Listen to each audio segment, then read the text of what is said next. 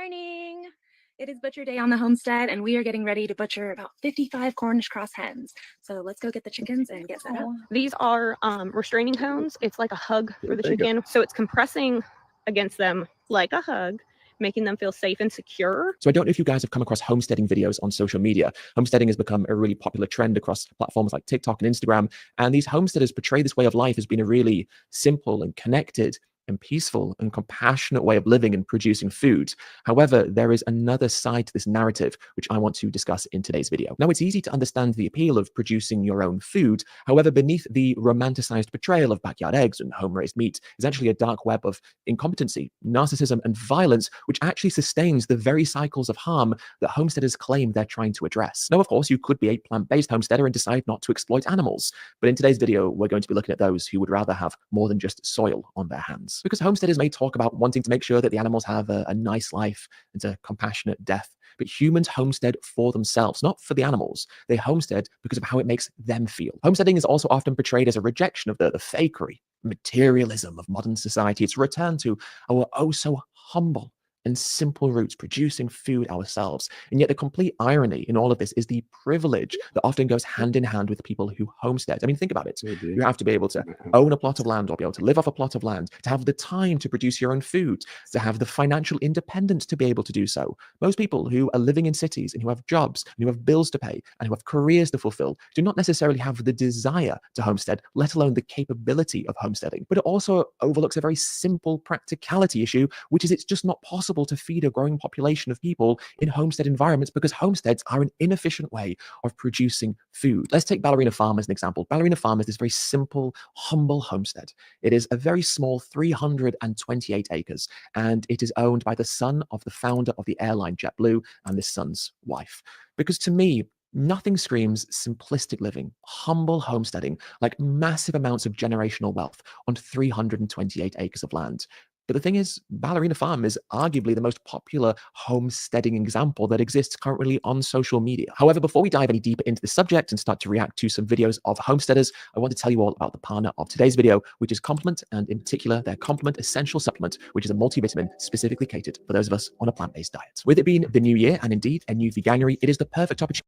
Complement is also offering 15% off of their products when you guys use the code ep.51. So if you're interested, make sure to click the link in my description. All right, let's get back to the video at hand. But a huge thank you to Complement for partnering with me on today's video. People always ask us, how do you take care of an animal just so that you butcher it and then put it into your freezer? 99% of the chickens that are raised for meat here in the United States are factory farm chickens. So when you ask me how we can do it, when you go to the grocery store, that's what you are supporting. One of the most obvious and clear problems related with animal-based homesteading is the flawed logic that these people use to ethically justify what they're doing to animals. Just because it's possible to do something in a less harmful way does not therefore ethically justify what it is that you're doing. I mean, there are a variety of ways that one could traffic humans, but just because you could traffic humans in a less harmful way does not make that form of human trafficking morally justified. You're still doing the fundamentally immoral thing. So just because pigs and chickens might have more space in a homestead environment does not therefore ethically justify exploiting and killing these animals. These people are not begrudgingly raising and killing animals. They're not just distraught that they are having to slaughter animals, but doing so because it's the most compassionate and ethical thing to do. They're not stuck in this moral bind where they're going, oh, I really hate homesteading, but it's the right thing to do ethically. No. That's not what's happening here. These people are not taking a principled stand against factory farming by slaughtering animals directly themselves. And this is what's really, really deceptive and manipulative about homesteading. It frames this way of life, or these people frame this way of living as being some sort of altruistic and benevolent thing. That they frame themselves as these caregivers to animals who are operating in these incredibly principled ways and doing so because of the goodness of their own hearts. If your ultimate goal is to get to the place where you can raise and process your own animals to eat, then I think that's great, and I really hope that you can get there. Starting small and remind yourself where your heart needs to be. We like to always send our animals on with a silent gratitude prayer. Here's an interesting thing that we have noticed while processing, butchering our own animals is for any animal that we have forgotten to do the silent thank you prayer, the passing was not as peaceful. I think that these animals are gifting us the sustenance of their bodies. And I think that that needs to be acknowledged, and we need to have gratitude. This is the height of human arrogance, believing that a symbolic, and meaningless gesture can transform a cruel and violent act into a virtuous and compassionate one. She's not a killer. No. She's not an oppressor. Of course not. She's instead a gatekeeper. She's able to channel compassion and love through the killing that she inflicts upon these animals. And they offer their lives as a generous donation because of the compassion and love that they are receiving from this person who is killing them. I mean, how twisted, how sick, how irreverent, how wrong to kill animals and then to be so arrogant that you think that you praying for them means that they are offering their lives to you. How deeply disturbing is that? To think that you have the right and the power and the authority to kill, to slaughter, to bleed these animals to death. I cannot fathom for a second that animals are dying and people are slitting the throats of these animals and then easing their guilty conscience because they're praying for these animals. And through their arrogance and narcissism, they think that these animals are grateful, that they're making their death more palatable to her because she has prayed for them. Homesteaders are particularly prone to spreading this narcissistic, self-righteous, and egotistical drivel that is just further trivializing the needless violence that has been inflicted upon animals. They appeal to a form of tyrannical spiritual hierarchy where they believe they've been granted some divine and moral right to own the bodies of others and to slaughter them unnecessarily just because they want to. And they think that doing so fulfills or maintains some kind of cosmic governance. And in their nauseating delusions of grandeur, they have the audacity to claim that their merciless and violent actions are actually signs of compassion and benevolence. These people are dictators over animals. They are so drunk on the perception that they have of themselves that they think that the animals who they are subjugating should be grateful for the subjugation that has been inflicted upon them. These animals do not need this lady's prayers. They need her to stop exploiting and killing them. Animals in general need us humans to stop elevating ourselves to the position of demigods who therefore have some ethical right to own their bodies and lives. This lady praying for these animals does nothing for these animals. All these prayers do is ease her guilty conscience. Hello, good morning. It is butcher day on the homestead, and we are getting ready to butcher about 55 Cornish cross hens. So let's go get the chickens and get set up. Now, this is a level of creepiness that even Hannibal Lecter would envy. I mean, this is so unnerving and frightening. The ease with which this lady disassociates from the violence that she is inflicting. It's as if the taking of life has no depth to it, no meaning, no consequence.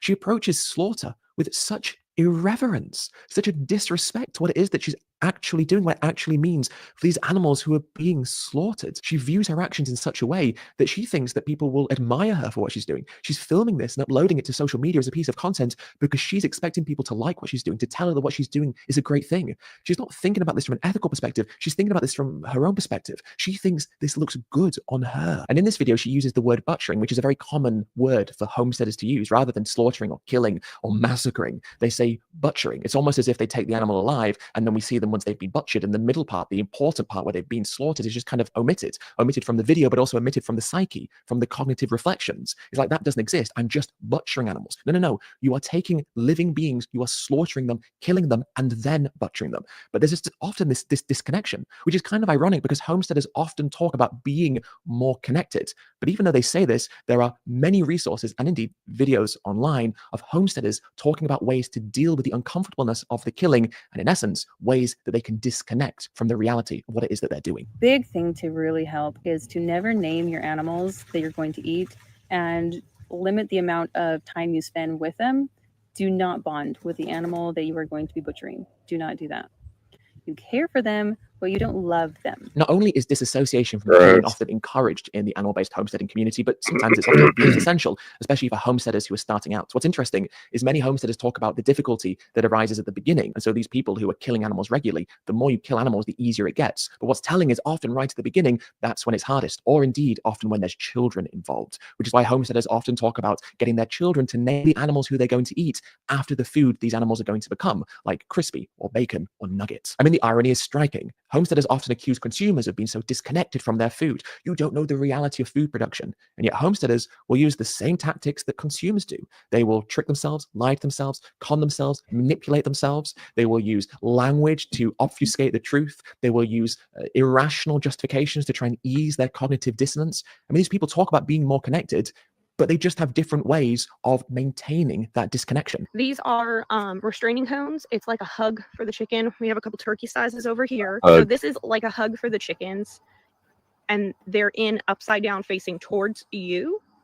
So it's compressing against them like a hug, making them feel safe and secure. Homesteaders will claim that them killing animals is more ethical than slaughterhouse workers killing animals. But slaughterhouse workers don't want to be killing animals. Most of them are working in slaughterhouses not because it's their dream job, but because they don't have many opportunities in life. They are less privileged, of course, than the actual homesteaders who are killing these animals, again, because they want to. I mean, that's the thing, right? Slaughterhouse workers are meeting a demand that is set by the consumer, but homesteaders are creating the demand and also fulfilling the supply at the same time. And that's the thing, right? These homesteaders are engaging in a way that is premeditated. They are making decisions that are fully autonomous. They are acting for and on behalf of themselves. And normally, when we talk about immoral things, doing those immoral things in a way where you are fully autonomous, lucid, and doing so in a premeditated manner makes those immoral things worse. Doing something immoral directly yourself does not make that thing less immoral, or as homesteaders would argue, moral. We don't want 8 billion people all going around cutting the throats of animals themselves. Is that the world that we want to create? Are we trying to facilitate violence? Are we trying to fulfill a world of violent desire? Is that really the aspiration that we have? Do we want people to be physically connected to the knife that is being dragged across the throats of animals themselves? That's not the world that we want to live in. We don't want to foster violence and harm and ego and death. We want to do the opposite. And so when we talk about connecting with animals, we're talking about connecting with animals from an empathy perspective, a compassion perspective, connecting with animals in such a way that we recognize them as the sentient, conscious individuals who they are, and then treat them with the moral consideration that they deserve. But now the argument might change a little bit, and people might say, okay, fine, right, maybe homesteaders are more morally culpable, but overall it's still a net positive because it's better for animals to be killed in these environments than in, let's say, an industrial slaughterhouse. Well, first, we don't have to be eating animals, so this logic doesn't hold up because we don't have to be slaughtering animals at all. But also, it's not even necessarily true. The reality is that deaths in homesteads do not necessarily involve less suffering or less harm. I know this seems counterintuitive because we think of industrial slaughterhouses and we think about this awful, systematic, mechanized system of killing that is just one animal after another, after another, after another. It is relentless. It is never ending. Billions of animals being funneled through these environments of death. There's no mercy, no compassion, no empathy, just blood, just violence, just screams, just terror, just agony, just pain, just killing. And that is all absolutely true. But the thing is, we might then say to ourselves, well, in a homestead, it's not like that. These people are killing fewer animals, and so therefore it's not as bad. At the point of death, it's not as bad. But the problem is in homesteads, there's no official accountability, oversight. Now, look, don't misinterpret what I'm saying. I'm not saying that because there is technically more oversight and accountability and there are inspections and veterinarians and all these things in slaughterhouses, that means what happens in slaughterhouses is okay. These things don't mean anything. It's just BS that's there to try and reassure the consumer or to create the illusion, the facade that what happens in these environments is okay. These things don't mean anything. They're not worth the paper that they are jotted down upon. But in a homestead environment, these people don't even have to adhere necessarily to these meaningless regulations that are technically meant to be implemented in slaughterhouses. So what does this potentially mean? Well, what it means is that cruelty is found in homesteads. Suffering is found in homesteads. Awful slaughtering practices are found in homesteads. Botched slaughtering takes place in homesteads. It is not this simple binary of slaughterhouses cruel, homesteads not cruel. What all of this means is that both are cruel. Both create violence and harm and suffering at the point of death, as well as the immorality of taking life. The actual act of killing is filled with suffering and harm as well. And actually, beyond just that, people in homesteading subreddits and forums will talk about things like revenge killings, where they boast about gleefully killing animals because these animals maybe defended themselves, fought back. For example, one person boasted that they beat 2 roosters to death against the side of a barn because these roosters would attack them. Another person got annoyed at a rooster and so boasted about picking up an axe and axing them to death. So this is the compassion that we hear just permeates through homesteading, right? We cannot be so naive as to presume that cruelty does not take place in homesteads. Because do you know what the common denominator between industrial slaughterhouses, factory farms, and homesteads is? Humans. Humans who view these animals as property. Humans who have devalued the lives of these animals to such an extent that their lives are meaningless, have zero value. The only reason these animals have existence, have life, is to simply fulfill the desire that these humans have for them. These people do not view animals as sentient, conscious, feeling beings deserving of moral consideration. They view them as objects and property who exist solely for them. The human being who perceives these animals as being so devoid of value, so devoid of meaning beyond the sensory pleasure that these animals provide to them once they've been mercilessly slaughtered. It doesn't matter what environment you have. If you put humans who view animals in this way in that environment, it doesn't matter if it's big, small, commercial, independent, industrial, or not, you will have abuse and violence occurring towards animals because the common denominator is the mindset of the humans who are running these operations. And there are also countless examples of people retelling stories where they botched the slaughtering of these animals, resulting in these animals experiencing so much suffering and harm and fear before they are then killed. For example, people talk about knives not being sharp enough, and these animals suffering as these blunt instruments were being used to decapitate them, or people talking about birds escaping from the kill cones and running around as they're bleeding out. One example is someone talking about how they were shooting pigs with a gun, and one of the pigs moved their head, and so the bullet blew off the jaw of the pig. They were still alive. So you have people that take up homesteading because it's glamorized online. They like the aesthetic. They like the idea, the concept behind homesteading. So they get these animals, and now it's time for them to kill these animals. But they have no training. Maybe don't even have the suitable equipment. Maybe they just think that they do, but they don't really know what they're doing. And so now they're sawing at these animals' heads and necks with blunt knives, or using guns and disfiguring animals. I just think it's so naive for us to presume that bad things don't happen on homesteads. Homesteads are ripe for suffering. They are ripe for incompetency. The homesteading community themselves don't even necessarily agree on what a good quality of life or a humane slaughter practice actually is. They debate this within their own community. Some people believe that it's shooting animals. Some people believe it's beheading and cutting the throats of animals. Some people believe that it's killing animals with hammers. So when homesteaders say that they raise their animals in the best way possible and kill them in these magically humane ways, that's the opinion of the homesteaders carrying out this violence and exploitation. It's almost like they might have motivated reasoning for saying that the way that they do it is the best way to do it. So to summarize, by all means, have a homestead. If you have the privilege and desire to grow your own food, then do so. But just grow plants. In fact, actually, on second thoughts, have some animals around if you want to, but don't have these animals because you want to slaughter them. Don't have these animals because you view them as property, as objects. Have these animals because you value them, because you want these animals to live a long and happy life. Have these animals because you enjoy their company, because these animals can add value to your life in the same way that you can add value to their life. Have these animals because you recognize them as being the conscious, sentient, feeling individuals who they are, and have these animals because you meaningfully want them to live a long and happy life. Of course, a long and happy life is one where they're not exploited or slaughtered needlessly. All right, that brings me to the end of the video. Thank you so much. Vegan Group Therapy Podcast is a space for discussing morality, critiquing the enemies of natural law, and supporting its proponents, always encouraging them, our friends, and ourselves to do less harm to the world through continued use of shadow work. Shadow work is an arduous, unending journey of internal work, unlearning to fix how you think and react to the world around you. There's that typo. For shadow work happens when someone behaves so bad in that the people in their community metaphorically force these shortcomings down their throat through relentless public ostracization. Satanism is not what they taught us on TV. It's not just people who worship the devil who are playing death metal bands. It's how most people are today, living an eternally selfish lifestyle, ignorant to the laws that govern us. This is the reason we are in trouble. An activist who doesn't practice their own principles to the fullest is an activist of nothing. Strict personal adherence to and the passing along of these principles is integral to bringing back balance to our sick and imbalanced world. There's the other typo. As always, this show is open and live, giving anyone the ability to come on and speak or defend themselves. Please do not kill the messenger. Do not focus on me or anyone else on the show too much, as humans are fallible, but natural law is not. A lot of things on this show may trigger you, but don't forget, getting offended is for bitches. How's it going, everybody?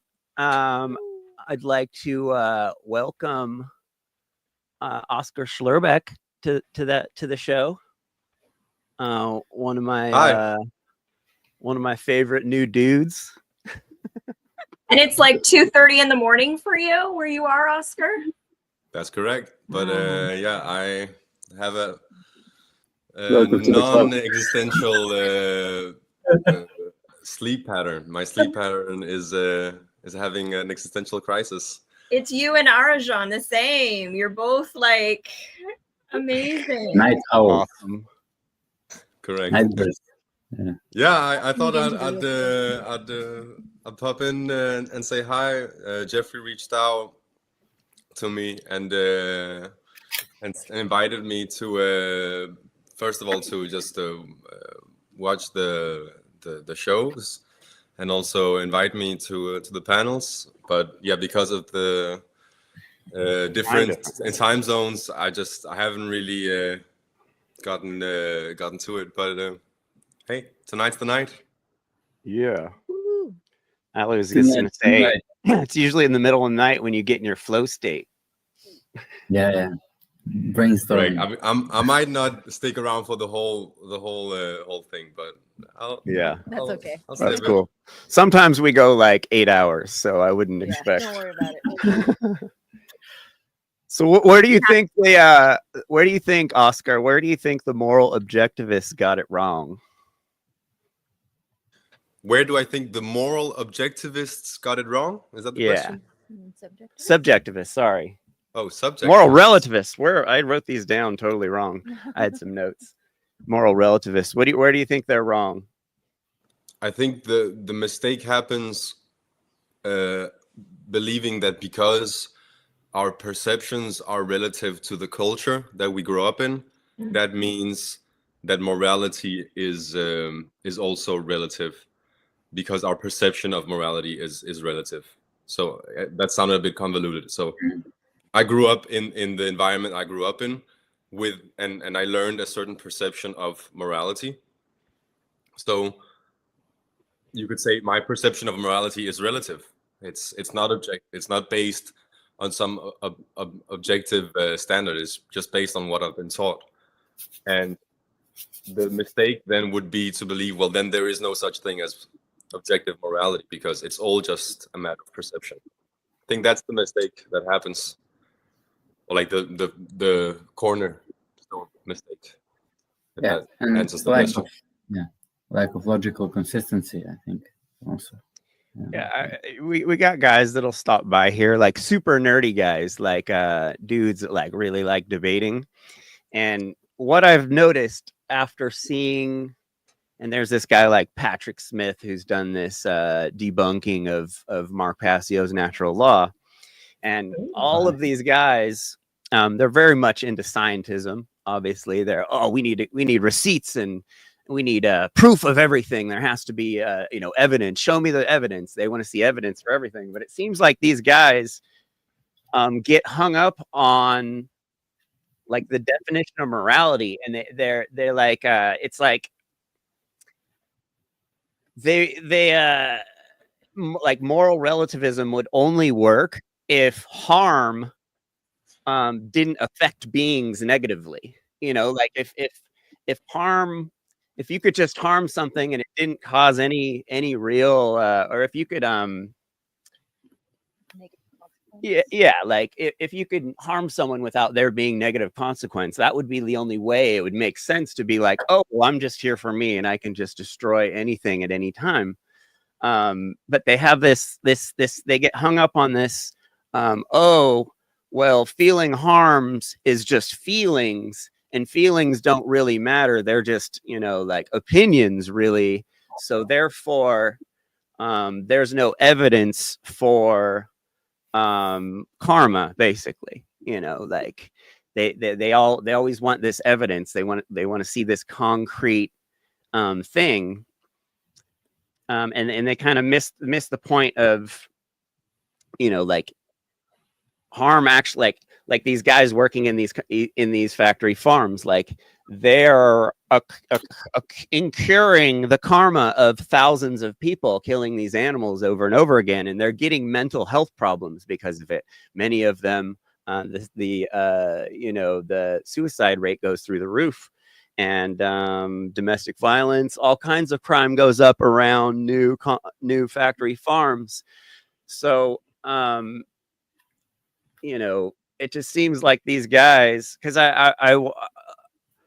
I'm trying to get the best arguments together for this stuff, and I've just been kind of figuring out recently what these guys, because I want to get someone on who actually can explain themselves and have them, because these guys usually just kind of get upset and abandon the conversation once we start talking about natural law and how there is kind of a measurable thing you can note. Like there is a way to treat a community where that community starts deteriorating, and there is a way to treat a community where that community thrives. And that's kind of they don't really get that. They think that they're just. I don't really get it either. What do you mean? In the last part here, there's a way to treat a community where you get different. Yeah, like there's I'm talking about like how individuals in a community. Yeah, how we've all created how the conditions for our enslavement here, because of being immoral shits on a societal level. So like yeah. As in, yeah. Okay, yeah. Everyone being immoral is why we are where we are right now, and you could say that's the evidence for what happens when people believe in moral relativism. That's what we're experiencing on a general level. And these guys are like, oh, that's just cause and effect of harming a society. That's just the feelings of those people. And it's like, no, the society, the community deteriorates with a bunch of moral behavior. Maybe your question was also, what are like the arguments for moral relativism? Was that yeah? Where are they wrong when where the exact pinpoint where they're wrong, thinking that morality doesn't exist? I think it's interesting to look at what arguments for or against something are, right? So as we were all on a show that's all about moral objectivism and treating animals the same way as we want to treat other humans, not ruling over them. It's obvious that we kind of have our own bias or our own, way of look. Like that's the information that we deal with, right? But looking at arguments for moral relativism and actually like considering them, it seems like it would seem like the total opposite thing to do, but it actually it's then when you look at like the best arguments that can be provided for moral relativism, then you can better assess and say, okay, does it actually hold up, right? And I think there's multiple arguments made for moral relativism, and it's probably best just to take like one and then look at that one and see how does it not hold. But like in the video we just watched, I don't remember it. Yeah, okay. The guy that is doing the analysis, he's speaking about morality, but the video clips that he shows, I don't really remember any of them really talking about ethics or making moral arguments. But I think the one of the arguments that I've encountered about like for moral relativism is that there is no such thing as objective morality. That's all just religion. That's all just like it's like a form of mind control, if you will. It's like a form of dogma. And I would like, if I had to kind of look at that argument a bit closer, I would have to like acknowledge that there have been a lot of manipulating and manipulative teachings that have mind controlled people, where the claim has been that they were taught morality, that they were taught how to create freedom or how to create heaven or things like that, right? So there is some truth to that, but it is an absolute statement. It is saying all of morality is so that would be a mistake there. I think is saying that because some have claimed to teach morality, but actually they were manipulating, then all claims of teaching morality are this kind of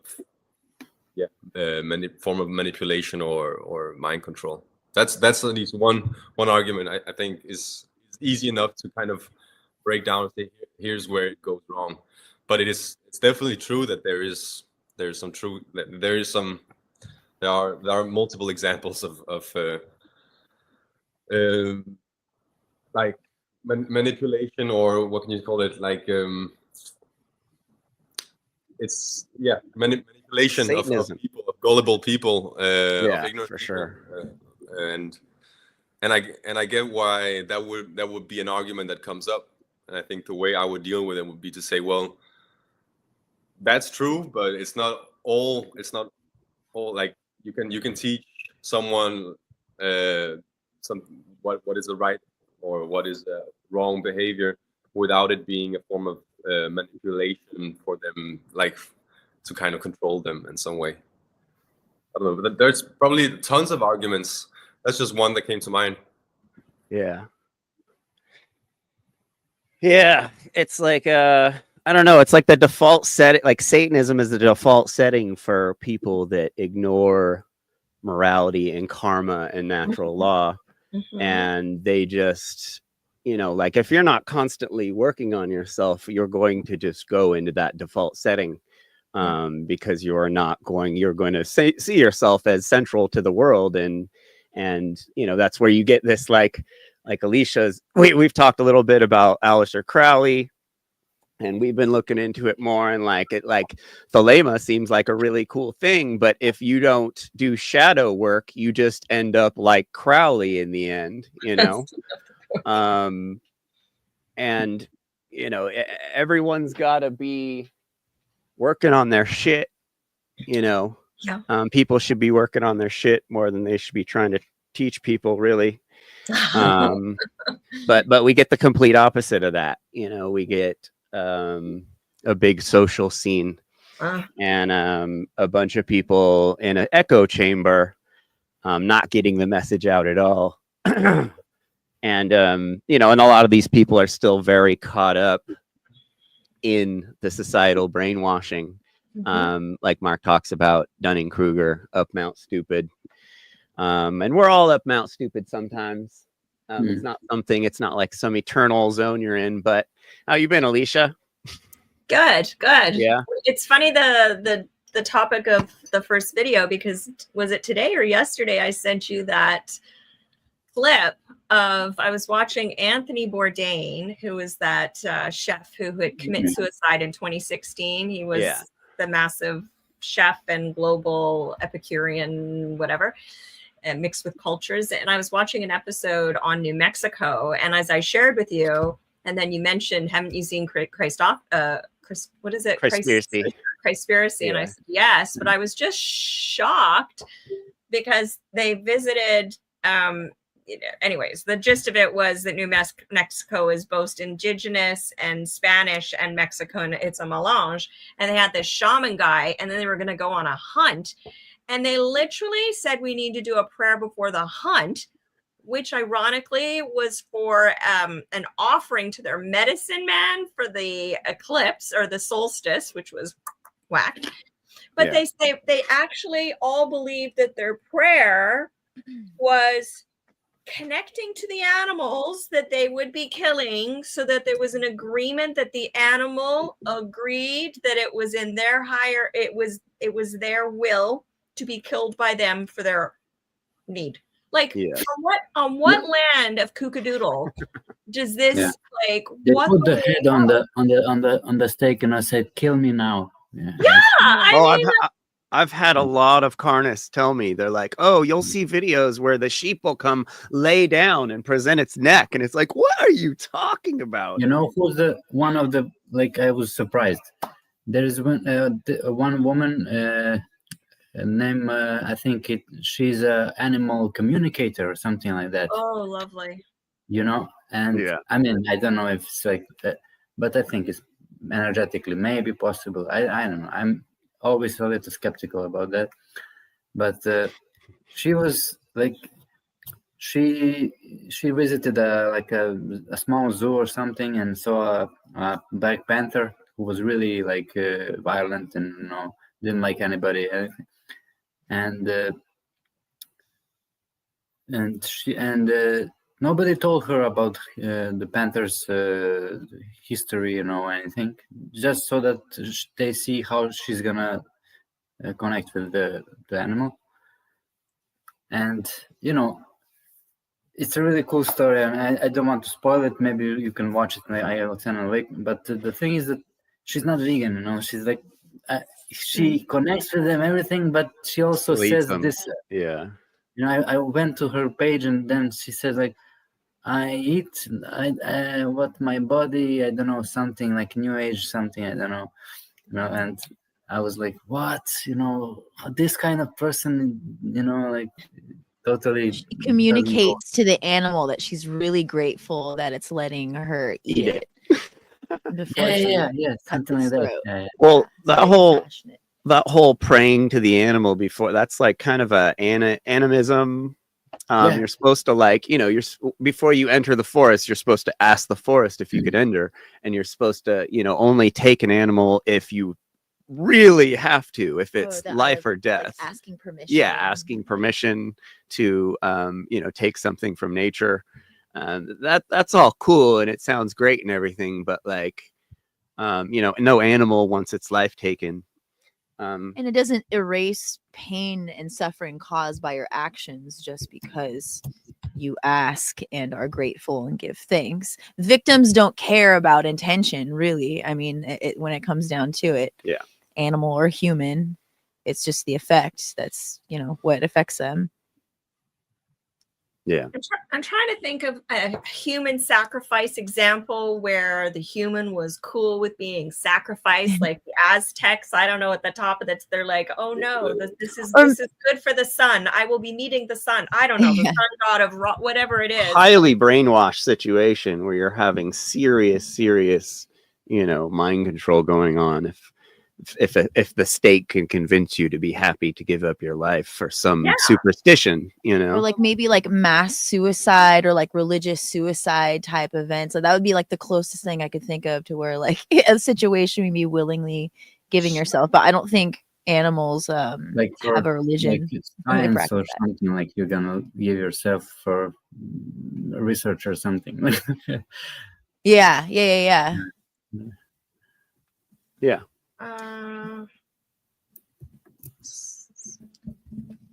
This is the story. I just posted the link. Okay, is it in the private chat? Yeah, it's on it's in the StreamYard. All right, let me pull it up. I mean, or maybe some satanic sacrificial something. I don't know, but like it's just weird. Yeah, it would, again, a highly, no sane person who has, self-respect would do something like that. Animals are not doing that. Animals are not doing that. They're not sacrificing their lives for our food. Yeah. Spending all that time with her, there's that scientific controlled, sort of rational part of my brain still has doubts. So I wonder what it will take to totally convince me. In the course of my work, I had come across the story of Jörg Olsen, an ex-policeman turned conservationist. Jörg and his wife Karen set up the Joaquin Predator Park. Here, many big cats rescued from bad zoos and canned hunting farms are offered a home and get lifetime care. Jörg has a remarkable relationship with his cats, and he handles them in a way I have seldom seen before.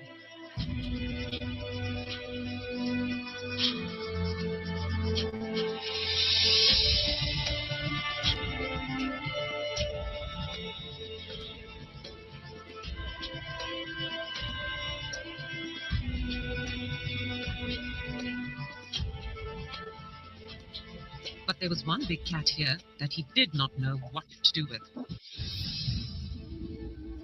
This black leopard, called Diablo, had been rescued from a European zoo where he'd been abused. That experience had made him suspicious and vicious. All he did was sit in his nice shelter and snarl at anyone who came close to him. 6 months in, and Jörg was at a loss as to how to deal with this cat. That whole atmosphere there was a vibe of aggression and of, I hate you and I will kill you. And, the one encounter I had with him, he sent me to hospital 1 bite, 1 week. He's a dangerous cat. Dude. He's very, very dangerous. He's towards me and towards everybody else. In my opinion, the chances of an animal communicator changing that, it'll take a lot to convince. I honestly do not believe that an animal can talk to a human or communicate with a human.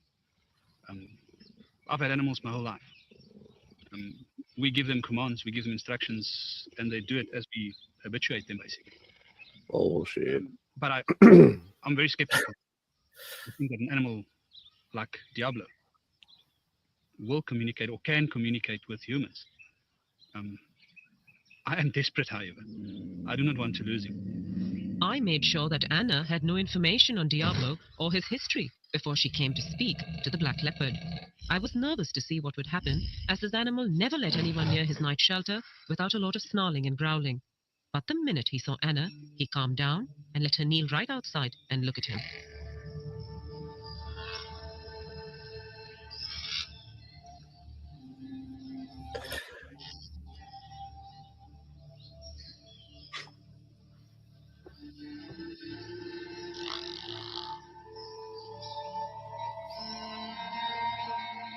This beautiful black leopard that you've asked us to communicate with is very overawed by his new surroundings, having come from a very cramped and stressful place for him. But this place has been provided for him, but he's been quite conditioned by a very unfortunate past.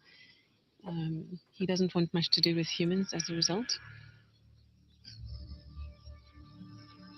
He's immensely powerful, and I mean not just physically, which you will know and respect, but he's immensely powerful with a wisdom and an energetic presence and personality that is far bigger than anyone has ever appreciated about him before. And he commands a certain amount of respect for that. Again, not in a needy way, but really just by virtue of who he is as a being.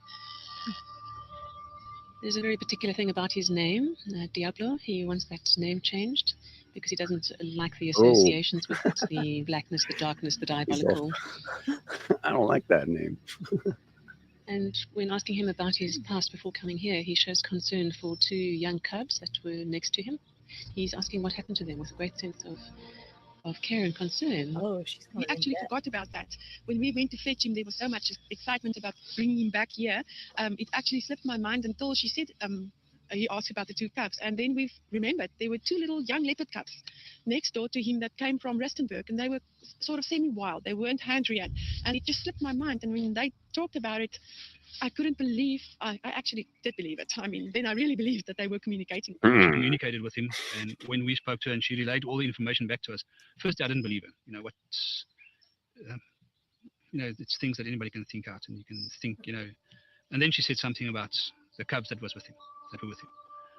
And that changed this whole thing, because now all of a sudden, that's something that she didn't know about. And I've also reassured him that you have no demands of him here, that you're quite happy to not make any physical demands of him or any expectations or display or interaction, that you're really willing to let him be how he is.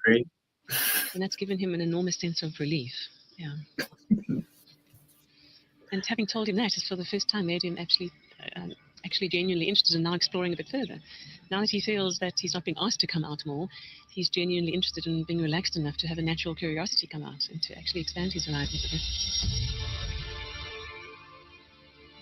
And Yerf was just stunned when the black leopard walked out of his night shelter into the larger enclosure later in the afternoon.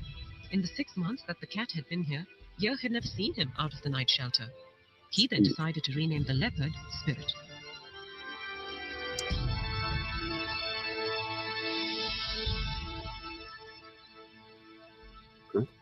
We told him that same afternoon that we're not going to call him Diablo anymore.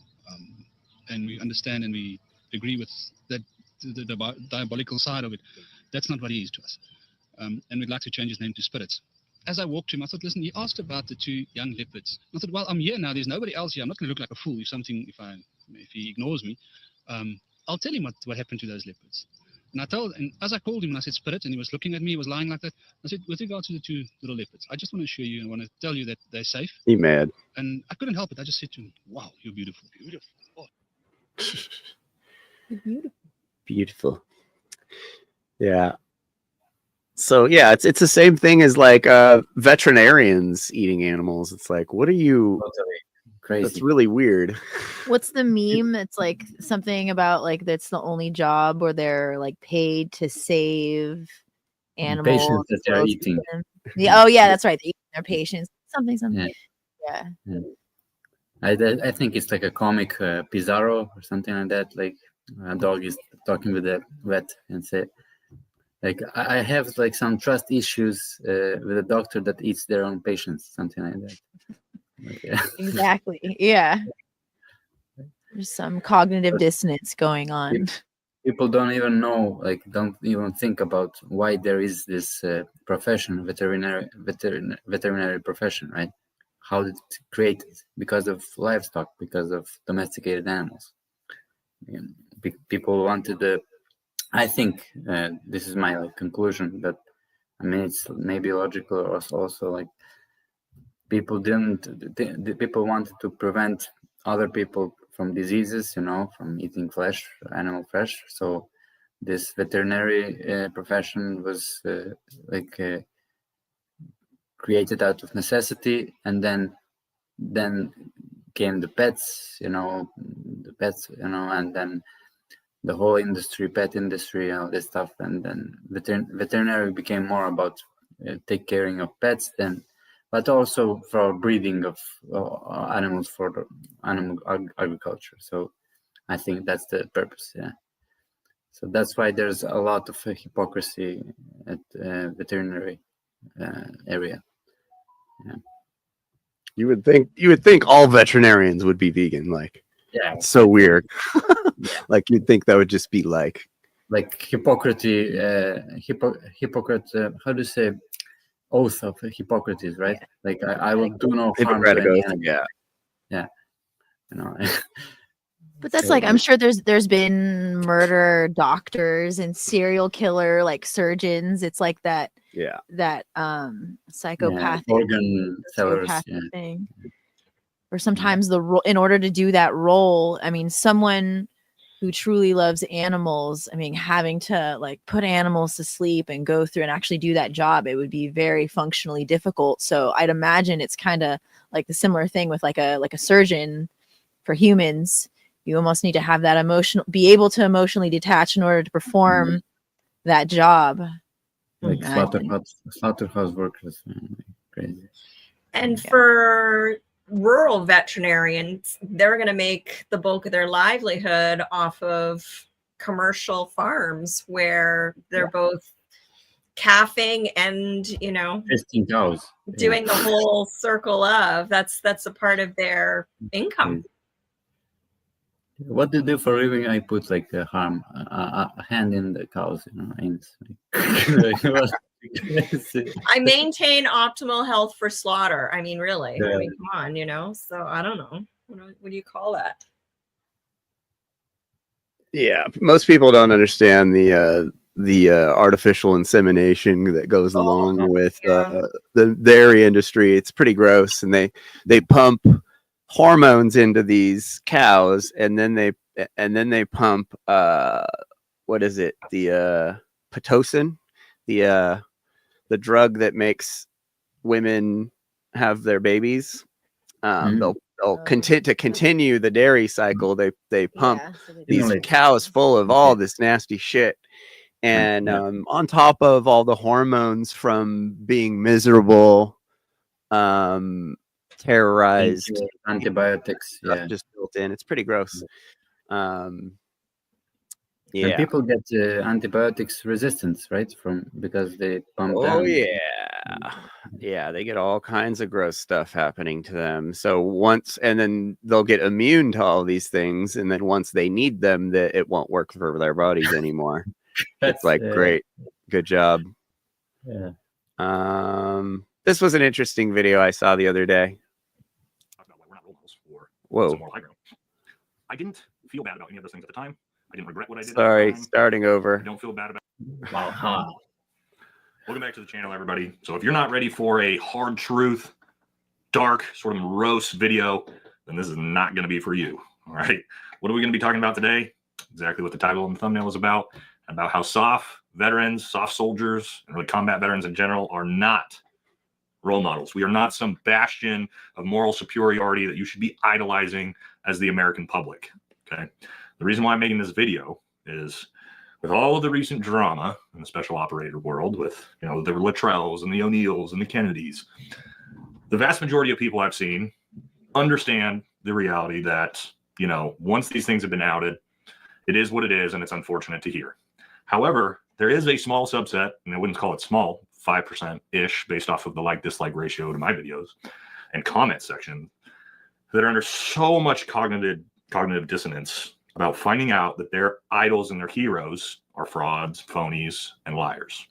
And so what we're going to psycho. do in this video today is I'm going to let you guys in to what the mind of a special operator is really like. I'm going to explain to you how none of these things that are happening and these sort of moral character-based issues are surprising. If you think about how many military or veteran influencers in general are under or have been under some type of allegation of adultery, domestic violence, stolen valor, fraud, lying about stories. The list goes on and on. I know you guys can think of a ton of them off the top of your head. A lot of people can't understand how this could possibly be. It's just veterans tearing down other veterans. No. And I put myself in the thumbnail for a reason, because I'm not a hypocrite. You should not look at me as a role model. You should not idolize what I did for a job. And I'm going to explain to you why.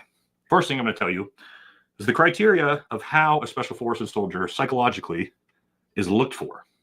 Okay. Every special operator, every single one, is on a sociopathic spectrum. And we look for it purposefully. A lot of people think that's crazy, but not really if you think about it. Why? What do you need a Green Beret or a Navy SEAL for? You need men who can go do morally reprehensible things to other human beings for a good cause that can then be brought back, decompartmentalize what they've done, and be reintegrated safely into society. That requires some level of sociopathic mental behavior. Now, what we don't want is when we get too far into the psychopathic realm, okay, and this becomes into complete psychopathy, narcissistic behavior, which some of that we've probably seen. Okay, so you need that balance. You need it in the spectrum, but not too high. And I tell you that for you to understand that because of that, men who are willing to go do the things I'm going to talk about in this video, you should not be shocked that these same men are willing to lie for monetary gain or lie for fame. That is nothing on the spectrum of mentally of what we're willing to do. Now, again, I said I would lead with me first, right? Because again, I'm not here to point fingers. This is not me attacking anybody personally, not veterans attacking veterans. It's for the American public, which hopefully this video gets out to a lot of people so they can understand this, can understand why this is so common in the military influencer world. Now, what was I asked to do, just like every other soft veteran? Go to a foreign country, kick in doors, eliminate threats, right? Obviously, it gets way deeper strategically than that. And why? Now, there's a lot of reasons that we can say why. There's the propaganda reasons over the last 20 years of fighting terrorism, if you still believe that. But really, what I did and what my teammates did is we went into someone else's country, into someone else's village, and we did horrific things to other human beings. Things that you guys cannot possibly imagine that happen in combat and war. Now, you can justify that as defending the nation, fighting terrorism. It does not change the fact that we do what we do. Okay? And the reason why that's important is I tell you that to also tell you, having done those horrible things and killed people and taken human lives, which we'll talk about that a little bit later. The biggest issue when I talk about why we're not role models or on some moral high ground, I didn't feel bad about any of those things at the time. I didn't regret what I did at the time. I don't feel bad about them years later, and I don't feel bad about them now. I don't regret them. I don't lose a second of sleep over any of that. That is not that's bullshit. The type of person that you should look at as a role model. Yeah. And I'm not rare. When my ODA went out and took the fight to the enemy, the Taliban, and we killed 50 to 60 insurgents a night, nobody was coming back boo-boo faced and sad. It was high fives, celebrations. That's normal. That's the special operator realm. That's the type of men that we're talking about here. So if you think, again, that men who can do that without losing a second of sleep at night, what are they willing to do outside of that? Now, part of the problem is sort of the wool that gets pulled over people's eyes. Because a lot of us are very, very nice people. Most Green Berets are some of the nicest guys you're ever going to meet. And this is where it gets confusing for people. Some of my teammates, some of my best friends in the world are amazing fathers, amazing men, amazing husbands, and they are absolutely horrible human beings. I would die for them in a second. But that's the reality of what we're talking about up here. Okay? And don't get me wrong, you need those men. America needs those men.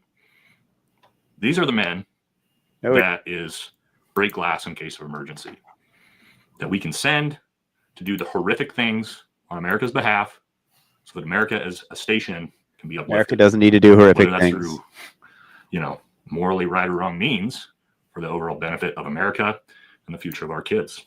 Because as morally reprehensible as I might be saying things are, the enemy a lot of times is just as bad or worse. Because don't get me wrong, Al-Qaeda, ISIS, the Taliban, we're not talking about good human beings. But slaughtering other human beings, whether it's Taliban or whoever, is not a morally positive thing. It may be justifiable and may be required, but does not make you a good person for doing it. Okay? One of the worst things I see, and this is really because of Hollywood, sort of the glamorization, the glorification of war and combat and killing. I'm not going to name names. You guys know who they are. But the influencers who are out there laughing and joking about how awesome it was for all the people they killed, I'll tell you this. I'm not going to judge you. The people who do that, there's only two reasons that they do that. No more than two. The first, they're a psychopath and they thoroughly enjoyed ending human life. That's what serial killers do. There's a lot of that. That exists. The second is the more common one, and that is they use that humor as a coping mechanism to deal with what they've done. That is understandable. Okay, so I don't judge that, but you guys should understand what's going on when you're watching a podcast with some Delta Force operator bragging about how he doesn't remember how many people he's slaughtered. It's not a good thing. That's not a role model. Right? This video is about how they're not role models. He might be a hero. He might be an insane warfighter. He might be a guy that I would absolutely go into the height of combat with. But he's not a role model. Not a good person. Okay? So, again, as the public needs to understand, when it turns out that, you know, maybe a guy isn't running around with 50 grenades in a rucksack and killing 20 imaginary people from a sniper tower that doesn't exist, that is a realistic possibility for this guy to be making that stuff up because he sits on a sociopathic, narcissistic spectrum. It's not that confusing to understand why it's happening. Now, I have no issues. If you guys want to watch my channel because you think I'm entertaining, because you like the information I put out, right? The experience I have to give, all these sorts of different things. Fantastic. Glad to have you. Same thing for all the other soft channels. But if you're watching these people because you're idolizing them and looking up to them, you want your sons to be like them, that is incorrect for any of them. Wrong. Okay? The reason I tell you this is really good-hearted people that care about human beings do not join special forces, right? Because at the end of the day, if you really don't want to harm people, you really don't want to hurt people, you know by joining this organization, you're most likely, and your sole training focus is going to be to go do harm to other human beings. That's our job. That's like taking human life is what all of my time is training to become the best in the world at taking other people's lives. That's the job. Good-hearted people don't join that job. Now, again, super nice people, amazing friends, fathers, husbands. But in here, there is the capability to do unseen harm to other human beings without thinking about it for a second, if called upon. Now, again, I'll use myself for an example. You guys never, ever, I have never once talked about it on a podcast. I don't talk about it in person. Of people, me, or that I've been involved in having to kill in combat, in self-defense. Okay? But I'll tell you what it's like. Not the fantasized bullshit podcast stories you're going to hear, or the books. The first two people, insurgents, that I killed with my teammate, we were at our first compound, overlooking an open field, and then there was a big tree line right next to that field before we had to move through the tree line to get to the other compounds. I heard my buddy say to me, "What the fuck is that?" It's carrying a Mark 48 machine gun. As I turn around two insurgents jump out of the wood line to come attack our compound from about 10 meters away. Me and my teammate, obviously from 20 to 30 feet, instantly eliminated both those people. I'll tell you, it was extremely surreal because we then had to move across the field to get to a different compound. We moved up, battle damage assessment, checked the bodies, moved on. It was like squashing a mosquito and moving on with my life. That's the reality of war. I think we get the point. It's like the cult of Joe Rogan. We've watched these videos about how Joe Rogan is brainwashing everyone, and it's guys like him who make famous these Jocko Willingeniks, whatever his name is, Tim Kennedy, like these dudes, and like there's nothing. It just hurts my soul when I see how much attention these psychopaths are getting, just because they killed some people in a war, fought for an unjust, immoral reason. It's just like a complete inversion of how things should be. And that was just kind of an interesting video, just a serious chunk of honesty where you wouldn't usually find it, because these dudes are psychos, and the government does look for psychos to go and defend them, just like they take parolees out of jail and put them in slaughterhouses. It's the same mentality. You go to any slaughterhouse and they're taking people right out of jail, or that's the only way they're able to get free, is if they get a job working at a slaughterhouse, as if that's going to help rehabilitate them, whatever crimes they committed. I'm sure that most of these guys just broke policies, but it's just mind-numbing. How the systems are set up around the meat and dairy industry and around the war industry. Factory farms and war it's hell on earth. Like, those are the two places we find hell on earth: in factory farms and in war, every day. And it's just and everyone just has accepted it like it's just fucking normal. Well, there's also like a fascination with it, right? Yeah. There's like and like, I don't know if you watched the movie Fight Club. I haven't read the book, but there's this scene in the beginning where it's all of these dudes that have been totally like emasculated. They don't really feel very much in yeah, that was the word. Yeah, they don't feel manly, and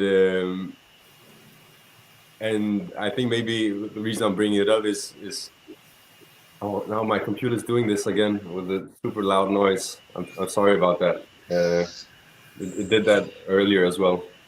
Yeah, I was just trying to make a parallel between that and the society that we live in today, or the condition of the society the condition we find ourselves in is, I think, a lot of people feeling like they are far away from that raw, violent, barbaric, brutal, those aspects of reality, and therefore, because maybe this is my theory at least, or thesis, is that there is a fascination with that kind of with people who have that, like, whether it be a Tarantino movie or like listening to someone. Yeah, I'm gonna mute my computer. It's making like a loud noise. It did it earlier as well. Sorry. Yeah, it's a total imbalance move, though. Like, it's like these. Again, like, if you're not like, it's way too far. It's like you don't have to go worship a psycho that's killed 500 people, to make yourself feel manly. It's like the same reason why, I know this seems really weird, but I used to live in LA, and I restored vintage motorcycles for a living, and most of my clientele were gay men and lesbians. and they buy motorcycles. These kind of effeminate dudes, they'd buy motorcycles to make themselves feel more manly, but then they're scared of the motorcycles, or they'd go out and crash them, or they'd never ride them because they're scared of them, and they just take pictures on YouTube. But it's like it's like society's got us all out of balance, and no one, everyone's solution is completely out of balance, and you end up worshiping psychopaths and worshiping billionaires that aren't doing anything good for the greater good of the world, or aren't going to affect you in any way whatsoever. The worshiping of the worshiping of billionaires and war fighters is just like mind blowing to me. And it's normal. Like, obviously, I'm Canadian, and when I go to the States and I see military, the military employees, whatever you call them, like everyone will say thank you for your service as it's going through the airport. Thank you for your service. Thank you for your service. And it's just this, that doesn't happen in Canada. Like, but this drill in the US. Oh It's yeah. like, thank you. So it's normalized. Support the troops. What? Support the troops. Here, Hoorah. you have to support the troops. It just doesn't happen here. I don't know why it's so different, but like, yeah, it's The order weird. followers are the ones to blame, not the order givers. We all know that. Yeah, they are morally culpable. Yeah. The And they like hiding behind the idea, I'm just doing my job. That's right. But then it's their karma, and they don't realize they're going to have to pay the karma police at the end of their like life cycle. And the ones who gave the orders don't have the blood on their hands. Yeah. I mean, when Serbia was like bombed 1999, I was 8, I think. Yeah. So there was this like Greek captain. He was ordered to attack Serbia, because Greece is Orthodox, also like Serbia, right? And he, because of that, I think because of religious reasons, he refused. He disobeyed. He says, I'm not gonna attack my brother country, something like that. So he went to jail like 3 years, I think. He was a captain of like a ship or something. I don't know, like something like that, high-ranking officer or something.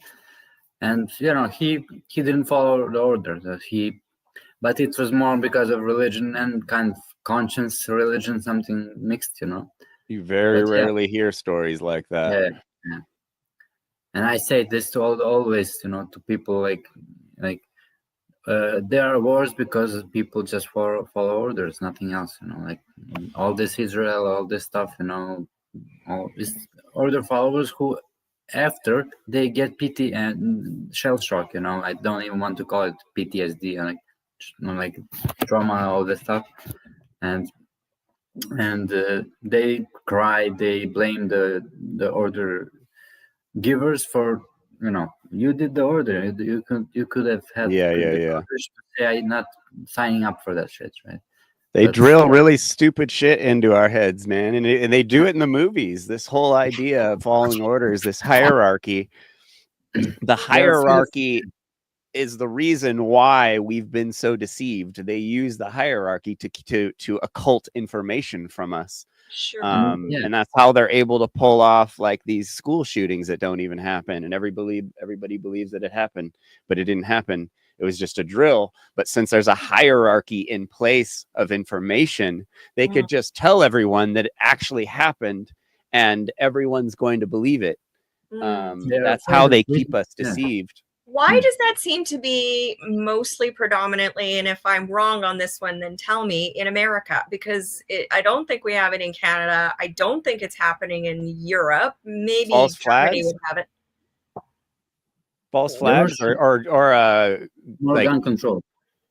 Well, all of the above, frankly. But and also this like, bowing down to the military. It's not even in Europe, from what I remember, having lived there for 16 years.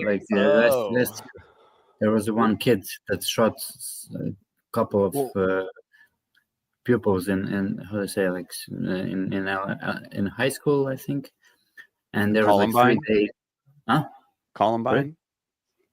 In Europe, you're talking about? It was somewhere in in Serbia, In where I Serbia? live. In Belgrade, there was a high school, I think, and he shot a couple of kids, you know, they're like his age, because I mean, how can a father not lock his gun, you know, and how can a kid, you know, I mean, there's this stuff like also, like, you know, the kid was brought up and like bullied, or I don't know what like the story is behind. I don't know what's the truth, but the theories are like he was like bullied, all this stuff, and you know, he went to gun range with his father, you know, and they all kinds of stories, you know. But this happens, I think. This is highlighted because of the laws that will be implemented after, right? So problem, reaction, solution, I think, also, like, you know. I'm just thinking maybe the incidence of like some of the, which could be, we'd have to look at the stats, but the mental health, like the mental health drugs and the difference, the States and Europe. We did have a big mass shooting in Scandinavia not that many years ago. So it's not non-existent, it's just less prevalent. Yeah, I think just I know that it's called something called media contagion effect, where they sensationalize and they make rock stars out of these guys on TV, so it kind of fuels copycats. People know their manifesto is going to be read if they shoot someone in the United States. So if you get these crazy guys that have these weird agendas or weird political opinions that they want to push, and they know, I have a video on my YouTube of confronting a newscaster and being like, what do you think about media contagion effect? Like, what are we supposed to do? How do we control you guys if you're the cause of all these mass shootings, or at least a large majority of them? And it's been scientifically, there's studies on it where they're like, no, the media creates copycats by making rock stars out of these guys. Like, they literally make them household names. Crazy. Oh boy, look at this guy, Ariane's favorite person. Oh yeah. we got Justin Padini from the One Great Work Network in the house. Nice. Hi, Justin. One Great Work Network's best. Yeah. So yeah, the media, I think, probably has raised a lot of them. I think a lot of them are false flags that are like actual psyops that the media pulls, and I think a lot of them actually are just drills, and they just say that they were real events. Because if like, it's to answer your question about the government or the military too, like, if the people don't back the military, we don't want to, you know, why would we pay taxes to a military that we don't support? So they have to like really keep us excited about the military. And it's, you know, it's the same thing. What did I just ran right into something? What was I saying before? They take tax money and print money. So why do they tax money if you print your own money? Like, crazy. Yeah, they got to keep us excited, and the U.S. is supposed to be the police, you know, the world's police. So, like, you know, I think it's like it's part of the, just going back to Alicia's question too, it's part of the cultural sort of co-op of American society, right? Because the whole idea of like, there's a, you know, gun behind every blade of grass. Americans are very well armed, so that sort of like, you need to sort of keep that in line, so to speak, to whereas you have people who are a society where individuals are well armed and they are free from the shackles of nationalism and government worship, and that's, you know, that's not a society you can easily control. So with that, I mean, that's kind of like I feel like the military is all mashed together with American gun culture, just to sort of like, you know, just to co-opt that sort of like that spirit, that the positive American spirit, right? And then there's that dark, you know, backed with our military industrial complex and all the bullshit we get involved in. I say we, the government, but you know what I mean. I hate that. What is if one were to even compare, and I don't know if it's versus per capita or whatever, but the American military budget versus other countries' budgets, and yeah, this whole prevalence of guns. I mean, in Canada, they want you to have a BB gun at best. I mean, it's just it's on another. But we don't have it. You would never have, and having lived in many places in Europe, and guys speak up if it's any different where you are, but we don't have signs in places of work that says check your gun at reception. Like this just, it's a completely, like, you know, for those that are in America, you've got to understand that's really specific to you guys, and it has a trickle effect and stuff. I think it's ingrained by design. For sure. For sure. You've got your Justin. Welcome. Nice to see you. How you doing? I actually put a shirt on because we're discussing something. Wow, I've never seen you with a shirt on. Well, you're talking about in almost 10 years of being best friends with you. I've never seen you with a shirt on. You know, Jeff, that sounded a little gay. You're not supposed to blow my spot up on the internet. You know, I told you to keep that low. How come you still don't know how to like present yourself in a podcast, Justin? Well, I'll be making my comeback soon. Don't worry. You know, it's coming right now. Yeah. Remember, most geniuses live in a mess. So that's kind of my excuse why I'm all, you know, kind of flat, you know. Why is Mark's head floating on the right side of this? It's just like lingering there like Zordon from Power Rangers, you know? Zordon? Yeah, Power Rangers, the guy that gave their instructions. Are you suggesting that Mark is the Zordon to your podcast? You're in a fucking cult. Give instructions to the other fellow. All right, I'll shut the fuck up. So we're talking about not in your fucking meat in the street propaganda cult. What I do?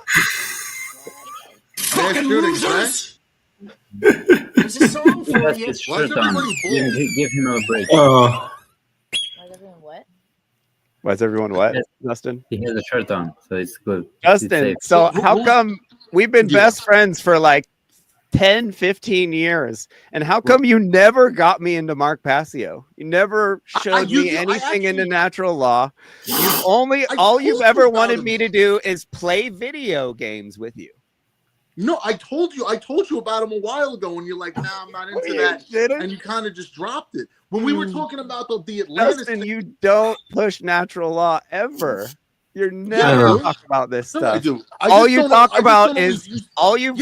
wanted me to do is look at your cave paintings and your ancient aliens bullshit and play video games with you. You never tried to get me into morality. You never tried to get me into Mark Passio. You never tried to get me into natural law. The whole time I've seen you, I've never seen you post about it. I've only seen you push this bullshit and talk about P. Diddy all day and video games. Yeah, because P. Diddy, what he's doing is highly immoral. That's the whole point. Yes, but flapping your lips on Facebook isn't work, bro. That's all you do is run your mouth on Facebook, and you claim you're doing great work by doing that, by exposing morality. I've written thousands of wake me up jokes. Who else in the truth community has even but a fraction of what I've done? Show us a My joke. body of work. Show us some of your else. jokes, Justin. What's that? Show us some of your jokes. Actually, I just thought of a cute one. I'll tell you what I'm working on now. I'm putting together the Puff Daddy Jay-Z stand-up, right? That's what I'm working on. I got 3 pages of jokes on these bastards. So anything but those 3. Anything but those guys. All I've seen out of your mouth for 5 years is P. Diddy and all this shit. Give me a joke that has nothing to do with P. Diddy. Give me a based truther joke. Okay, you should have millions of based truther jokes. Being a One Great Network member for the past 6 years, you should have millions of based truther jokes. So give me a based truther joke. All right, so you know how they're basically redoing the seed oils now because like they're talking about it in the mainstream, right? So anyway, they're basically trying to say that seed oils aren't so good, so they're replacing it with beef tallow. So I just thought it was interesting how Wendy's, Popeyes, and McDonald's are all shifting. You'd think that Popeyes would have used olive oil, right? I just thought of that one the other day. That's actually a very decent joke for you, man. That's funny. That's not bad. That's not a bad joke. Well, can I tell you Can I tell you my Jay-Z punchline? It's good. I guess. All right, so I'm putting. It's all about morality. That's what I'm calling them out about them doing all this immoral shit. So what I was going to point out, if you know anything about Jay-Z, about Hove, he always talks about how he was a hustler before he was rapping. Came into this motherfucker 100 grand strong, 9 to be exact, grinding G-Packs, all that stuff, right? So think about it. The dude, he basically drops his first album, Reasonable Doubt, Volume 1, Volume 2, which was huge, Volume 3, and then on the 5th album, that's when he starts pandering to the cabal, putting up all those signs to the child traffickers and the pedophiles. So for the punchline, I'm going to point out, at this point, Jay-Z probably had over $100 million and then thought to himself, yeah, I should probably suck dick to get to the top. It's like, what do you think about it? Like, your 100 mil wasn't enough, pal. You got to start throwing up those fucking Illuminati stuff. I need more than this, so I'm throwing that in there, What's that? How's everybody doing tonight, all right? Good. Yeah, it's a good one. Come on, let's go. You know me, always in the lab, Justin Pedini, the natural law comedian. Let's get some more natural law jokes. Justin. I just don't use the term natural law all the time. I prefer objective that's how I've morality missed it. because it's more combative. What's that? I like using the term objective morality more because it's more combative, and I like to argue and debate, as you guys might have noticed. Oh yeah. Oh, you did. Give me another joke. The first one was good. The second one was not good. The second one was not good, huh? Okay. Morality. Isn't it kind of ironic that R. Kelly's musical albums are rated for mature audiences only? Yet the inspiration for his mature songs comes only from underage and immature audiences. Remember, I Believe I Can Fly? He touched me as a kid. Yeah, there you go. That's a cute one. You're not supposed to laugh, Oscar. Yeah, you think? There you go. You like that? I think Justin is funny. Host. The other week, some liberal host didn't like me. I'm all down with the humor. I think it's a great way to reach the majority of people is when people's defenses are down. Yeah. You want a real good one? Here, I'll tell you a good one. I want a real good one. All right. I said, I don't think male flight attendants should exist. What's that, Justin? You're sexist? Nah, think about it. An airplane is like the most cramped place you can go. Men are naturally bigger than women. We take up more room. I don't want to rub elbows with these people. Why hire men? Hire midgets. They're smaller. Plus, every male flight attendant is gay. You really want gay flight attendants bobbing in and out of what's known as a cockpit? Hire the midgets. They could use the height. See, it's like a triple-decker joke there, You ever notice that crossing guards? It is. Triple-decker joke? Yeah, Is that the industry term for it? I don't know. I'm not in the industry. I just kind of like linger amongst the ether, and I kind of just dip and bob and weave. You ever notice that? You ever notice that crossing guards are always old ladies when old ladies need the most help across the street? It's a good job. Why does the game Uno require multiple players? Why not call it Dos or Algunos, which means a few in Spanish? It's actually a requirement to have multiple people play a game called Uno. It's ridiculous. I do not accept this. I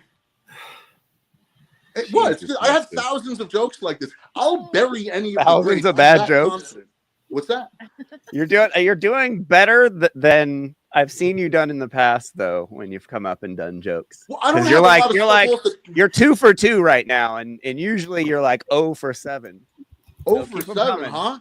All right. So here's another. Well, yeah, you've been doing stand up though, haven't you? You've actually been doing stand up, like real stand up. So yeah, I'm just trying to figure out where to go to get seen by someone. Yeah, I'm sure they love you in New York. Yeah, I'm not surprised. Believe it or not, that day that I messaged you, I actually got out of a stand up where there was like 40 people, and they were all liberals, and they loved me. I got a standing ovation. I don't know how the fuck that happened, but I swear it did.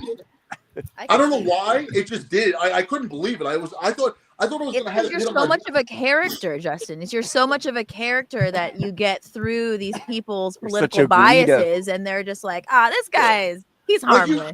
Like you vegans, right? Like I have too much soul in here. Too much. You vegans. I'm sorry. Did I use the wrong term? Oh, Jeffrey. Let's see now. I got some new stuff. Hold on. Let me see what I got. Let me look on my phone. You Oh, while he's You looking at his people. phone, you guys want to see my new haircut? You Yes. people. We actually see your face though. Oh, wait. Holy Whoa, shit. whoa, what's going on there? I've never seen your full face. What? What the hell is that? What is that? Is that Hare a dead Krishna. cat? Is that a reptile? It's He's called my trying hair to- doesn't want to be on my head anymore. It's running away. Is that like a pillow that sticks to your back of your head for whenever you want to lay down? You just have a pad. Yeah. No, I got a you're trying joke. to age yourself because it's just like the hair just left in the back Oh, there. it's piecing out. You put it in front. That's hilarious. Yeah. Yeah, you still have you can still go to Turkey and get it put on the front. Everybody's doing that these days. Hair implants. I'm good. But I think that they No, they just don't keep last. rocking that for like, the next 30 years, 40 years. So we had a pretty cool week last week. We didn't do a show just because we had our 50th episode and we had been going pretty hard. We did a cool interview with Jason Bassler and David from San Joaquín Valley Transparency. Combined, both these guys have millions of followers. Oscar's dancing. Super fun video. Definitely go watch it. It's called Jason Bassler, the Freedom Movement's Most Canceled Journalist.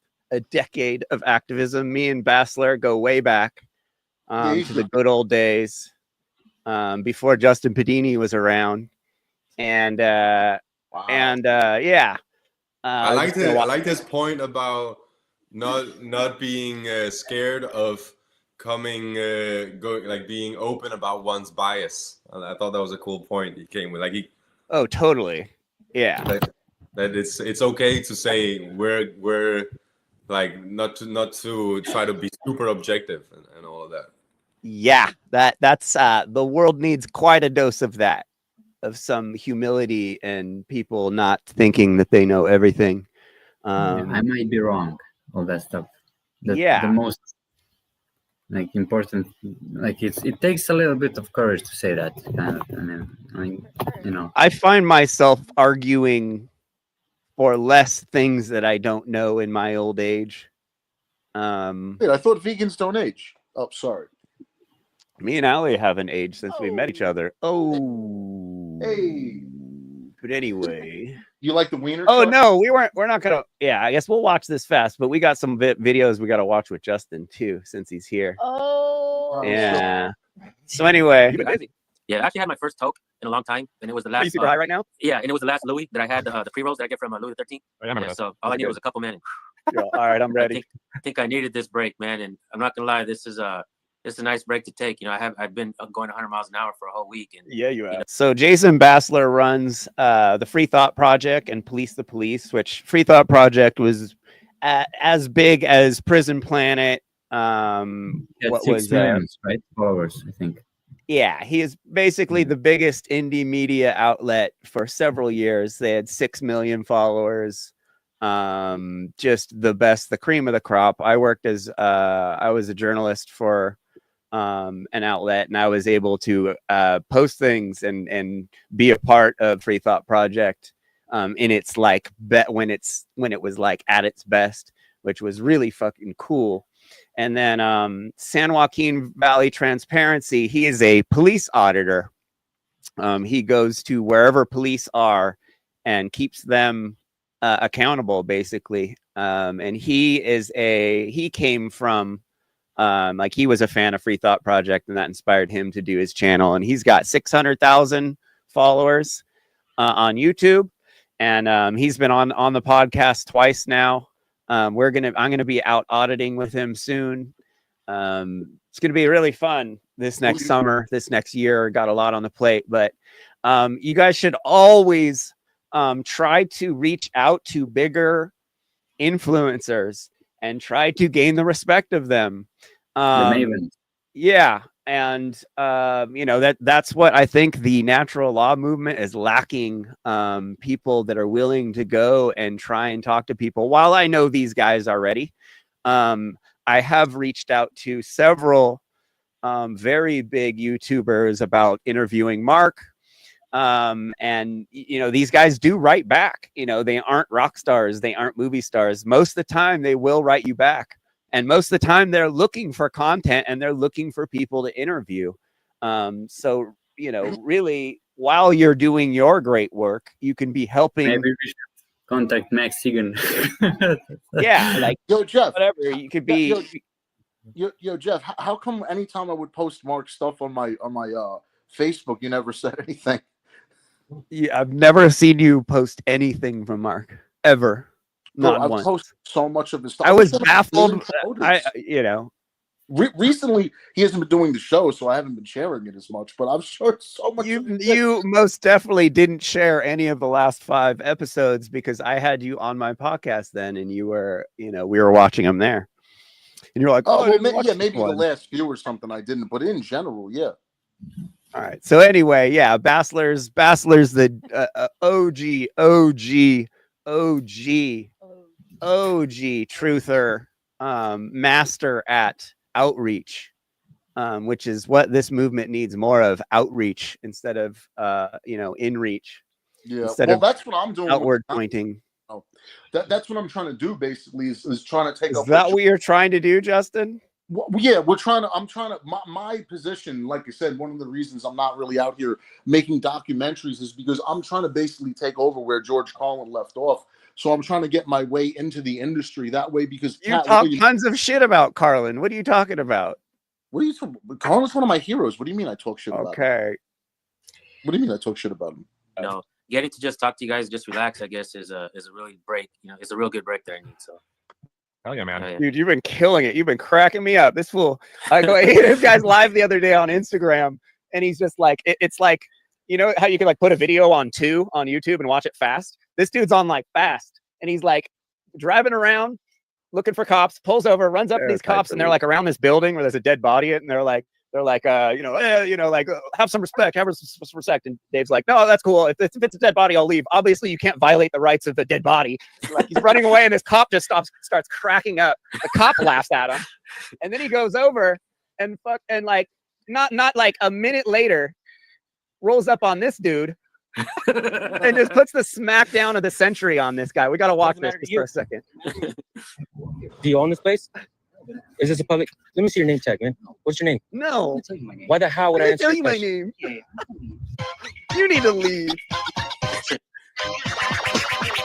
Preface it. You were just walking around trying to get into the office, right? Yeah, and what you don't see on the video or even hear is he had like a bad attitude. He had like a face like he was dogging me. He's like, "What are you doing here?" And I was like, "Oh, I'm the wrong motherfucker to talk to." Yeah, dude, you snapped back at him so fast. He had no chance.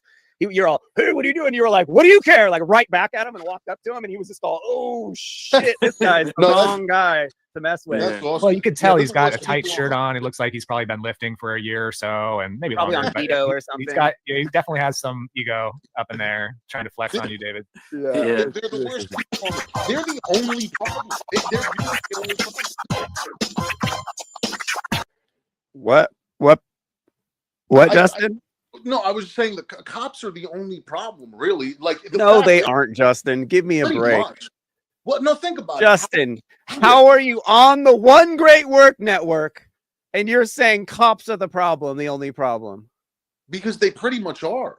I mean, you could argue that the whole population is the problem. We're all the problem. Dick. Let the man speak. Let the man speak. Yeah, that is true, and I'm not trying to deny that. But the reason that we are the problem is because the police keep us in this dumbed down state and unable to evolve ourselves. Because if we do anything, they'll just throw us in a cage or kill us. So the fact is, it's like, again, it's not even really the politics. Yeah. The police don't do anything to me.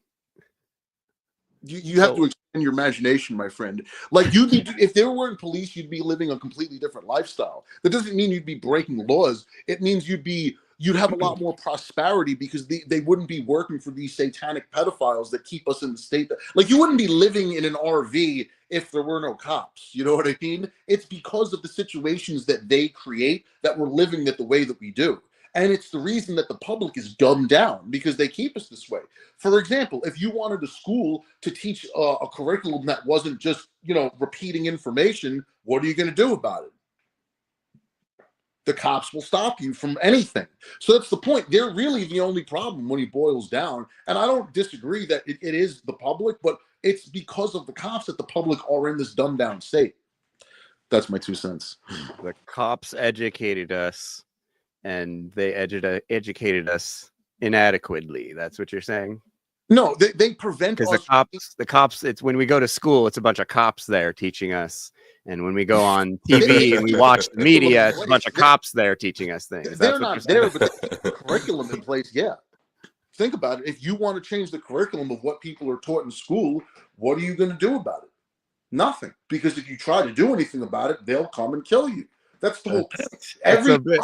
It's a bit extreme, Justin, but let's watch the rest of the video. Okay, how is that extreme? Let's say, okay, you don't like the politician. What are you going to do about it? You can't go do something about it. Why? Because all the cops will kill you.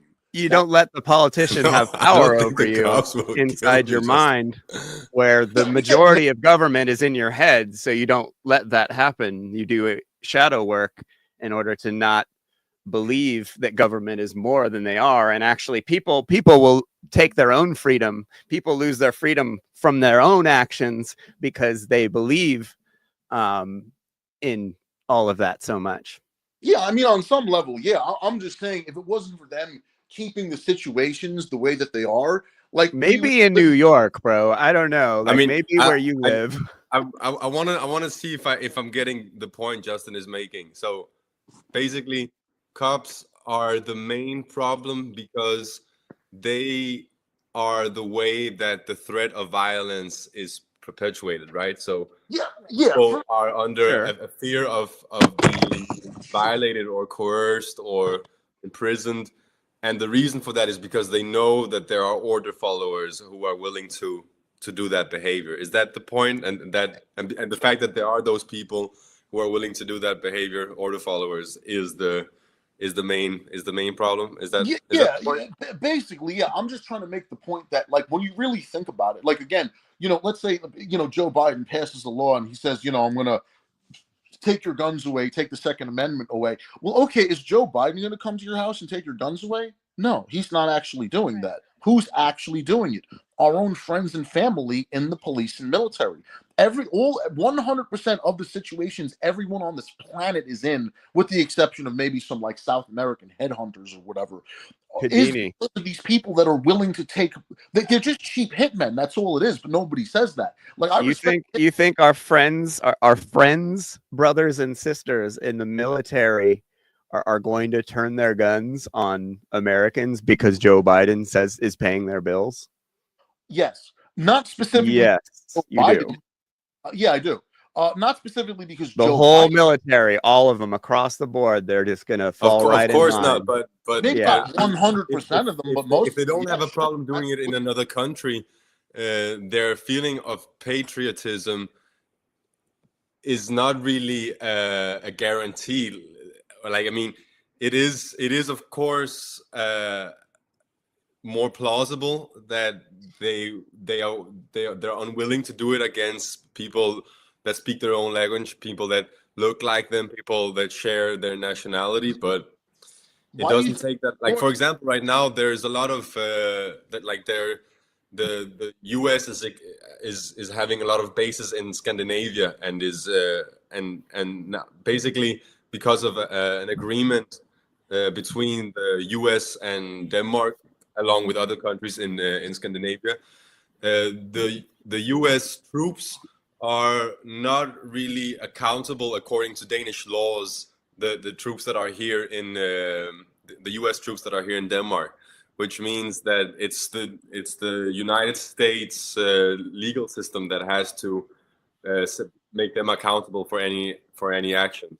And in that case, you can say, well, okay, therefore it's more probable that they would be willing to, let's say, for example, conspiracy theory, put people in quarantine, in forced isolation, or forced vaccinate people, right? Because they're strangers. They're just people. They don't Yeah. have like it's not their Not neighbor. not to It's cut not- you off. but- Not to cut but you it's off. not That's really a why they're guarantee hiring that all these they're in the same country, because the military of one's own nation would also be willing to do that, because it's not like the conscience is their driving motivation. It's not like I don't think it's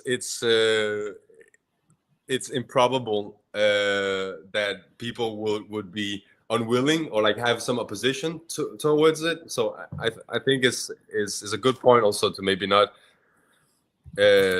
Yeah, I was just jumping in here. Yeah. So Why do you think if they the military, if our military was ever turned on us, the overwhelming greater good of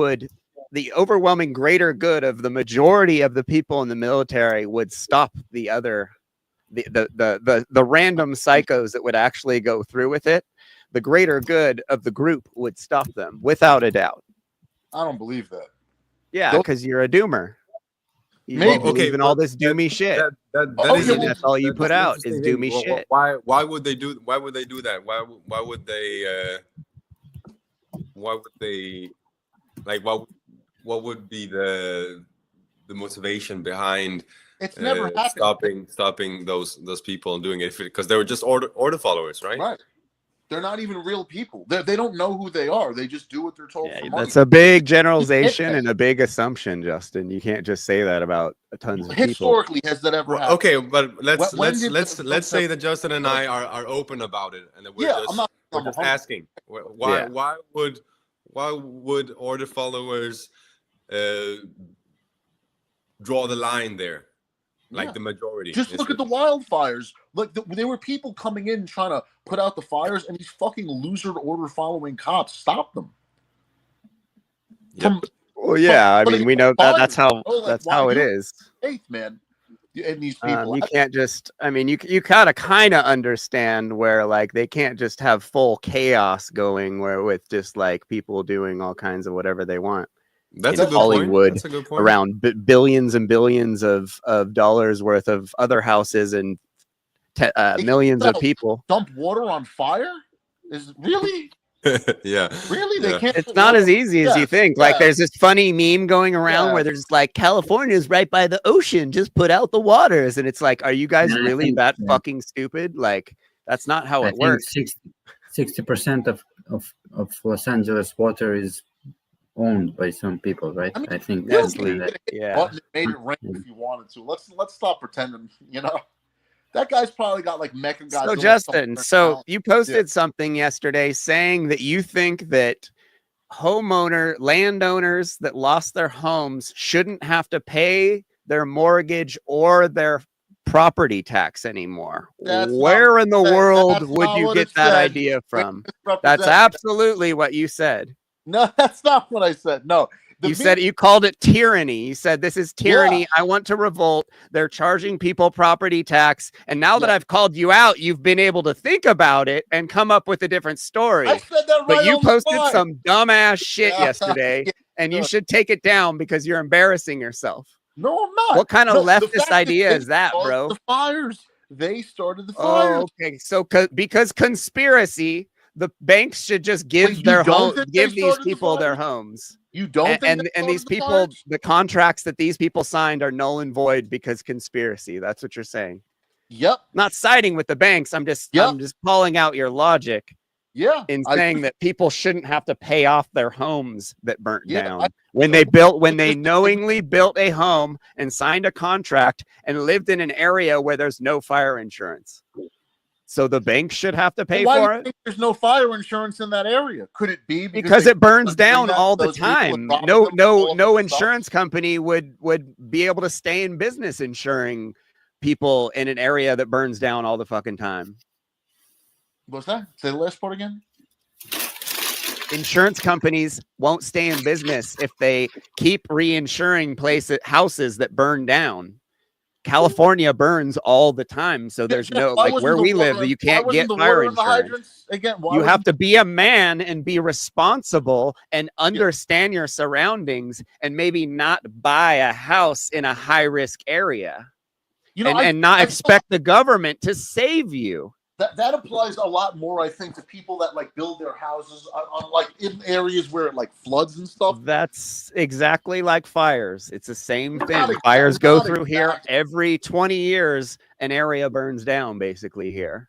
Yeah, It's like there's a 30% chance of your house being burnt down in the next 15 years or something in certain areas out here. Okay, well, the point I'm trying to make is that you know, like you said, like the way you're trying to spin No, it. just talk to me normally, Justin. Well, I wasn't. Okay. Well, Yeah, anyway, you're talking to me like you're this guy. Just talk to me. Just be know yourself, that they dude. did that. We all know that they burnt the fires, burnt those houses on themselves. Anybody, listen, all these people. Justin, so there's no way you know what Occam's. I've talked to you about Occam's razor. Yeah, It's more likely that this place burnt down because fires happen in big cities in desert areas, and not that it's necessarily has to be directed energy weapons. Like I didn't say it's it was most direct- likely we've had fires throughout history in LA. Every year we have big fucking fires, and they happen in different parts of town. And now they just happen in a rich part of town. So now all of a sudden everyone We're cares. trying to buy up the houses before the insurance companies. You heard about that? There were people saying that BlackRock employees. Yeah, you get all your information from all these douchebags on your Facebook. I'm not surprised you heard some. You know, you can hear something about everyone in every situation. Okay, so what do you think? It's just a natural disaster. And they It had very nothing well to could do have with it? been. Very well could have been. It's fun to Really? speculate. It's very fun to speculate about all the do's and everything. What do you think Mark would think? But what do you think Mark would say about that? Do you think Mark would say that it was just a coincidence, or do you think Mark would think that they did this to us? I think Mark would have a balanced opinion of that subject.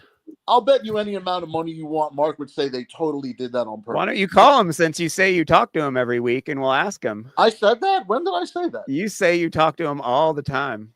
I said that. When did I say that? I never. Justin, we've been talking about this for years. I Like, think come one time on, you bro. said that I spoke to him You've and said I had all to spoke kinds to of him, like, a nonsense day over the years about how you're so close with all these celebritarians and they're your best buddies. I'm and much they better all, friends you with know. Larkin than I am with Mark. Hey, how long has, Me and Larkin is pretty long. hey, Justin, how long has Mark been vegan?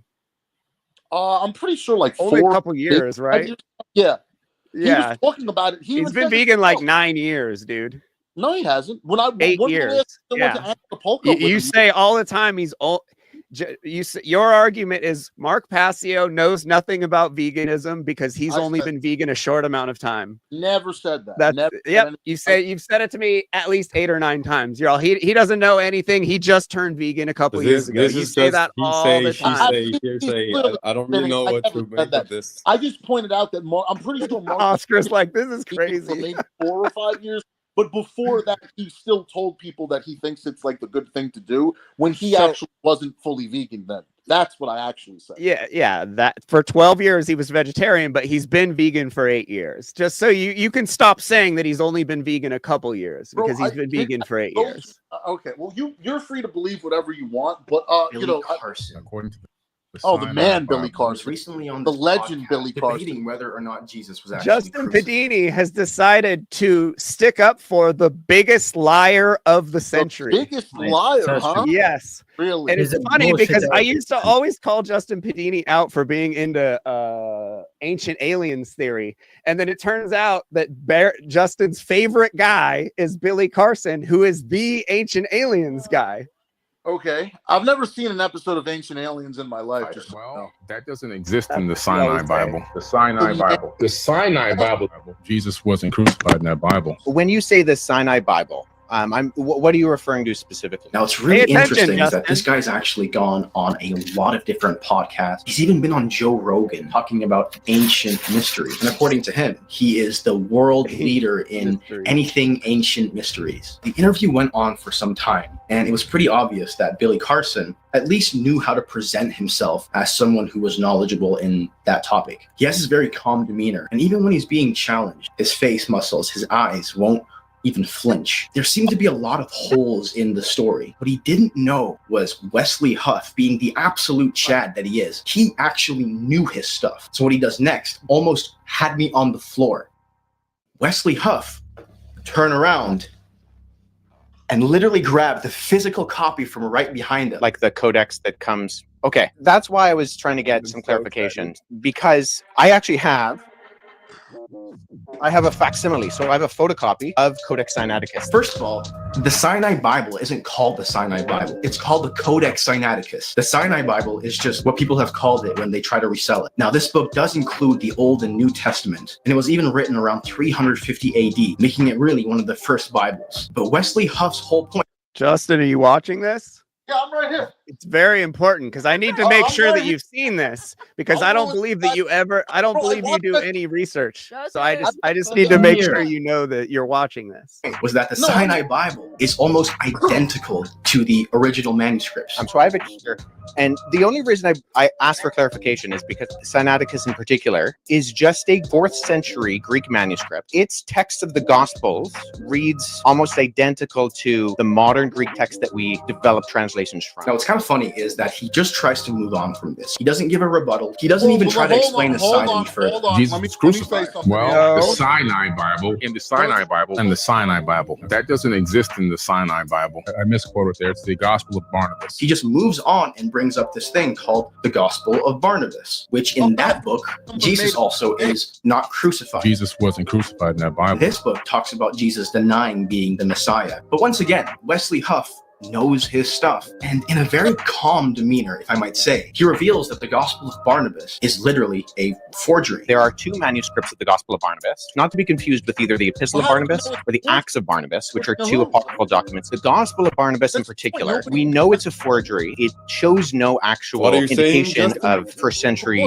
Jewish understanding. It actually says Jesus is the Christ, but not the Messiah. Now, when I hear somebody say that the book is forgery, I want to know, how do you know this book is not true? Well, this is how we know the Gospel of Barnabas is not authentic. First of all, this is a medieval text from the 14th century. It contains medieval terms which didn't even exist in the time of Jesus. We know Jesus historically was crucified. So why would the Gospel of Barnabas all of a sudden negate that? We have single copies of the Gospels that can be dated to the 2nd century that all do have the crucifixion.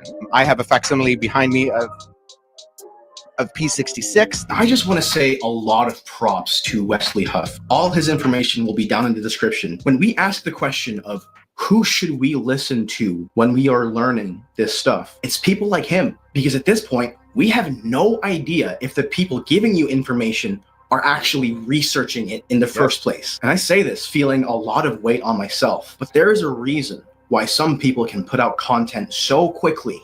I think there truly is an approach to dealing with these conspiracies and revelations online. We should ask questions. We shouldn't be making statements. We should seek information with the knowledge that there is always more to learn. So we have to be careful with how we share information. What were you saying, and Justin? I hope So, okay, well, first off, I've actually watched that debate 3 times and actually made videos in response to 3 videos in response to Wesley Huff. Okay, hold on. Then Justin, I'm Wesley Huff right now.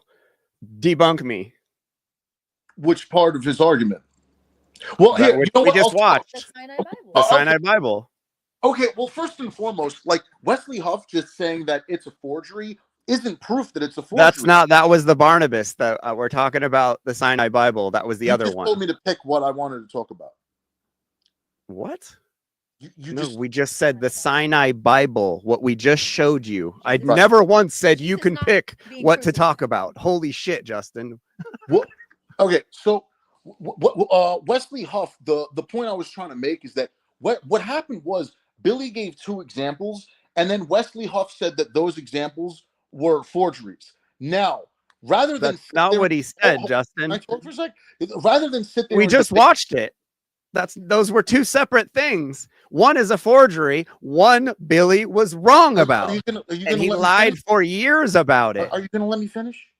So, okay. So the point I'm trying to make is that he gave 2 examples, and then Wesley Huff said that those examples were forgeries.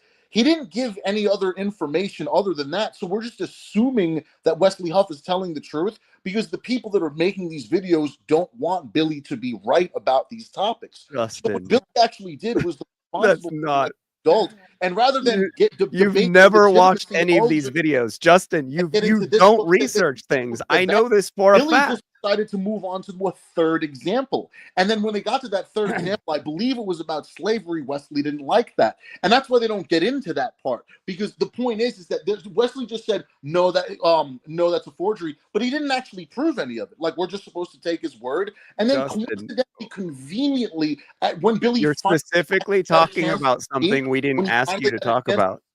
Wesley Hoff happened to just go off of camera for the entire duration of what Billy said until Billy said mic drop at the end of the debate, and then conveniently, coincidentally, classic Justin Pedini behavior right here. Come back on camera. Do you guys just think that was a coincidence, or do you think Wesley Hoff just wanted to pretend he didn't hear what Billy had to say? What do you think, honestly? Justin, you got scammed by an Indian scam for like. I just don't understand. Now I'm being scammed for something? Why are you changing the subject? You changed the subject. I did? If you're allowed to just talk, we asked you to talk about the Sinai Bible, and you completely changed it. And then we asked you, that's not what we wanted to talk about. You just completely straw man the whole situation. So why can't I just bring something up that's completely random? You do all the time. Talk about the Sinai Bible, what we just watched, which is ridiculous. Where the greatest joke writer that's ever lived. I'll cook any of these people. Your boy got caught lying about something that he got famous off of. Like that's his take he got famous off of, and he got caught lying by someone who actually knows something. And this is something that I've argued with you for a decade, Justin, that you don't have anything to back up any of the things that you put out into the world. It's nothing but cave paintings and ancient alien theories, and you believing that this guy, this Billy Carson guy, is some god. At least I'm going off actual images and things that you can date. The Bible's just written words on paper that have been doctored by countless people in positions of authority. True. Yeah. But cave paintings aren't historical record. Yes, they are. No, they absolutely aren't. They're history, but they're not historical written records of facts. Historical record. What are you talking about? So people back in the day couldn't have an imagination and draw something crazy on a wall. It's all historical record. It's as good as a dictionary. Actually, as Mark Passio points out in his Cosmic Abandon presentation, which gets into saying that Billy and myself were right, which is actually how I got into Mark's information in the first place. How come you can't show me any of this stuff when I ask you to prove to me these videos that Mark talks about all this stuff in? You can't ever produce them. It's in his podcast. And it's in his podcast. 1,000 episodes of his podcast. Cosmic Abandonment is the name of the video that we're talking about. And then I think in like the 170s, he actually covered this topic for multiple months. But anyway, in the Cosmic Abandonment video, Mark actually points out the question that you just asked about these people making cave paintings. In the ancient world, these people that were hunter-gatherers looking for food, looking for sustenance and shelter, they didn't really have time to just do artwork and just, they would draw things that they saw. And Justin, you're completely cherry-picking and completely making up a false stereotype. I think it's a good point actually, because you were saying, Jeffrey, like Zordon, Justin, let Oscar talk. Argument was that all cave paintings were like historical records, which was not really the point. I think I have. Oh no, Oscar! Me and Justin have been going back and forth on this for like 5-6 years. Like random guy saying, "Hey, I'm gonna dip my hand in this." Berry juice and paint and draw the penis. I don't know. There's probably some meaning to it. That's right. You've obviously never been to the American Southwest. There's cave paintings all over the place of nature and strange cosmic-looking weird things and all kinds of stuff that these guys are bored. They're traveling through the area. And it's just typical like graffiti you'd come across. I don't think it's only that. And even Justin Pedini, it claims that dinosaurs are real, space aliens exist, all this stuff, and he points at cave paintings. Do you claim that, Justin? Do you claim that dinosaurs aren't real? No, I'm too smart for that. I definitely think dinosaurs existed. I can't prove this, but I actually think humans keyword may have lived alongside dinosaurs. The reason I say something is controversial. Because of cave paintings. because and carvings too, is that many cultures they'd never carve something that isn't real, right? Of brontosauruses and stuff. In Egypt, there's actually a hieroglyph, a carving of a live stegosaurus. Now, all of the ancient pictures of these dinosaurs, these depictions, are not of bones. They're of what we would perceive as live dinosaurs. So again, I can't prove to you this, but I mean, think about it. Like, how many people see something alive and then draw it dead? You know? Justin, dinosaurs are all they're all the pictures of dinosaurs you see and that are in movies and stuff, those are all theories.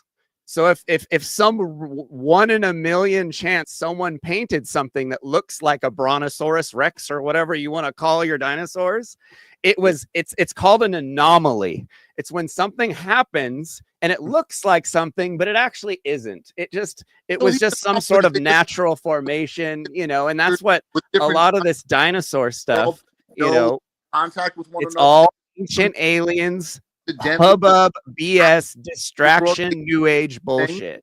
And that's what you put out. Really? It's just the base of your content, bro. Nonstop.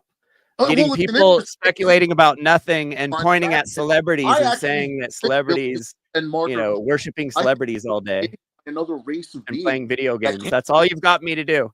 You've wanted me to play video games with wanted you, him to play vegan and food. yeah, that's the only work you've ever tried to do with me in 15 years of knowing you is please play video games with me, Jeffrey.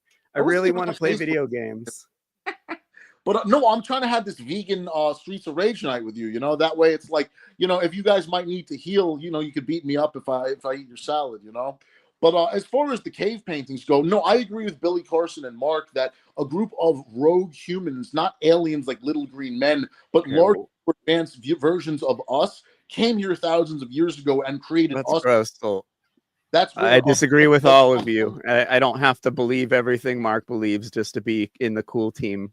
So I definitely disagree with some things of Mark. And if he believes anything that you believe and Billy Carson believe about any of this nonsense, then yes, I'm going to disagree with them and live my life perfectly fine. I don't have to agree with everything Mark Passio believes. He's flirting with me. You see this guy's? He's doing what a girl would do. Like, oh, Darren. You chat well, I'm just gonna do the opposite. Yo, Hi, thanks Darren. for the chit chat. What up? Later, Oscar. Thanks for coming by. Keep up the good work. The thing, Jeffrey's the grouch. But anyway, what was I saying? So yeah, I agree with Mark and Billy that all the religious texts are actually based on this story of these advanced beings that came here and engineered us. Like Yahweh is one of Yahweh and Satan were basically two of the heads of this group of beings that came here. All right, Justin. What? Hey, can I say something? Like oh yeah, go ahead, Ariane. Jeff, like you said, like distractions. People are speculating about these theories a lot, and people are in fucking slavery right now, right? We don't have the freedom to know this stuff, right? All right.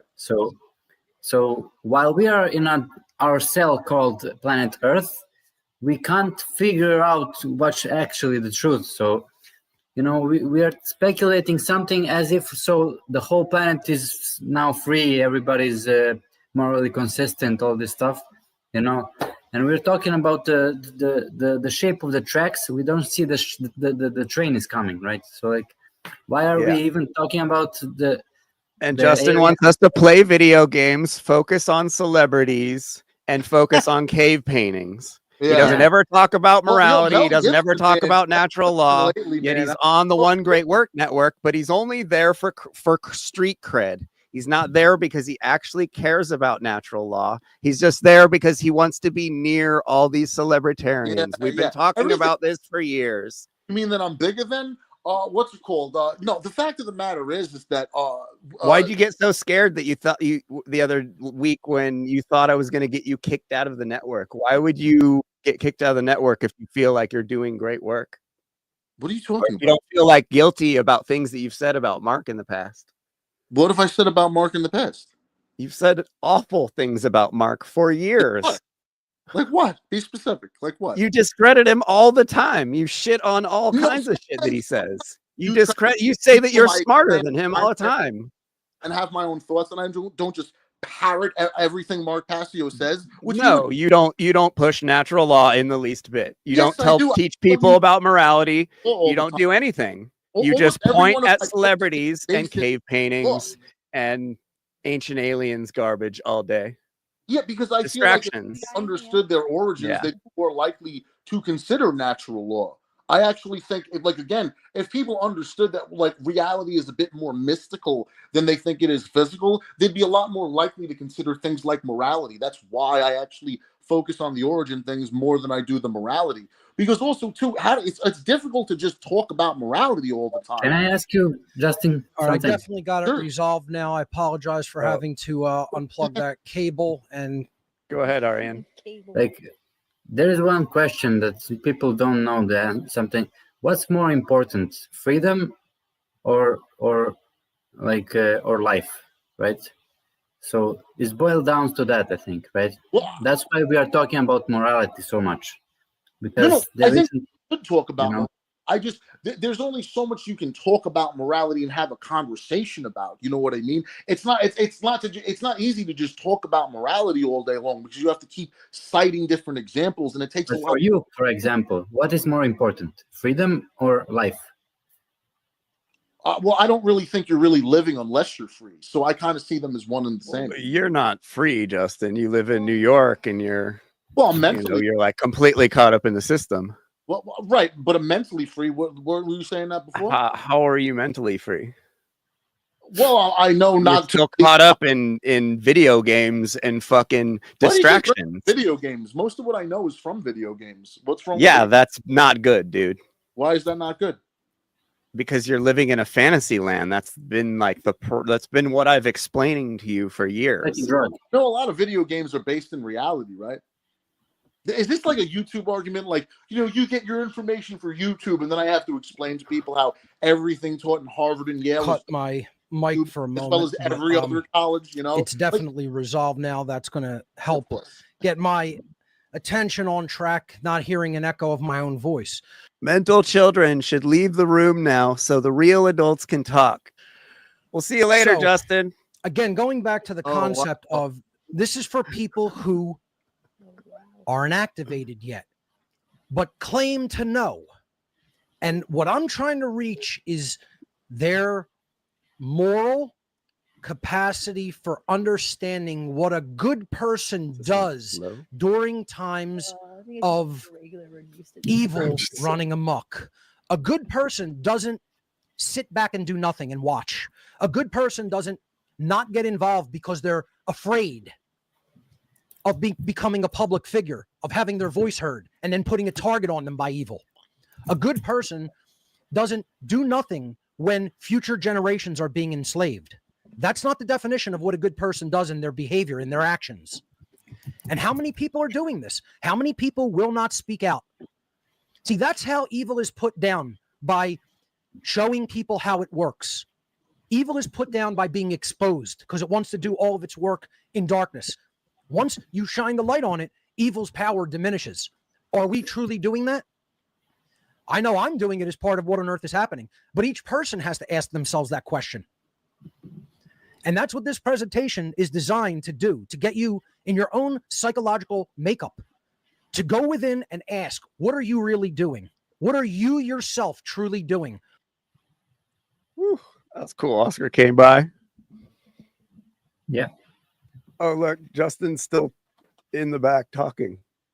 Yeah, I put the messages like freedom is more important than life. It's a short video. Yeah, obviously. No. It's like freedom, life, property, right? So like, yeah. It was an interesting. I'm not into video games and all that other stuff. I've probably played one once, like a gazillion years ago. But how is that? It's like in its own little. I don't even know what the word is. I'm feeling tired tonight, but it's in its own closed system.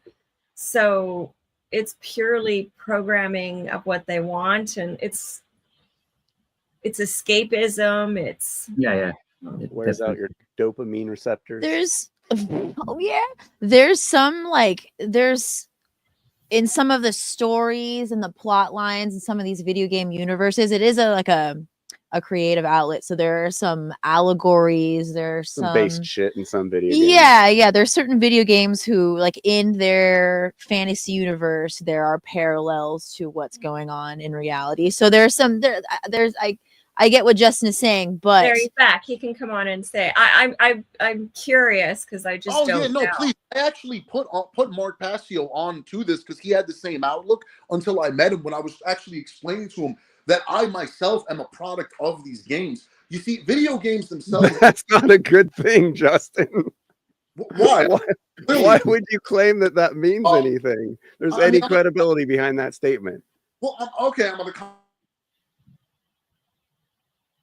Oh. He was just. He was back there screaming, and he never left. He's just back there yelling. Oh. Now he's frozen, but no, it's just... that whole time he was just back there. Well, yelling. I mean, it's obviously very important to him, and it represents something, and it's a habit. I'm curious, are there good ones out there? Or is it really? I don't know. Allie can answer. There's some good.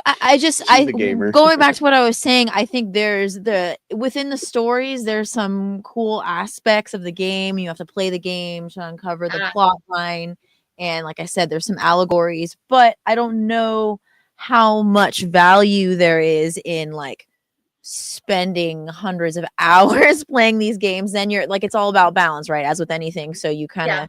You can teeter on the edge of just. It would be a really cool game to make a game about natural law. Oh, that would be very, very cool. What a great idea. Well, you could play games there's this game Fallout that Allie's played a bunch of times. It's pretty every time you play the game, it could you can choose to be moral or immoral, and you could play the whole game. In a different way every time you play it. So you can actually, there's a karma system, you can actually play the game, a playthrough, a natural law playthrough of the game, which me and Allie were supposed to be doing soon. A Mark Passio playthrough. I think that's Darren's, there he's he off. just silenced it, But there is some value to gaming, but it's not Justin's just a silly guy. I'm a product of gaming. How do they say? But that's it. Yeah. Okay. I'll say no more because I'm not close enough to know. I'm far away from it, and happily so. When I gave up my Netflix subscription a few years ago, I just cut and let go. So I don't know about gaming. So there's a book that came out this last week called Why Vegans Have Small Brains. Yeah, I saw that, man. Crazy. Yeah, it's everywhere on social everywhere. media. All the carnists are sorry. All the carnists are posting. I'm screaming. Allie needs to just wear one earplug in her ear because I'm so loud. My response to why vegans have smaller brains and how cows can help the environment. A Dr. Anthony Chafee YouTube video, a carnivore doctor. He is actually really interviewing 3 authors to a book of the same title approximately. They were joining me over from England who wrote a wonderful new book called Why Vegans Have Smaller Brains and How Cows are going to save the planet. I probably butchered that, but it's something around there. Vegans have smaller brains in any case is the take home I got from that. It's really just for people sitting around for over 2 hours poo-pooing on veganism and talking about how great grazing is. But in terms of the brain claim, I consider it a gross misrepresentation of the science, almost criminal misrepresentation. We'll show that by looking at the study they cite, as well as newer research from several lines of higher quality evidence showing really the opposite of their claim. And then we'll also, of course, get into those environmental claims. They make some wild ones, which are just blatantly false based on the literature, as well as the claim that people who just eat cows are more ethical than vegans in terms of the animals they kill. What we're saying actually is that a meat-based diet is more ethical and humane. fewer animals are killed. Lovely stuff. And since it's over 2 hours, I can't respond to every point, but let's just go. Starting with who the heck are these people? Of course, we have carnivore doctor Anthony Chafee, who I've responded in the past to. I would consider him a straight up plantophobe, despite believing that he's a peak predator like a lion. He's really become the prey of plants. And he's a pharmaceutical junkie too, with all those steroids and performance enhancing drugs he takes. So it's pretty funny to see all these anti-vax, anti-big pharma truthers shoving Dr. Chafee in my face. It's always funny. Because he's so afraid of them and how much they're going to harm him. And he's made several bogus claims like how Brussels sprouts contain 130 different carcinogens, ignoring actual practical literature like how vegetable consumption is associated with lower cancer over and over again. And then we have the three authors. We have Anita, a former general practitioner who's, I guess, become obsessed with animal-based foods in recent years. We also have Allison, who worked in the livestock industry for 40 years. And then we also have David, who seems like a real piece of work in terms of his bio. I mean, he did 35 years with the fossil fuel industry. I'm not sure the timeline on that and to what degree of climate change denial that would require, or at least caring about money more. But he also describes himself as a poacher turned gamekeeper. So this is a dude who would just go out and poach wild animals and kill them. And then now I guess he's doing it all above board, which is so much better. And you know, he talks about how he's more ethical than vegan. So that's not going to grind any gears. Anyway, let's get right into their claims about the brain study here, about how, you know, vegan brains going to shrink. And I said, what this study shows is that they've followed a group of middle-aged and elderly people over 5 years. They've noted what they eat. They've done blood tests to look at various markers, and they've done brain scans at the beginning and end. And what they found is that the less animal food that you have in your diet, the more your brain shrinks with age. So the vegans in this study had the most. Right off the bat, brain size does not equate to intelligence. Just first fallacy. Well, yeah. I mean, if they're comparing to, never mind. Yeah. Brain atrophy, the vegetarians next, and the meat eaters the least. The degree to which this study was mischaracterized, this might be actually a new record in terms of how poorly it was interpreted. He directly says, quote, vegans in this study had the most brain atrophy. Well, guess what? Looking to the study, there was no vegan group. There was no meat-based group. It didn't even mention the word vegan or meat or even the word diet at all. More liars. This was a study that looked at B12 levels and brain shrinkage over 5 years. Like it's from Billy 2008. Carson. It looked at about 100 people in the UK who were elderly. And we can zoom out and use some logic. You know, this data collection started in the early 2000s. What percent of 100 elderly British people in the early 2000s would be vegan? I'll let you think about that. And to verify, yes, this is the same 2008 study they're talking about. Chafee says he has cited it in the past, knows about it, but didn't actually correct her about the bogus diet claims. Actually refer to that study. I'm sorry, the 2008. Oh, you know it? I do. Yeah, it was one that Yes. I think of as 2008. Yeah. Yes, that's it. Yeah. Yeah, because it relates to B12. I would also add that people can have low B12 levels or deficiencies from a bunch of different causes, anything from malabsorption, like gastric bypass surgery, to medications that interfere with B12 metabolism, HIV or AIDS, or even alcoholism, which is associated with brain shrinkage as well in particular, and somehow is reversible. Cough, to this Darren, study, which was cough. mind-boggling. Gotta love science. And the problem here is that they've just stretched the connection here so far, and part of that is because I think they're stuck in the past, thinking that vegans have lower B12 levels. But from recent studies, again and again and again and again and again now, we see that vegans have adequate B12 levels. And in the case of certain studies, like this one out of Germany, actually has statistically significantly higher B12 levels. My B12 is fine. I was No just trying to figure out supplementation. where this country was, and he goes Germany, because I was thinking if it's the UK, they drink and drink and drink. That might have Yeah. something to do with the atrophy.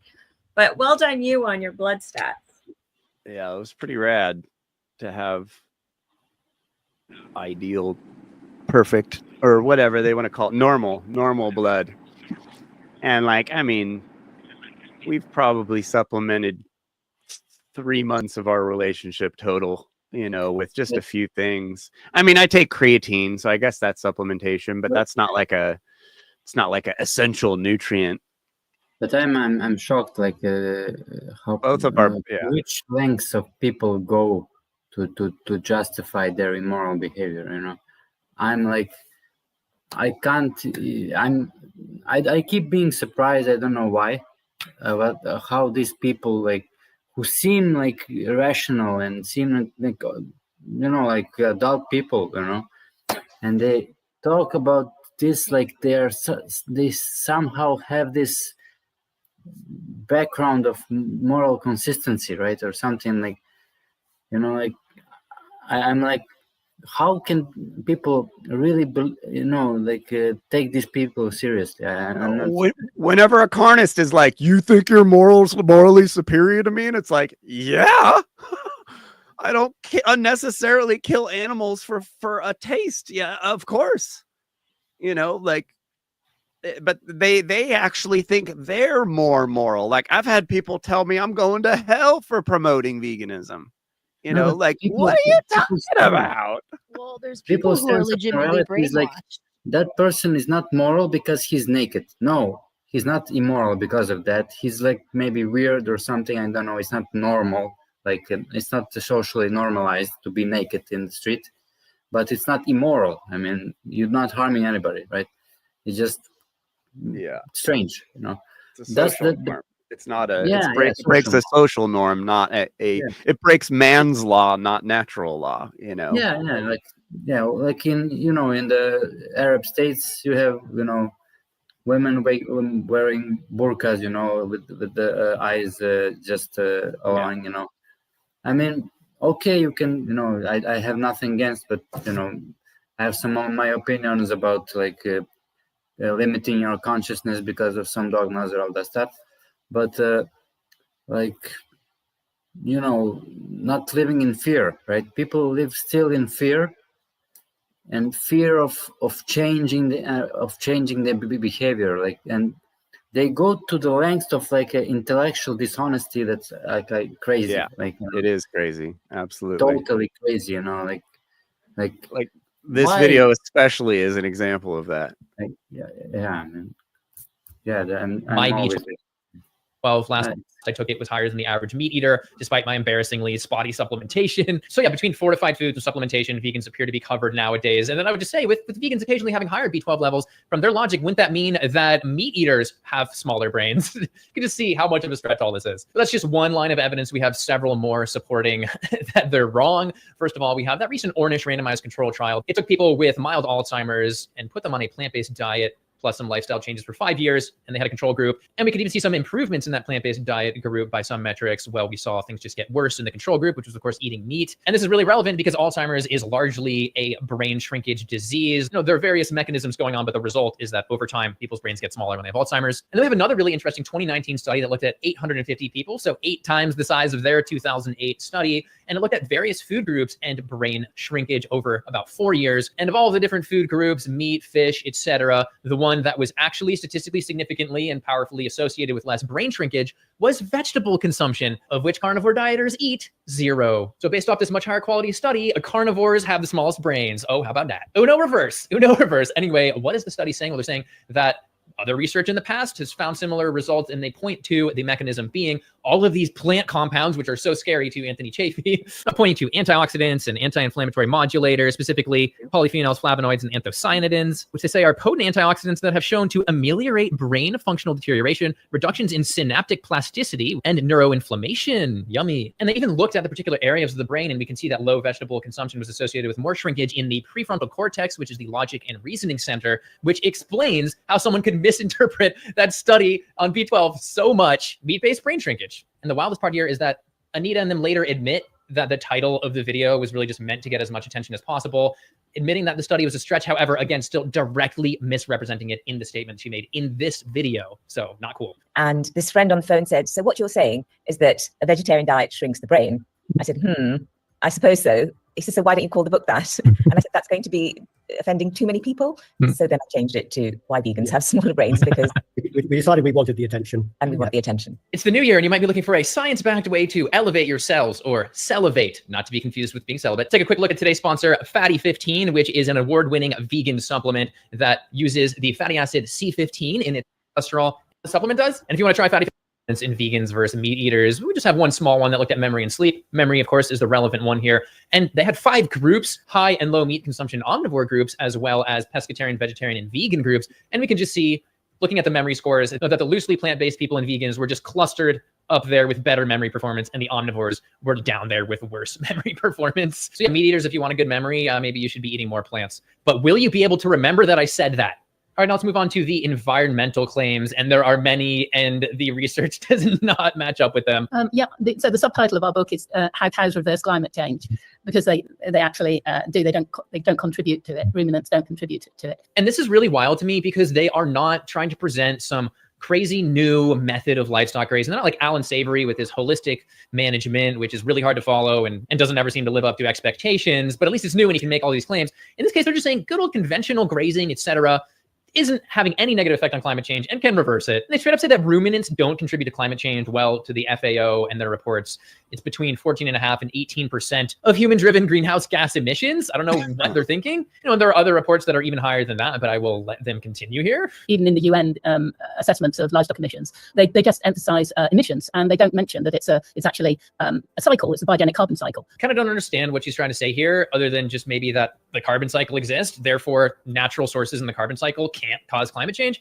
which is obviously logically wrong. And for a ridiculous, goofy analogy, we can imagine another planet, maybe the one that the Autobots are from the Transformers, where we have cars that are living, they're alive, they're natural, but they're still cars. Let's say we have 500 million of them. They have their own equilibrium in terms of their carbon cycle. And we just multiply that by 4 or 8 times, relevant numbers, as you will see. Obviously, it's going to emit more and create a carbon imbalance. As you say, we've had ruminants on this planet for 50 million years, far longer than we've been around, and in similar numbers to the numbers we have today, wild and domesticated. Okay, so she's saying the numbers are roughly the same for natural wild ruminants before domestication versus current ruminants. And this, by every single metric, appears to be really wrong. And I normally don't rely on ChatGPT to do research, but I kind of wanted to test it with this one and see what it would cite. And they say, yeah, according to the FAO, we have about 4 billion ruminants on planet Earth today. Well, in the past, before domestication, it might have been in the 100 billions or low billions. So we're talking again between 4 and 8 times as many ruminants, emitting at least 4 to 8 times as much methane, because we are overfeeding them to create as much meat as possible, which would absolutely lead to them burping out more methane. And we've got lots and lots of species of ruminants, lots of wild ruminants that everybody just ignores. It only seems to be domesticated livestock that cause methane and climate change. Are we really ignoring all the wild ruminants, or is it just, again, that there are hardly any? Looking to this Our World in Data chart, we can see all of the wild mammal biomass versus the domesticated mammal biomass, and subtract the whales there, which is 2 out of 4 blocks. And you can see why people are drawing attention to the domesticated ones. It's an uproar. And the methane is produced, but it is broken down within a fairly quick time, around about 10 years, back to carbon dioxide. And that carbon dioxide is then taken out of the air again by the plants, which the animal then eats. So we've just got a cycle. There's no additional methane being added to the atmosphere. She goes on a rant about methane, saying that, really just lasts for 10 years and then it's gone. And for whatever reason, that means it doesn't count. But it's important to note that the global warming potential, really the power compared to CO2 for methane, is 32 times over 100 years and 86 times over 20 years. And then I would further add something that nobody seems to mention ever, and I mentioned a bunch completely in one ear out the other, and that is the airborne fraction of CO2 being only 45%. So less than half the CO2 that is emitted makes it up into the atmosphere. The rest gets sucked up by trees, plants, algae, etc. Yet with methane, virtually all of it makes it into the atmosphere, and global warming potential doesn't calculate this. So we really need to be more than doubling methane emissions when comparing them to CO2 emissions. The only part here that's accurate is that, yes, methane, when it gets into the atmosphere, burns hot, so to speak, for the first 10 years, and then it breaks down into CO2. But that is average. That is counted within the calculations, and it's still super duper high. It's long been understood by anybody that's ever been involved in farming that crops deplete the soil of its nutrients and its carbon content.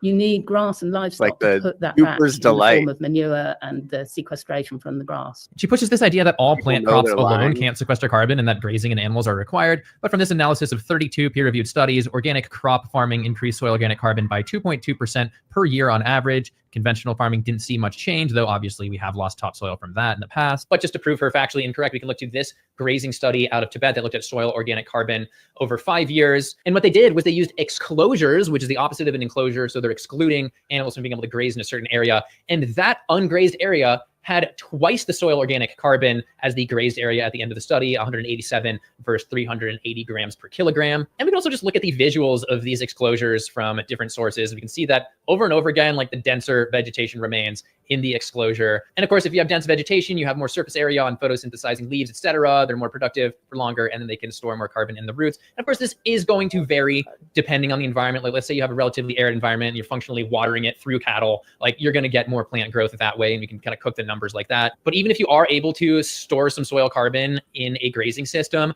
virtually all these studies are massively undercounting or completely ignoring the methane that is emitted by these cows. They're basically taking that carbon, they're basically taking the carbohydrates, the carbon in that grass, and multiplying it off into methane, which brings me to the soil carbon saturation limit, which was even mentioned in the White Oaks Pastures report. That was designed to make grazing look good for the environment, and they even mentioned in there that after about 10 or 12 years, you hit a point in which these grasslands aren't storing more carbon, so you're just going to be carbon positive after that anyway. With our farmers these days, we are always advising them if they're growing arable crops to put in a cover crop so that the land isn't bare for a lot of the time. So that helps to reduce the emissions and also helps reduce the erosion of the soil by rain and wind and so on.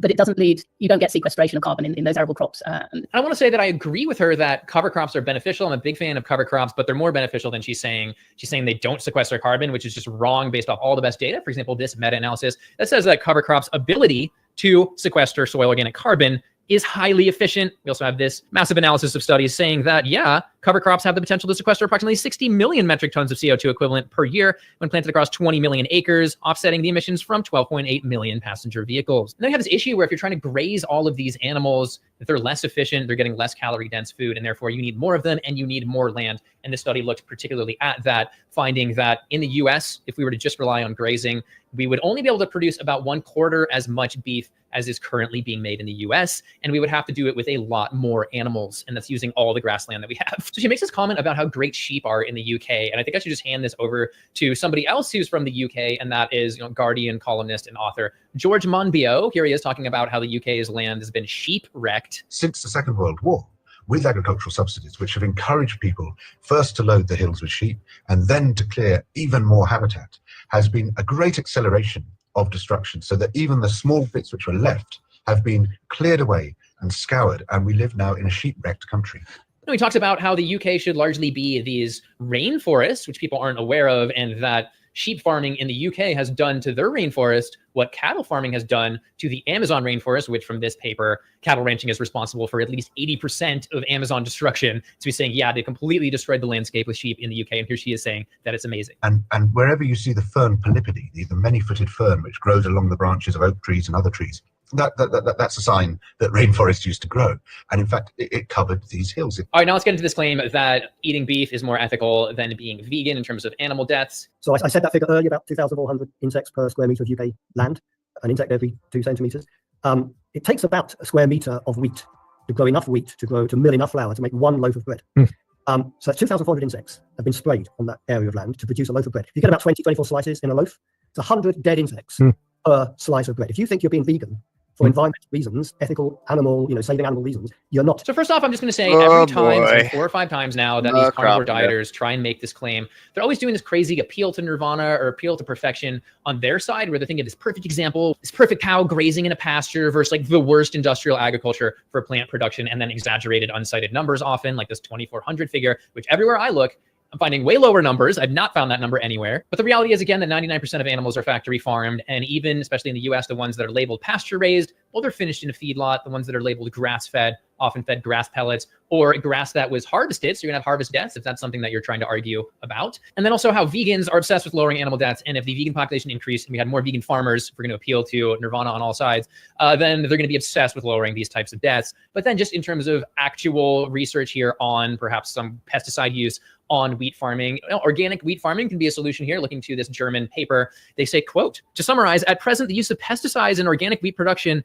is minimal, which of course means that insect deaths would then relatively be minimal. And since we don't have true research on this, who's to say that minimal pesticide usage in a wheat field is going to kill less insects per calorie or whatever you're comparing than a cow that has to live for 24 months that's going to be stepping on and accidentally eating bugs. I mean, if we want to make these types of minutia arguments, but vegans know that they're not perfect. Well, on the other side, you have somebody trying to justify directly, purposefully, intentionally killing a highly sentient bovine animal. And of course, it's a topic for another video, but there's a ton of ways that you can farm plants that require less pesticides. There's things like crop rotation and other techniques that are going to lead to less sort of blooms of insect populations and pesticides vast populations. And all these carnivore dieters are slamming down chicken and other types of meat that, of course, are fed grain that would have a massive impact. But there are also other plant foods. If you do want to be comparing different types of foods, of course, would have a way lower impact. I mean, we're talking about things like nuts and fruits, etc. But let's just be completely freaking honest here. This guy does not give a crap about insects. He just wants to justify these animals that he's killing. And a good way to do that is to take the people that aren't killing these animals and say that they're worse by fudging a bunch of numbers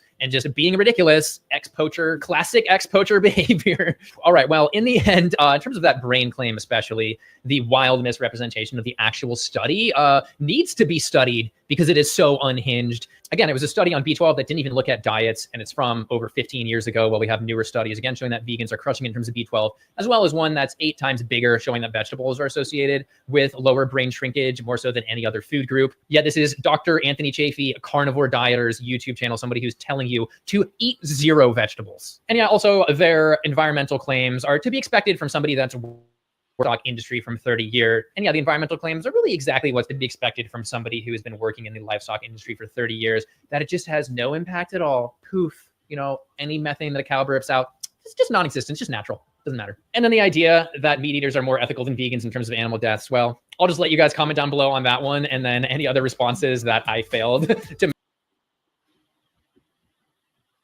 Carnists love throwing farmers' irresponsible farming practices in our faces as if we're They fully think that we're responsible naive. for it. I think. Huh? They think that we are naive or like in a fantasy world. I think The amount of just like patently incorrect anti-vegan arguments that just get repeated year after year after year, and especially like dealing with Justin Pedini. We've shown him things 10 years ago, and he still hasn't absorbed them. Yeah, I would say to him that he's a coward about like not mean in a meaningful way, but like he's not brave enough to put his ego aside, and just say, for sure. That's exactly what's going on with Justin. Yeah, put the ego aside. I know he wants attention. I know everybody likes attention, but like, just why do you have to eat your salad? All these comments, for me, that's immature behavior. It's like why would you? I'm not like, I don't care about ridicule, really. That's why most people like are afraid to change, be vegan, because they are afraid.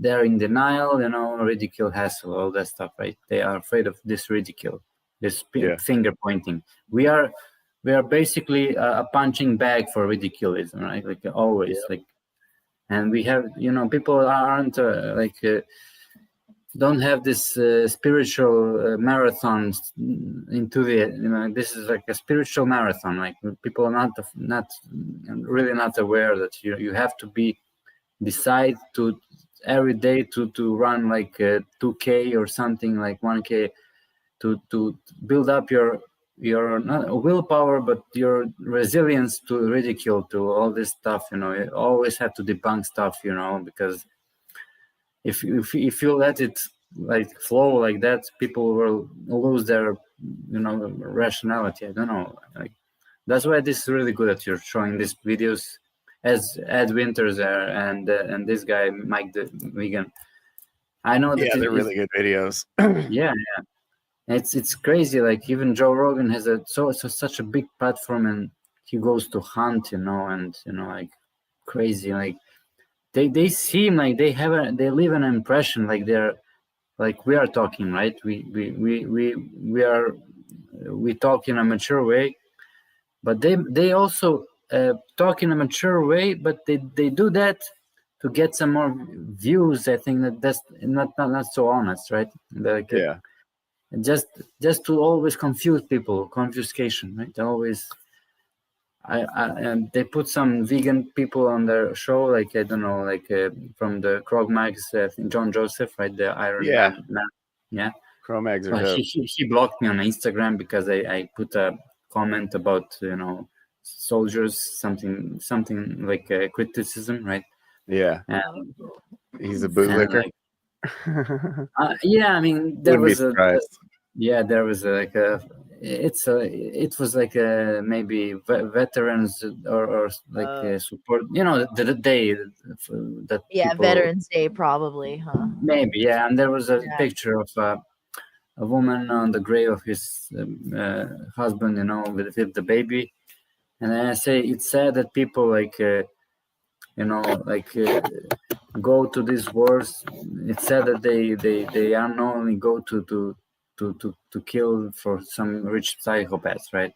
And people praise the unwillingness to be courageous. Like it's not courage to go to war, right? To like, and yeah, and then he's offended. He blocks me. I said I don't give a shit, right? Yeah. But you know, like. Or like recently now on Facebook, you know, I somebody wrote about something about porn sites or I don't know what, and I just wrote something like I don't know, if somebody wants to sell their body, right, and somebody wants to pay for it, I don't see here really a problem if it's consensual, right? Like if it's somebody, like, I'm not, of course there are a lot of pedophiles and rapists who watch, you know, like those sites and everything, and then I admit my mistake that it didn't cross my mind that, you know, predators are watching those sites and everything, you know. But the post was about like banning those sites, like ban this, ban that, ban TikTok, right? I mean, also in Serbia, I just short and I'll finish. Like there's this channel, like a pink TV, right? It's like totally brainwashing people, right? Yeah. And people like we want to sign a petition to ban that channel, and I'm like, how do you have a right to ban something that people are consuming, right? And they are producing, and somebody's, it's like drug laws, right? For me, if somebody wants to get, you know, to do drugs, I'm not advocating for it, right? But you know, you can't control somebody to sell it or like ban, you know, same like, but you can the problem is that like about animals, there's no consequences. That's why people are so, you know, you know, nobody's accountable for their choices because it's legal, it's normalized, you know. And then they have this platform that where they can openly talk about being immoral, like all the debunking of vegans, how you know, crazy, you know, like hunting. It's like every day you wake up, you're in a nightmare. I feel like this, you know. Yeah. I have to go in society, you know, and I'm not even surprised, but it's sometimes getting tiring, right? Like it's like you watch people, like dead people, like the dead. What Passio says that the occultists call the people average, like the dead, right? And it's like, man, it's such a you feel like a slave because you know something more than other people. Like you feel like a bigger slave than other people because you're enslaved physically because all the others that are never asking this and never watching this these videos, you know, crazy. And I went maybe off track a little bit, but I like to go more objectively and sometimes even more deeper. And it's crazy. We have to, you know, like, you know, it's really good that you're showing these videos, and I'm thinking as I'm watching them, I'm thinking like it's crazy how much we have to filter out the BS, right? How much we have to put it on the plate for people. Like, look how much they are confusing people, right? You know, it's crazy. Sorry, I thought like maybe so too much. But so I've been hanging out in the chats of a lot of natural law podcasts, supporting them more than almost anyone else, really. And Derek Bartolocelli, who I had a very bad first impression with, who had a very bad first presentation to me. I was in the Europa Natural Law Telegram group, and was talking to someone about the show and veganism, and he obviously had a bad day that day and just decided to just go crazy on me and call me all these names and be all like, oh, we get it, you're vegan, we get it, you know, and like be all carnist at me, even though he's allegedly vegan. And I don't know, there was like things transgressed and I ended up leaving, and then they ended up kicking out Allie and Braxton out of the group just because they knew me. And so the guy who started it all, really, this guy Derek Bartolocelli, he's basically in like any live stream that happens, this guy's there.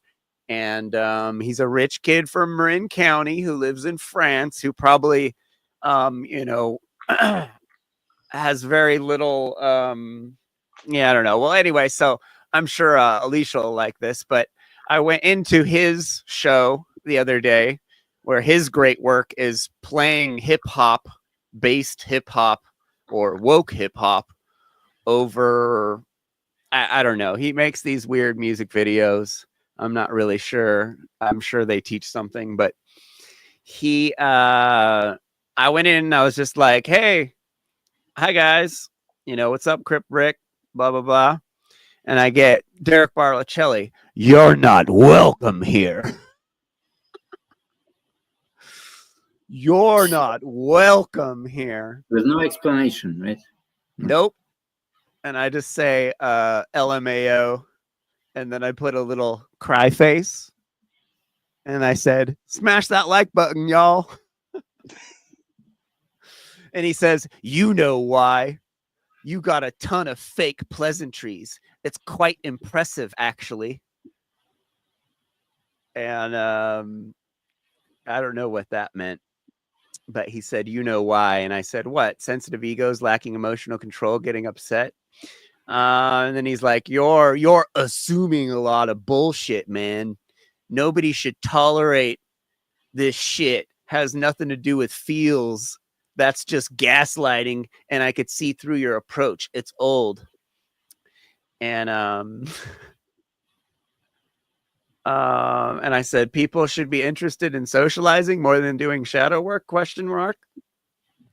It's just kind of like not even like having a conversation here. Just kind of, it's just funny. And he's like, you should actually do the fucking work instead of squawking about it. Which is funny.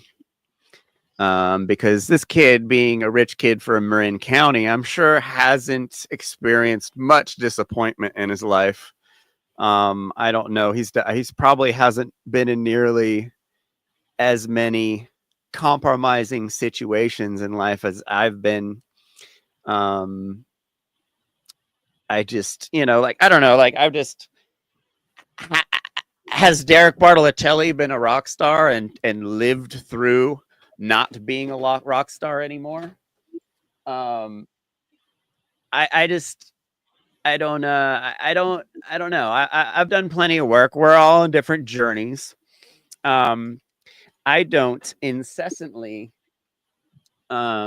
just, I don't know. These guys are just hilarious. But yeah, so he got mad because I'm hanging out in his chat.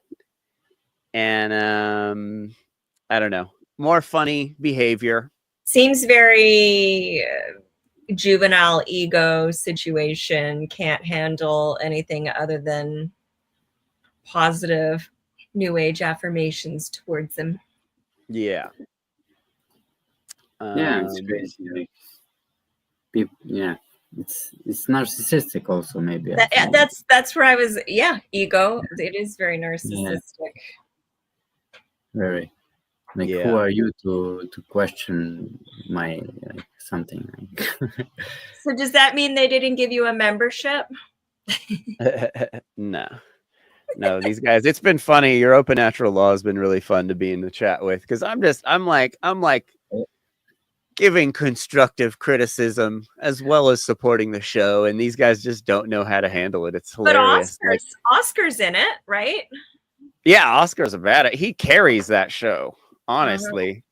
And then there's the guy, what was his name that was on today? Chris Nelson, KRIS.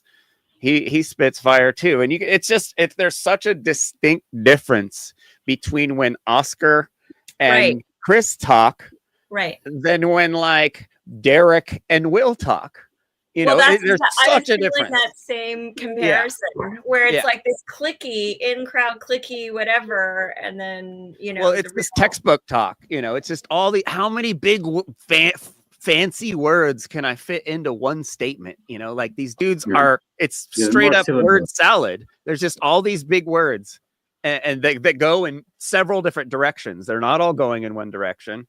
And like it's just, I mean, the Europa show's pretty dull, but like when Oscar's on there, someone's on there spitting fire every once in a while, you could just totally tell the difference. And it's fine to have a dull podcast, but you have to strive to get better, and you should always be improving things. And like Oscar shows up to that podcast and he's got a presentation with slides and shit, and it's like, that's what we're supposed to be practicing, the things, if you took Mark's class, you should be practicing them and perfecting them. And like everybody just is fine with their meetup podcast once a week where they don't do any type of outreach. They aren't trying to go anywhere. They're just trying to make content. And this is something I've been harping on these dudes about. And it's been funny because they've been talking about it more, doing outreach. Every time I go in the chat, I'm like, what are you guys doing for outreach? What's Funnel 4? What is Funnel Fest gonna do to get new people into natural law? And they're all like, because these events are designed for socializing amongst people that already know natural law, and that's not how we're gonna change the world, people. Boy, gaslighting. Yeah. Yes. Gaslighting. Yeah. Yeah. Confirmation. So yeah, another fail, and like this Derek guy. Another thing, he goes on all these podcasts.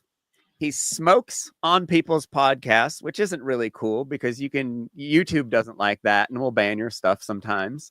He also, I get that like we're all fans of Mark Passio and like the righteous anger and all that shit, but like not even a fan, but like it's more objective than others sometimes. Yeah. So if you're on someone's podcast, don't say fuck 18 times in 2 minutes. Like, read the fucking room, have some self-control. This dude's like fucking this and fucking. I get it. You like Mark cusses. I get it. But it's like balance, bro. Read the room. These European people don't want some American jackass on their podcast cussing like a moron every week. Like, read the fucking room.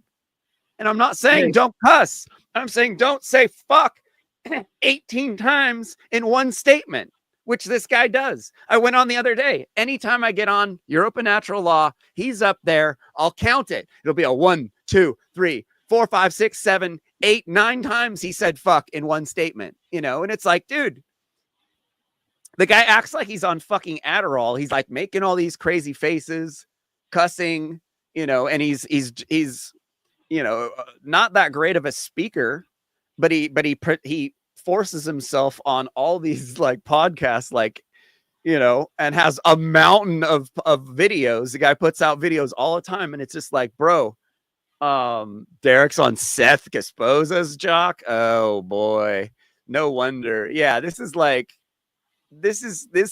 a cringy dark element that's been accepted into this scene of all these like Crowley, what are they called? Crowley files, Crowley-esque Crowley guys that I like when you talked about that. They claim to be into thelema, but like they aren't doing the internal work to actually control themselves. And you see it in their rhetoric, because at the end of the day, when you press them on moral relativism, they say at the end of the day, you're supposed to do what's best for yourself. That morality only has a certain amount you're only responsible to be moral for a certain amount of stuff. It's like weird when you get deep enough. I've seen these guys say wild shit, and I've seen them say a shitload of stuff and not say anything, more often than anything. And like, you gotta, we've been researching so much stuff. Like right now we're on a 7-day Adventist thing, and it's like we're all saying the same thing. You got to balance your shit, and you got to work internally. There's literally in the Bible quotes talking about doing shadow work, like it's all about the balance, and it's all about keeping yourself in check, and not getting too overly wound up about, check yourself before you wreck yourself, right? Yes, exactly. Yeah. And everybody's, that's the last thing anybody wants to do these days. How you been, Darren? What's up, brother? Oh, not too bad. Glad to be off of work. We had I work till 10 every Sunday, so I wish I didn't, but that's what it is for now. But I like when you talk about the Crowleyites and the do what thou wilt crowd. I spent a lot of time in bookstores in my teens, so this was like 20 years ago now, looking through, like, I never had a copy, but like looking through Liber Val Legis and these Crowley books and books spin-offs of Crowley, like Israel Regardie and the other like Western occultists. And the thing is like, Crowley got this information allegedly from Aiwass, channeling a spirit. And every time I hear that, I just want to punch somebody in the face. Like, what's wrong with you? Like, if I called you up out of the blue on a phone call from an auto dialer and you didn't recognize the number, would you be giving me like your financial information? No. So why do these stupid people get so enthralled because they're channeling some otherworldly intelligence that they forget to discriminate properly and verify that the information they're receiving is moral? Whether it's Jehovah, Satan, Aiwass, Dionysus, Xenu, is this shit moral, or is this some unverifiable thing that you just decided to like circumvent any kind of vetting process? And so when people talk about ancient aliens and human origins, it's actually, in my opinion, that's what prevents people from developing a moral compass. It's a distraction, and it's a purposeful distraction. It's sorcery. How do you hypnotize somebody? I have to get you to the point where you get into a hypnagogic state, and that means you're not trying to consciously filter, and you have to give up control. Okay, so you become mentally a machine. You lose your sovereignty. You become a NPC cyborg, and they get to play with your psyche. So the one thing in common between all of these religions is they have to get you to a point. Yeah, it's hopium, and they have to get you to a point where you say, okay, imagine a time before time. They always have to get you back to this mythology so that they can start building a matrix of bullshit in your head to accept these doctrines. See, what does it matter where we came from? Should it matter? If the gods were benevolent or malevolent, our morality matters. But people always are like, yeah, we got to find where we come from. And in the Abrahamic religions, it always leads to racism and moral relativism and mass slaughter. All of the Abrahamic religions are working towards their own resolution of Armageddon, Gog and Magog, and the end game in The these coming back of the religions Messiah or is something to like that, bring yeah. about Armageddon. And Yeah. in the original theology, it was to rebuild the temple and resume the animal slaughter. And the point of Christianity and Islam is to get people familiar with the Messiah millenarian doomsday mythology so that they can say, oh, the earth is burning down and there's natural disasters and there's immorality. So that means we're winning. Our God is winning, and then he's going to come to save us. It's a giant stand-down operation, but it's also a way to hack at the root of our conscience to where the way you decide whether something is right and wrong is whether it comes from your book or your pastor or your imam or your rabbi, so that, you know, spilling the blood of a lamb or a ram or a cow, you know, it's a mitzvah. If your book says it, you know, it's halal. It's all food is blessed food. And then you don't even have to be you don't have to be cognizant of the moralities of your own behavior. You can always just defer to some book, and then when people say, you know, you have to believe in this, they believe in that. So then somebody says you have to believe in taxes, they believe in that. You have to believe in the police, you have to believe in supporting the troops. Politics. It lays the foundation to acceptance and appeal to authority over religions, rational thought. So I think the obsession with the origins are just so people feel justified in doing what they're doing. I don't think people are interested in an origin story that doesn't validate their current belief system. And like I said, something in the remote past or something channeled from a source that's not flesh and blood, you can't investigate, you can't look at someone's credentials. This is crazy. This is like basing, you know, your life on an acid trip. Like, it may or may not be true, but how crazy do you have to be to just say, I'm not going to judge whether it's right or wrong because it comes from an invisible voice. But if it was a person doing that, I would be able to know. It's psycho shit. And that's what lays the foundation. And I'm so pissed about that because I lived my life up until, you know, maybe my 20s, late 20s, early 30s, to like Same. actually believing that shit. Yeah. And like, so why wouldn't I be mad about it? Like, and I mean, I want that idea to die because it's a mind virus that's turning us all into secondary psychopaths.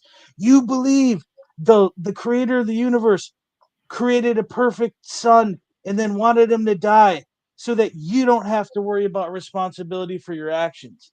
Or that Abraham gave God gave Abraham the son to kill, and then he put the knife on the son, and he said, Right. "Oh, you believe in me? Now here's a lamb." Like, And you come can on, steal the like- blessing from your brother. You can steal the blessing from your brother, and God knows you stole the blessing, and you put lamb skin on your arms, and you know, like you just you literally defrauded a prophet, which sounds like it should be impossible, but it's not, I guess. And then you get the birthright and you change your name to Israel. I mean, they can't all be right because they all believe in Genesis. So basically, like, how can an offshoot be true if the foundation myth is false?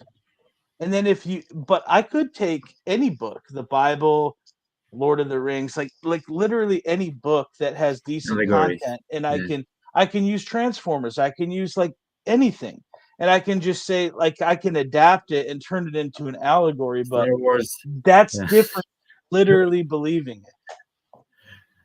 It's crazy, Yeah, man. you know. It's crazy. People take these books so seriously, like on face value, like everything. Like some people, like the holy books. Like my friend's grandfather. He went to Mecca. He's like a Muslim Hajj, right? And you know, when you think about it, people praying 5 times a day, like. I have like a big respect of discipline that takes for you to wake up, you know, take an alarm clock to wake up and then and in the midnight, and then 4 a.m. and then now time for prayer. I have to go to pray.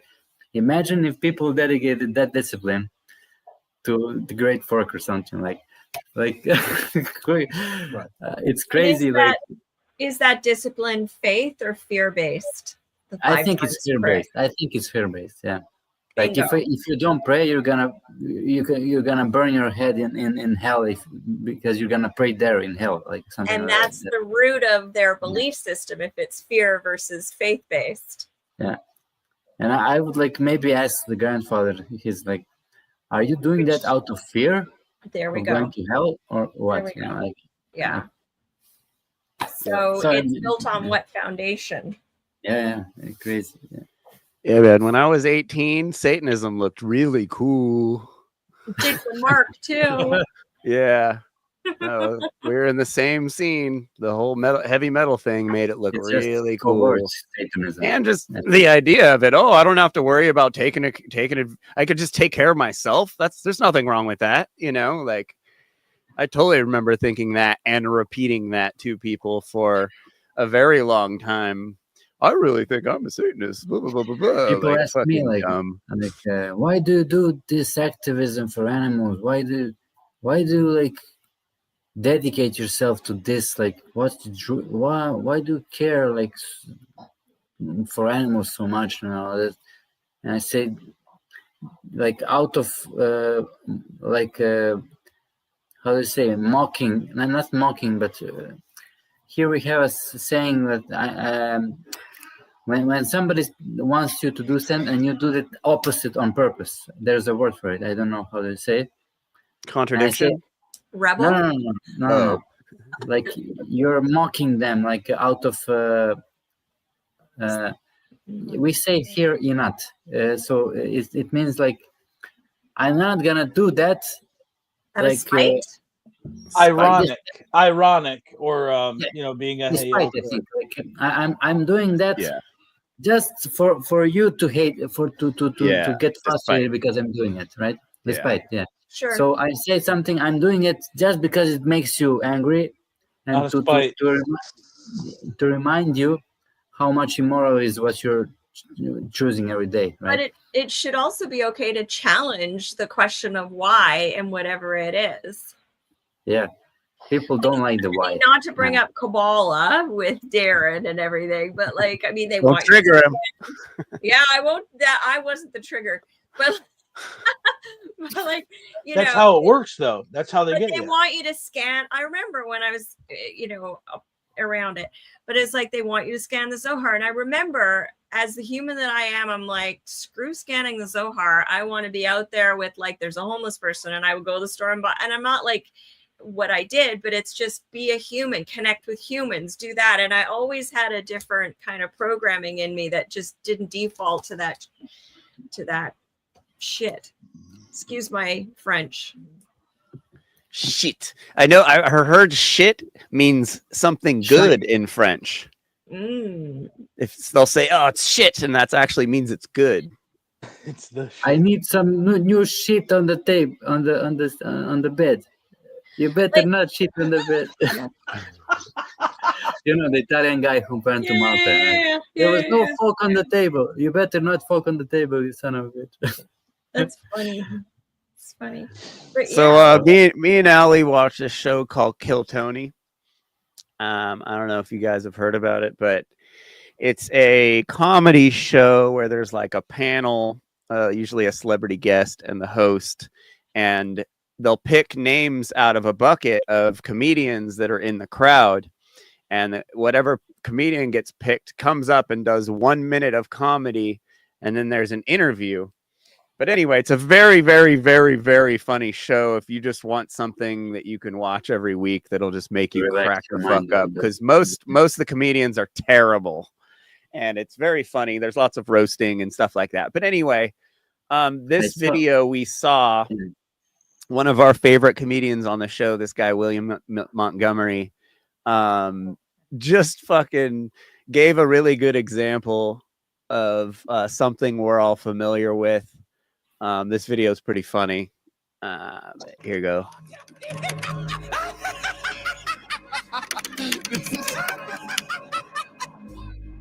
You asked me a Joe. question and I answered your question. Tell your story, dude. Oh, I know this. Yeah, you just I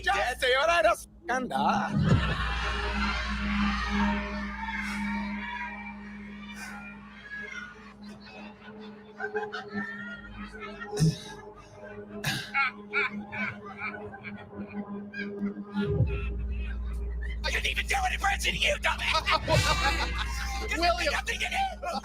When you rely too much on the group for your source of strength, you better be judicious. Because if you use the group's strength for bad purposes, your opposition, out of spite, will find a way to alienate you, and then they will rip you apart. Once they do that, the group's approval vanishes, leaving you open to being publicly dismantled and stripped of your status. And there you will stand, alone, facing the consequences of the actions you took when you thought you were invincible. Chad Daniels, the comedian's first big break on industry-leading comedy podcast Kill Tony, cannot afford to be embarrassed publicly and never invited back. William Montgomery, a regular on Kill Tony, cannot afford to be humiliated by someone who is not well known or deserving of such power. One of these two famous people are going to have their social acceptance and their career progression negatively affected as a result of this conflict. Podcast host Tony Hinchcliffe, co-host Red Band, and guest Sam Morrill are not aware of the war that they are about to bear witness to. The terror, which would not end for another 3 hours of this podcast, if it ever did end, began, so far as I can tell, with comedian William Montgomery stepping foot onto the stage and meeting eyes for the first time with comedian Chad Daniels. William Montgomery.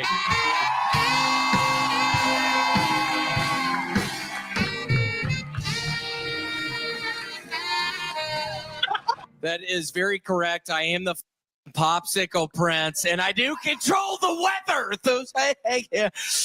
To me, the biggest mystery about the Trump assassination attempt is how in the hell did Hillary Clinton's fat ass climb up on the roof of that building?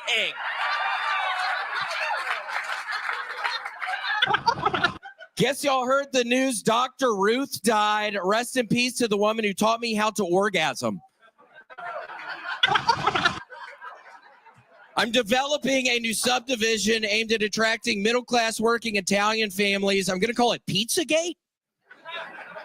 Okay, that's my time.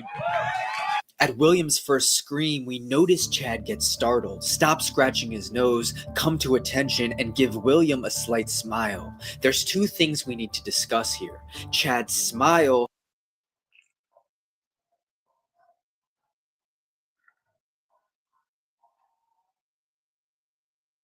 You're muted. You're muted. Just to give a little context, William is the guy we like. That was not a good set of his, but the set is irrelevant to the to what happens, really. And the corresponding effects that being startled in this way on a public stage have. You see, over the course of William's set, Chad smiles only when William looks at him.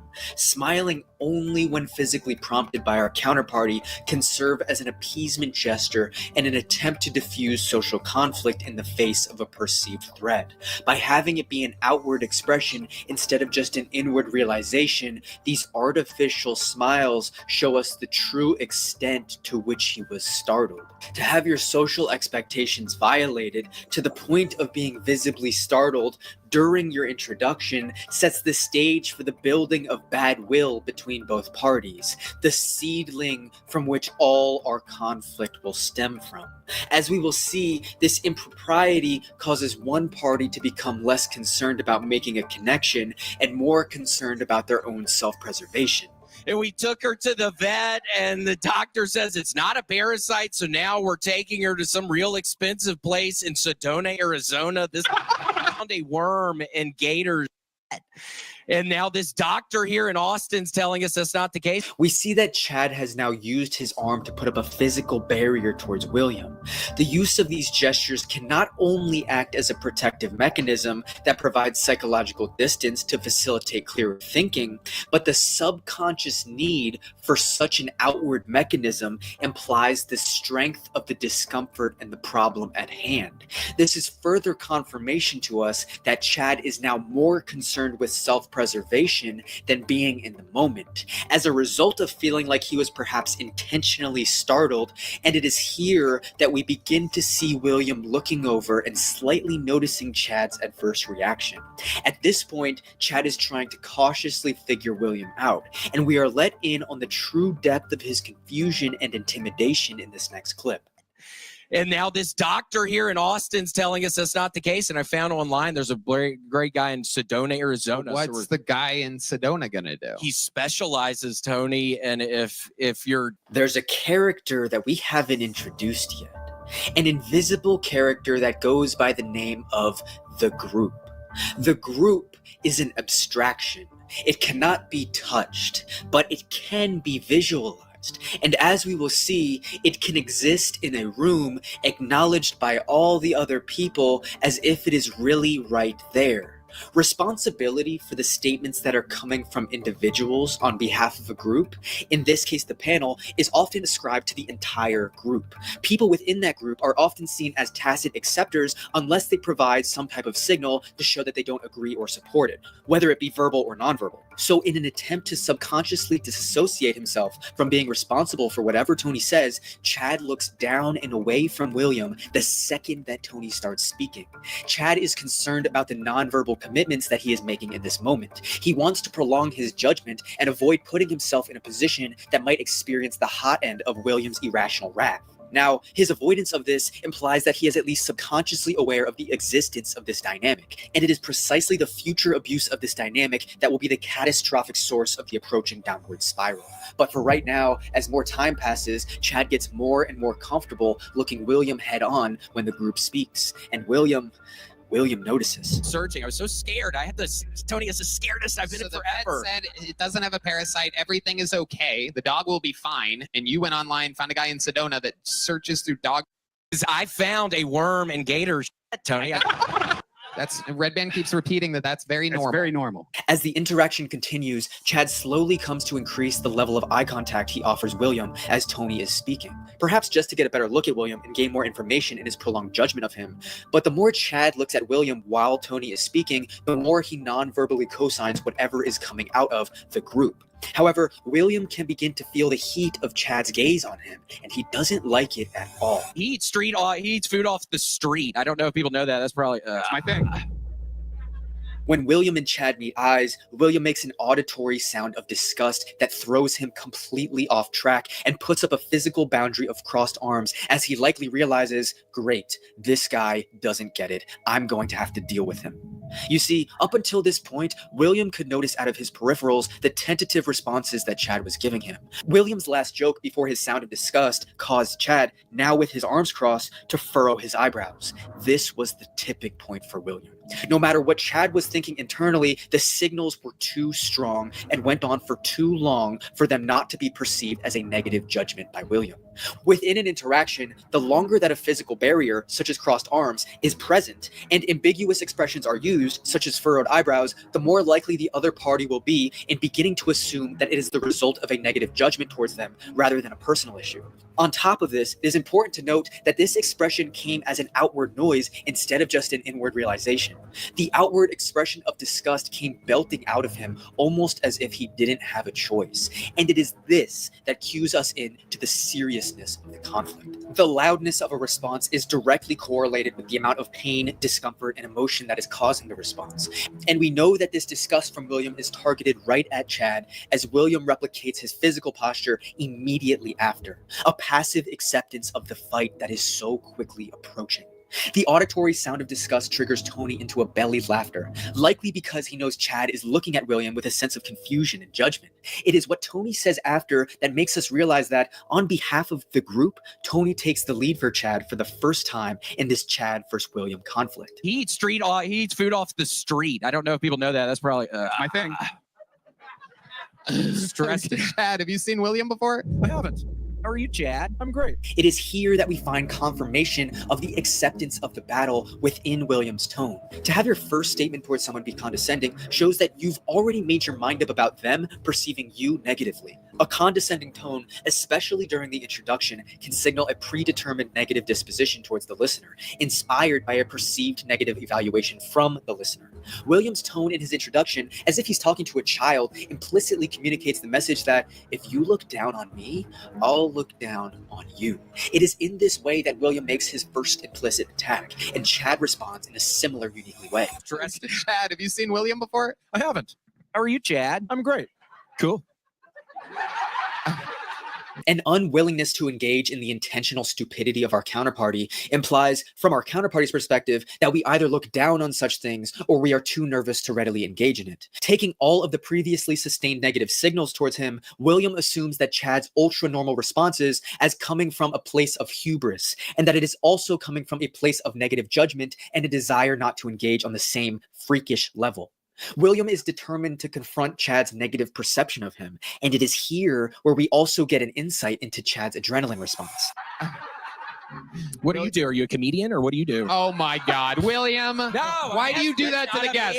That's what I forgot to tell you guys earlier. It's okay. I mean, remember when I said I We've feel like I'm never forgetting met. something? What I forgot to tell you guys was sometimes William takes shot at the guests to not worry about it. The group comes to Chad's aid, and immediately Chad calls off the cavalry. He knows, at least subconsciously, that he doesn't want to be a part of the group, and that it is much more honorable to take the battle one-on-one. However, we don't see him say or do anything after he calls off the cavalry other than uphold his nervous physical barriers, which brings us to a moment of silence. Chad had a chance to take the offensive here on his own, but he didn't. It's likely because in that moment, he is realizing that he's being attacked, and in this realization, his fight, flight, freeze response is shutting down his systems and causing him to freeze. This is not good for Chad at all, because it is in the realization that one is freezing that brings about heightened awareness and realization of one's actual weakness and true lack of strength.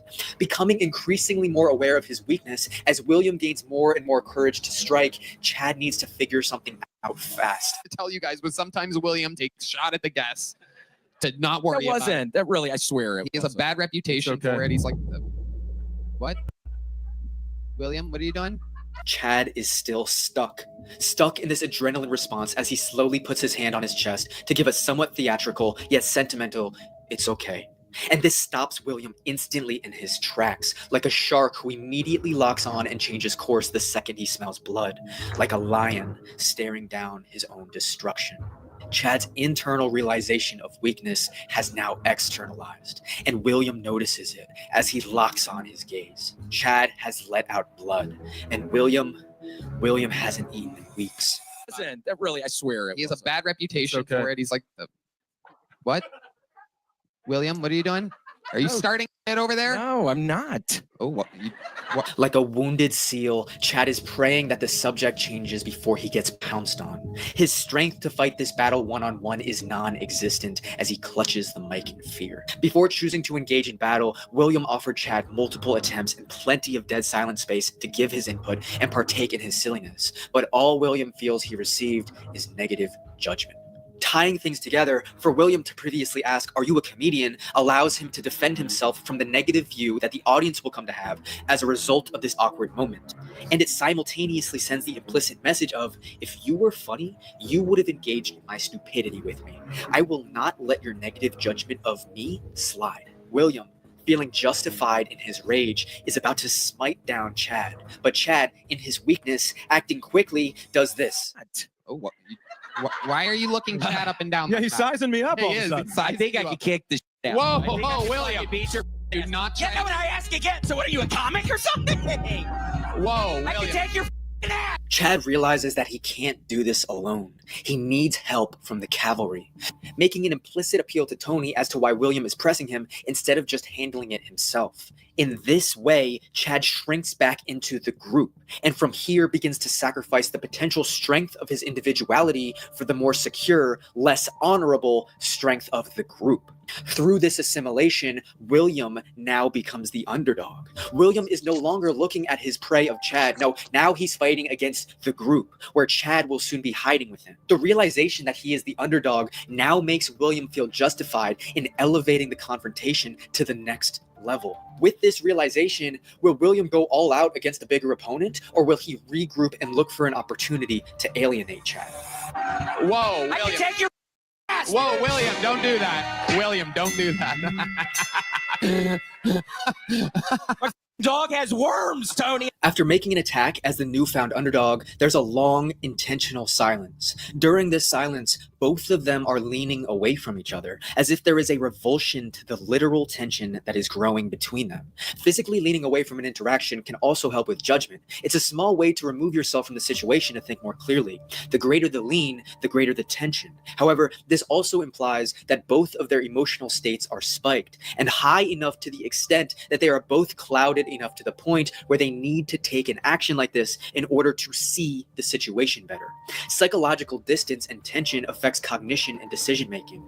Creating physical distance can lead to higher level abstract thinking, reducing the impact of immediate emotions on judgment. Spiked emotions lead to greater volatility and unreliability. Through the silence and the lean, William is able to make the judgment of Chad's surrender through assimilation into the group. So William backs off, for now, changing the subject. Like the video and subscribe for more stories. Are we losing you, Alicia? Yeah. I'm getting tired. Yeah. I've been like Finish it next week. It's actually, I'll finish it next week. Yeah. And I'm in like a EST time zone, no less. Oh, are you? Are you in the mid country? Tirana. Oh yeah. Toronto's like really Frenchy, huh? Yeah. Yeah. It's Really the same Frenchy as Darren. Canada. He's Michigan, so same time zone. Oh. But anyway. Yeah, so that was just basically an example of the story of me and Will. He was like, I was trying to figure it out. I was like, oh. It's basically the story of what's happened so far. Oh man. An allegory. Okay. If you set it up that way, I would have engaged differently. Yeah, it's pretty funny.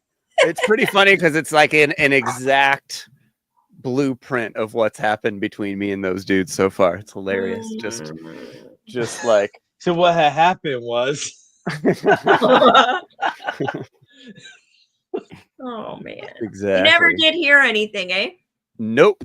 Never heard anything from Mark. Never heard anything from Will. None of these guys. It's pretty funny.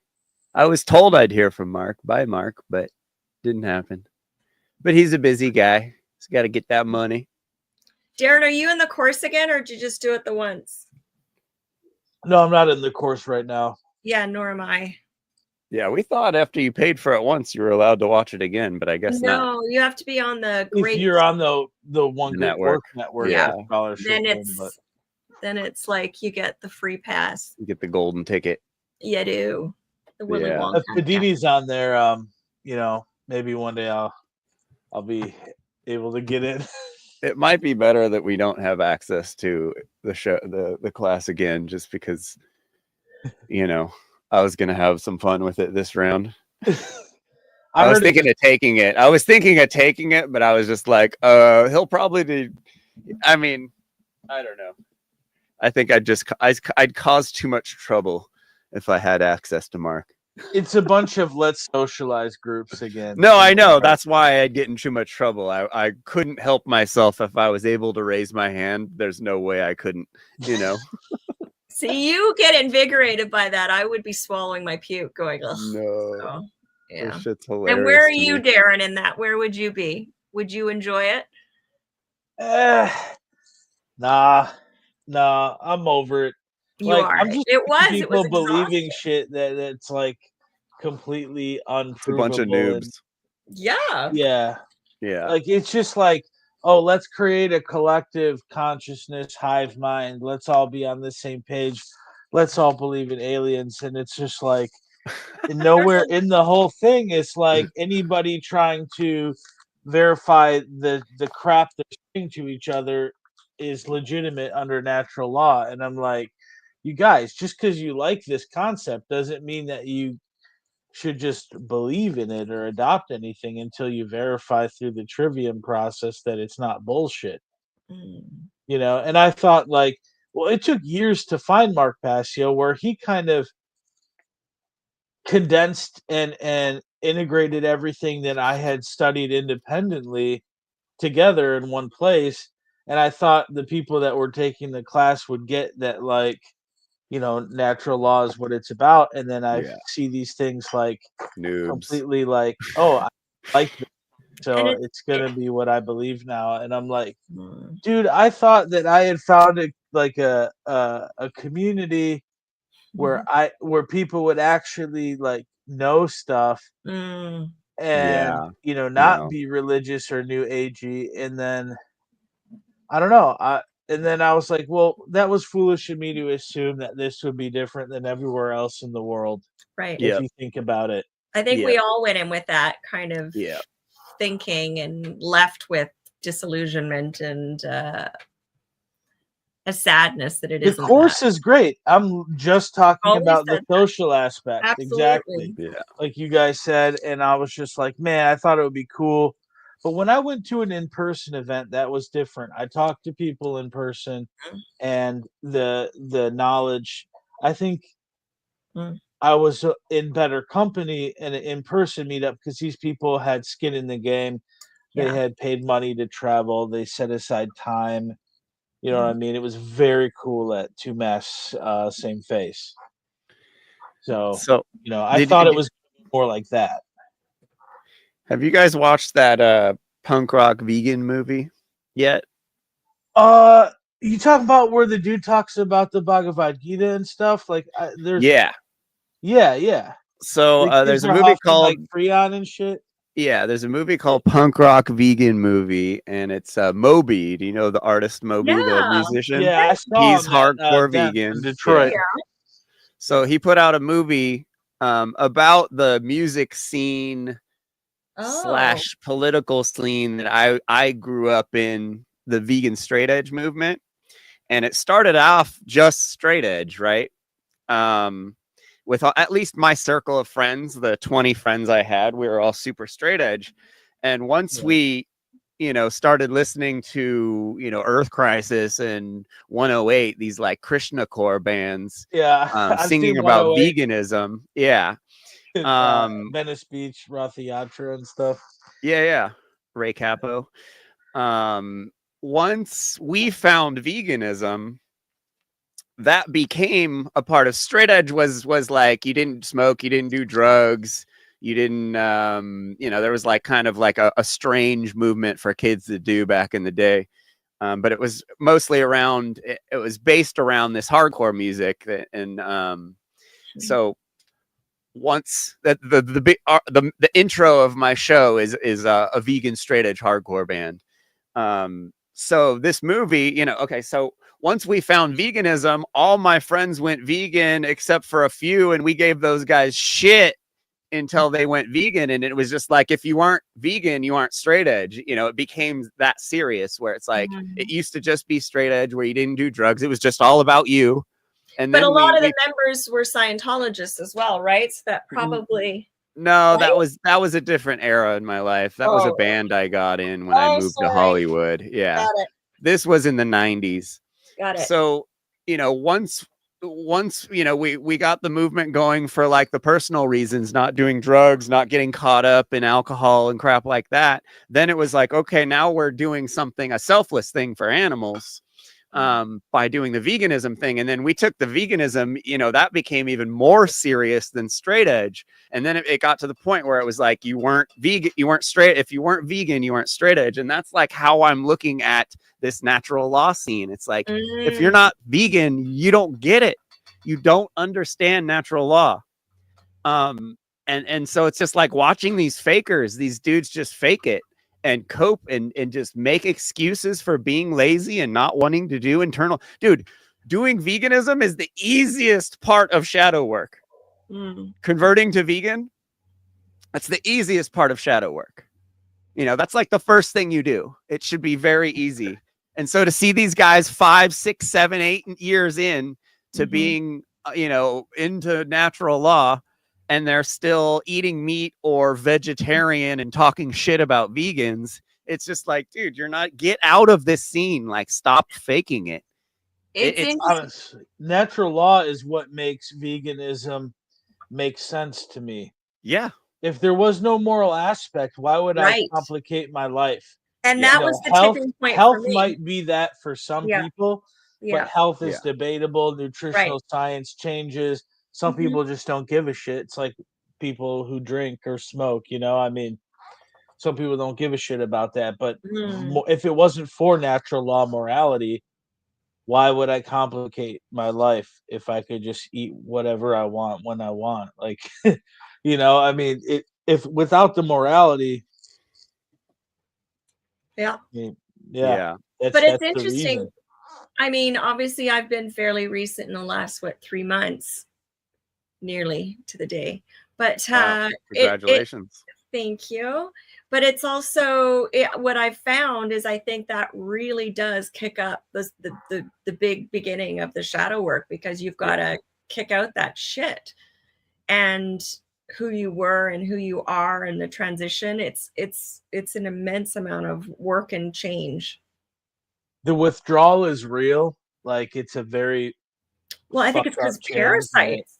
I think it's the parasite cravings. It might well be. Once you say that, like, because it's not something you'll ever hear in the mainstream, but once you look into that, even if I don't look at it from a scientific point of view, it makes sense, because you get these cravings that are not like your own. There's no logical reason behind them. So, and it's just like, what kind of hubris does it take to believe that humans won't get parasites? Only dogs get parasites. It's like, dude, we all eat processed foods just like our dogs, Do a detox and do coffee enemas, and you'll see the result of a real it's impossible. Like, you think I never dropped a tool on the ground outside or cut the grass and then touch my mouth? Like, why wouldn't I have a parasite? Like, every other on earth gets them. Yeah. But that is that craving, that's such a also the high. You freak out, just like your dog. If your dog has parasites and you give it antithelmintic or whatever they call it, they hate it. Kill off. Yeah, they'll poison. They release toxins when they die. They do, so and that makes it the treatment for a dog with heartworms or any worms, but especially heartworms, is that you give them micro doses of the poison over time, so these things die slowly, and so they don't release the toxins into the animal. So going vegan quickly, I can definitely see where it would be a problem, but the thing is losing sleep and feeling like nuts for a while. It doesn't get better just by going back to meat and dairy. See, that's the thing, because the morality aspect of it, and you can feel it, so you can't just lie to yourself. In that case, ignorance is bliss, because you don't know how fucked up and immoral carnism is until you go vegetarian and vegan. So to go back to it, you're living a lie the whole time. But even with vegetarian, you're going to have the dairy, and in a lot of dairy, I know, in the year, in the last year-ish, I was having raw, thinking it was the good stuff from the farmer's market, the sheep milk but that's going to have crap in it. Parasite. Yeah. Like, it's very difficult to actually get information on this one. I think it's heavily censored out there. But in any when I went to eating meat after being vegetarian and vegan most of my life, I had vegan guilt the whole time. I knew I was full of shit, and I knew I'd be back, and even that made me feel like shit because I knew I'd be back and like someday. And like I remember just like I remember talking shit to my vegan friends, being like, "You're still vegan? Like, what the fuck?" Like being a total little shit. You know, me, Jeffrey Phillips, VGT Live, used to talk shit to vegans, you know, after he was vegan. Like I was super full of shit, but I always had that guilt. I always knew I was full of shit. And I maybe if they agreed with you, you wouldn't feel so bad about it, right? You know, like yeah, that's how I was. Exactly. But that's interesting because you were raised obviously with one, you know, with that belief system. And I think for me, being raised as a media, I didn't know, there was absolute ignorance. Like I had no idea what I was doing was wrong, or I just didn't get it. I didn't put two and two together for a very long time. The dairy's almost worse too because of all the weird hormones, you know. Absolutely. And then also, I mean, I just was listening to a video with is it Hilda Larson or Larkin? And I know she's a fruitarian, but she was also talking about the mucoid plaque. And I know that's with dairy, but she was also talking about it, if I'm not mistaken, with gluten and flour products. But in any event, the mucoid plaque is just as bad, if not like, I don't know which is which with the parasites. I don't know about you guys, but when I was growing up, if I ever had a respiratory infection, my doctor, including my pediatrician, would always tell me, like, don't eat any dairy products right now. Interesting. Yeah, I don't know if that's something like you know, like as a kid, I didn't usually get sick very often, but maybe once a year I'd get a respiratory infection, and that's the first thing they told me. Don't be eating dairy products. Right. Even allopathic doctors know about that. You know, we got a lot of memes that we see, you know, over the years. And every once in a while, just like the perfect meme pops up, and the perfect meme popped up the other day. It just said, you may not be vaccinated, but the meat you're eating is. And it's just all it said, and that it totally went viral because it's so good and simple. One. Just like, what the fuck are you guys gonna say to that? You know, like. Although in fairness, they're doing it in the mainstream GMO shit. They're apparently doing it to the water with the fruit and veg too, but not in the same. Allegedly, they're trying to put that crap into the fruit and veg too, which is why you absolutely have to go organic or try to control the growth yourself. The Bill Gates vegetable spray. They want to put that everywhere. Yeah. Fact or fiction, I don't know. It was one of the things it's a slight tangent, but I wanted to figure out that whole appeal and crap. Like, I know it's even in organic stuff, and it's like, which brands is it? Like the Dole pineapple that you need to say? Like, it's pissing me off. Yeah, like the super mainstream, or is it just on everything now? You know how sketchy. How dare they? Yeah. And even like injecting tomatoes and shit. Like I'm seeing these. I don't know if it's fact or fiction. Anyways, I digressed because you're trying to avoid this. Where were we? We were talking about. Someone on the comments are talking about barley farts. Barley farts. Yeah. I think it's Braxton. Braxton. Yeah, of course it's Braxton. Hey, man, it would normally be probably really Alicia, because Alicia's the other TMI person on the show. Because I talk about poo. I actually want to have a podcast talking about poo. Yeah. The poo-cast. The poo-cast. Vegan poo-cast. Yeah. So I have a space heater at my feet because this is like my office area, and it's all surrounded by like windows, and it's like really cold as it would be in Michigan right now. And so I'm just trying to warm my feet up. Me too. It's like, it's cold. Down, turn this on and off. It's gonna be 70 this week in California. Hell yeah. like 3-4 days in a row. It's been getting Wow. pretty cold overnight, but it's been so nice this winter. Well, that's about 4 hours. Yeah. I think we're just gonna we'll just continue this good old Mark video. Hopefully Mark will get his podcast going again. I hope he doesn't decide to stop it because a lot of people like it. I like it.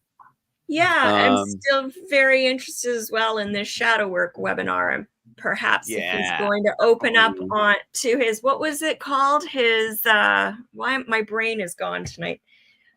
For people, How to become the true media?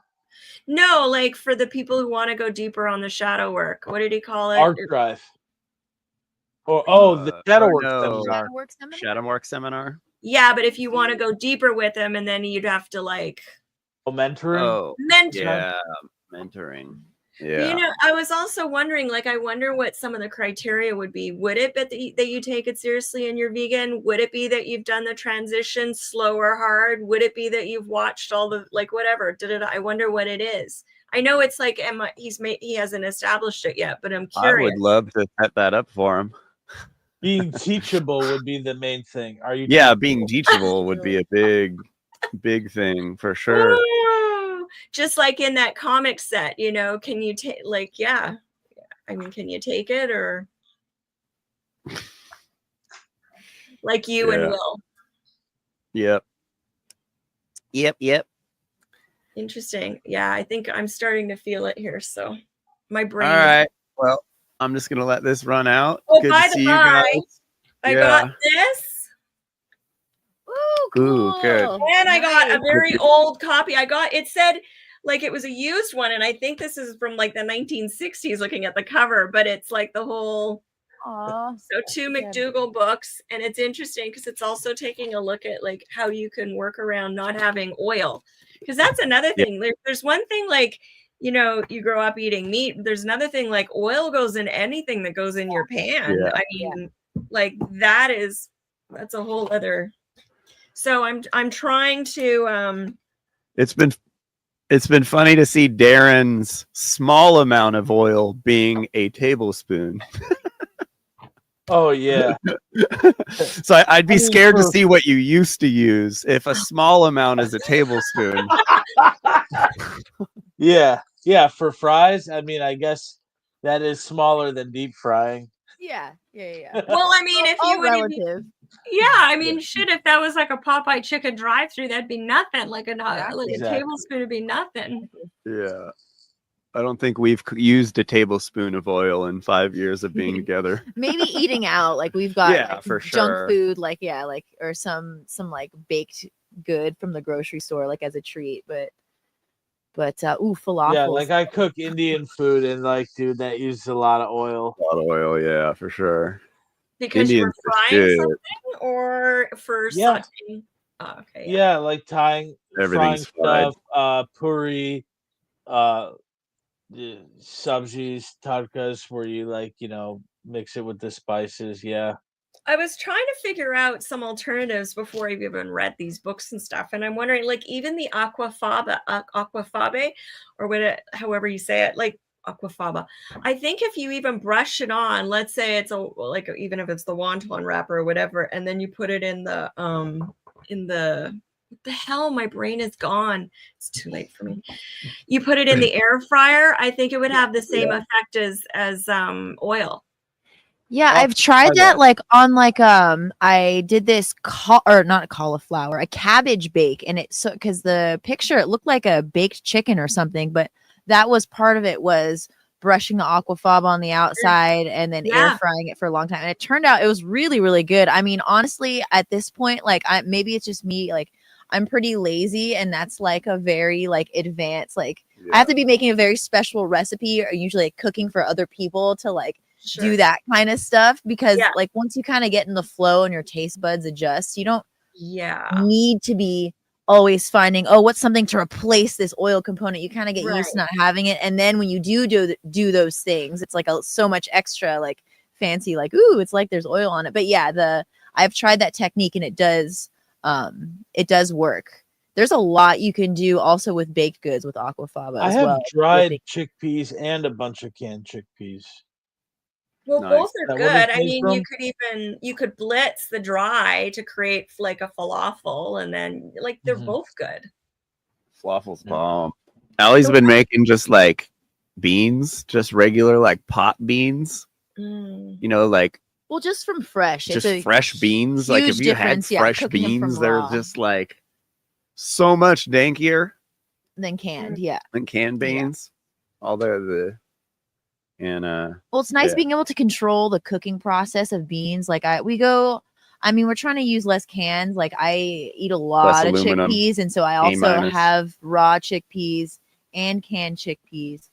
But just cooking them from raw, it's definitely like Jeffrey was saying, so like there's much better. there's something about it, and then you can control the cooking process. So like I try and like change the water out a lot because of just I think it's because of the lectins or something, but just having that control over like the cooking process. But Going back to McDougal, I wanted to mention something I forgot. It's pretty cute how Peter Rogers like respects the hell out of McDougal. Like it's definitely like his mentor. He does a lot of videos about him. It's pretty cute.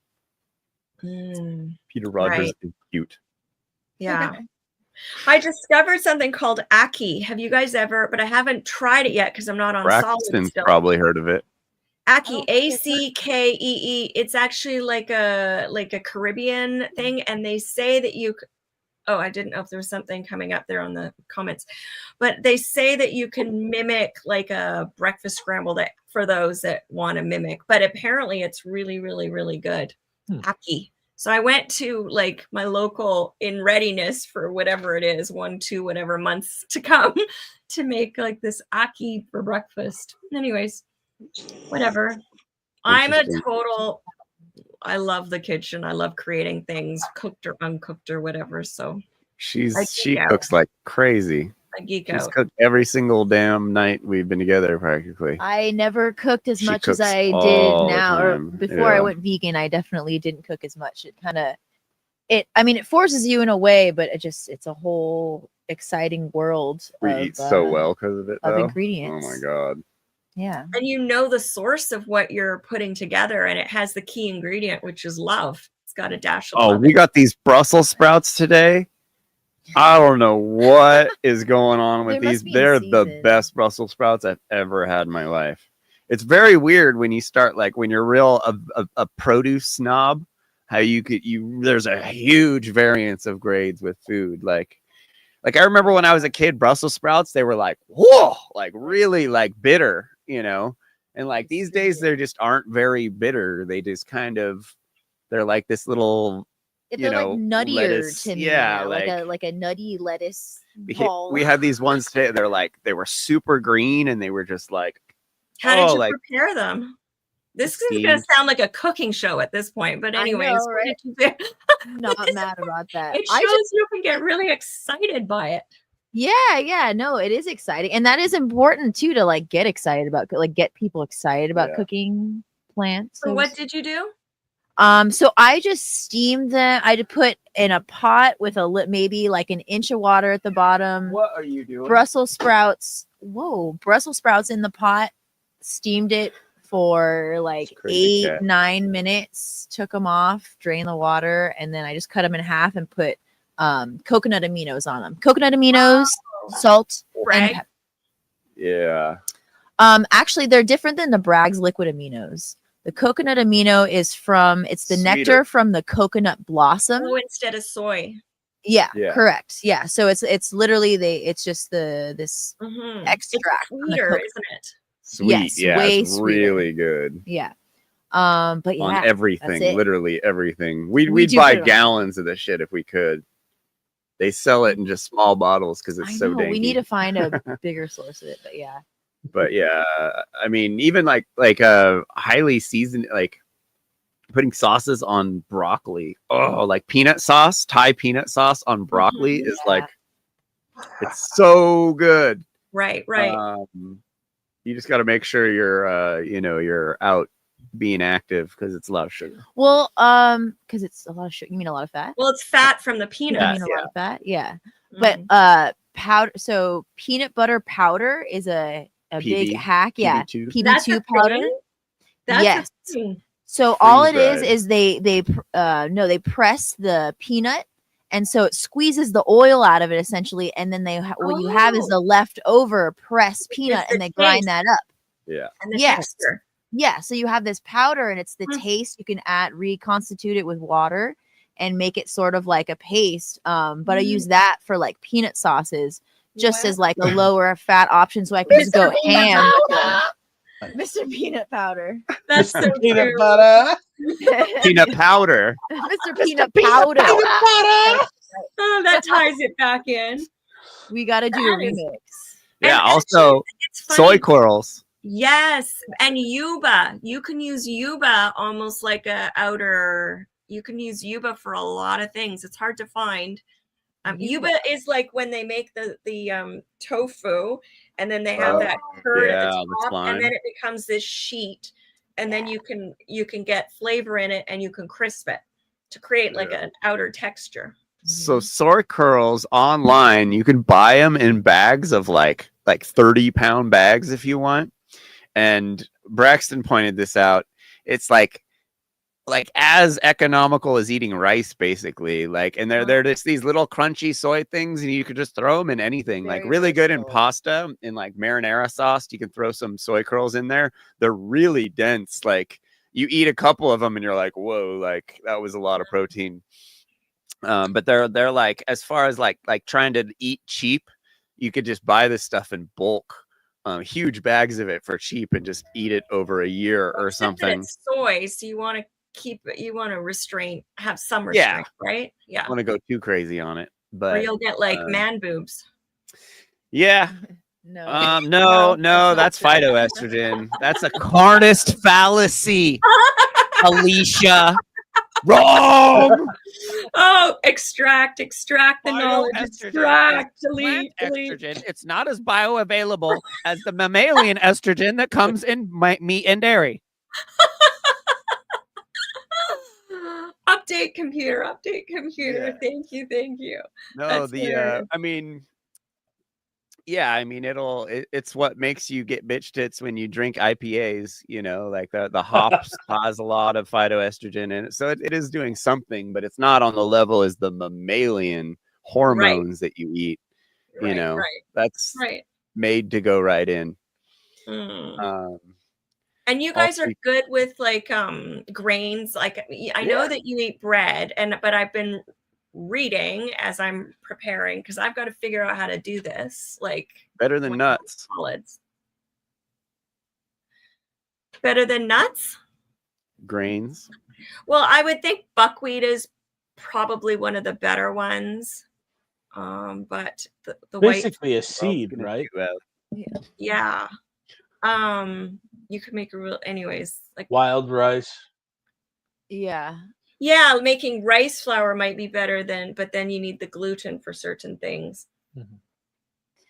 I mean, are you concerned about like, because the main thing, I mean, like bread for me, it's very salty and it can have oil in it. So, but there's such a wide variety of grains and other things. Like there's so many types of breads, but even like we think we talked about sourdough before, like in terms of like the most like normal bread that I think like health wise and just like how it feels digestion wise, like organic sourdough bread. I don't see any problem with like organic, even like white flour, but again, it's all relative to what else you're eating. So mucus, the creation of mucus, which one can work pretty hard to get it out of the body. And then one of the things when you go vegan, like mucus isn't like, I don't know, it's not as much of an issue. And like she was saying, if you're eating good in general, you don't have to worry about all these little things.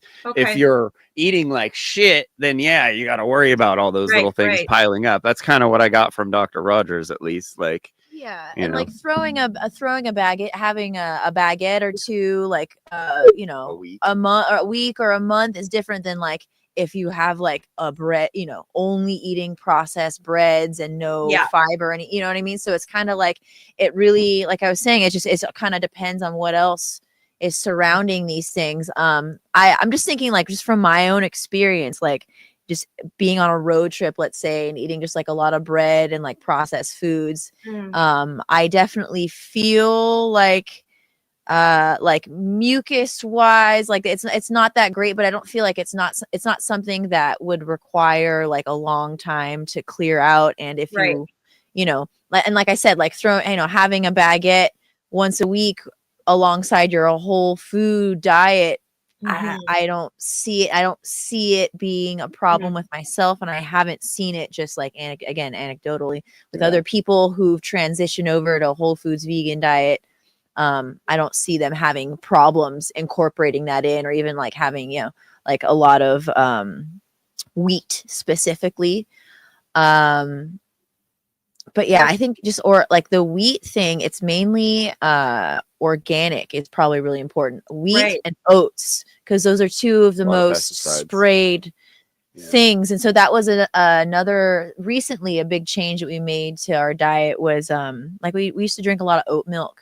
And it's pretty hard to find organic oat milk. And and Jeffrey was starting to have like a little bit of a stomach. We seem to be like nailing it down to the stomach issue being having to do with the oat milk. So now it's back to almond and it's not as bad. I make I make an effort to get only organic oat milks and organic oats, which are, like I said, they're surprisingly hard to find.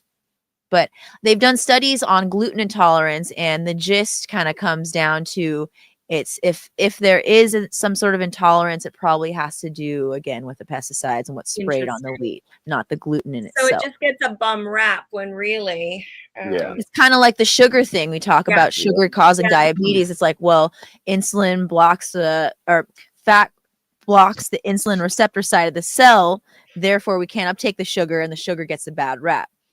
So same shit.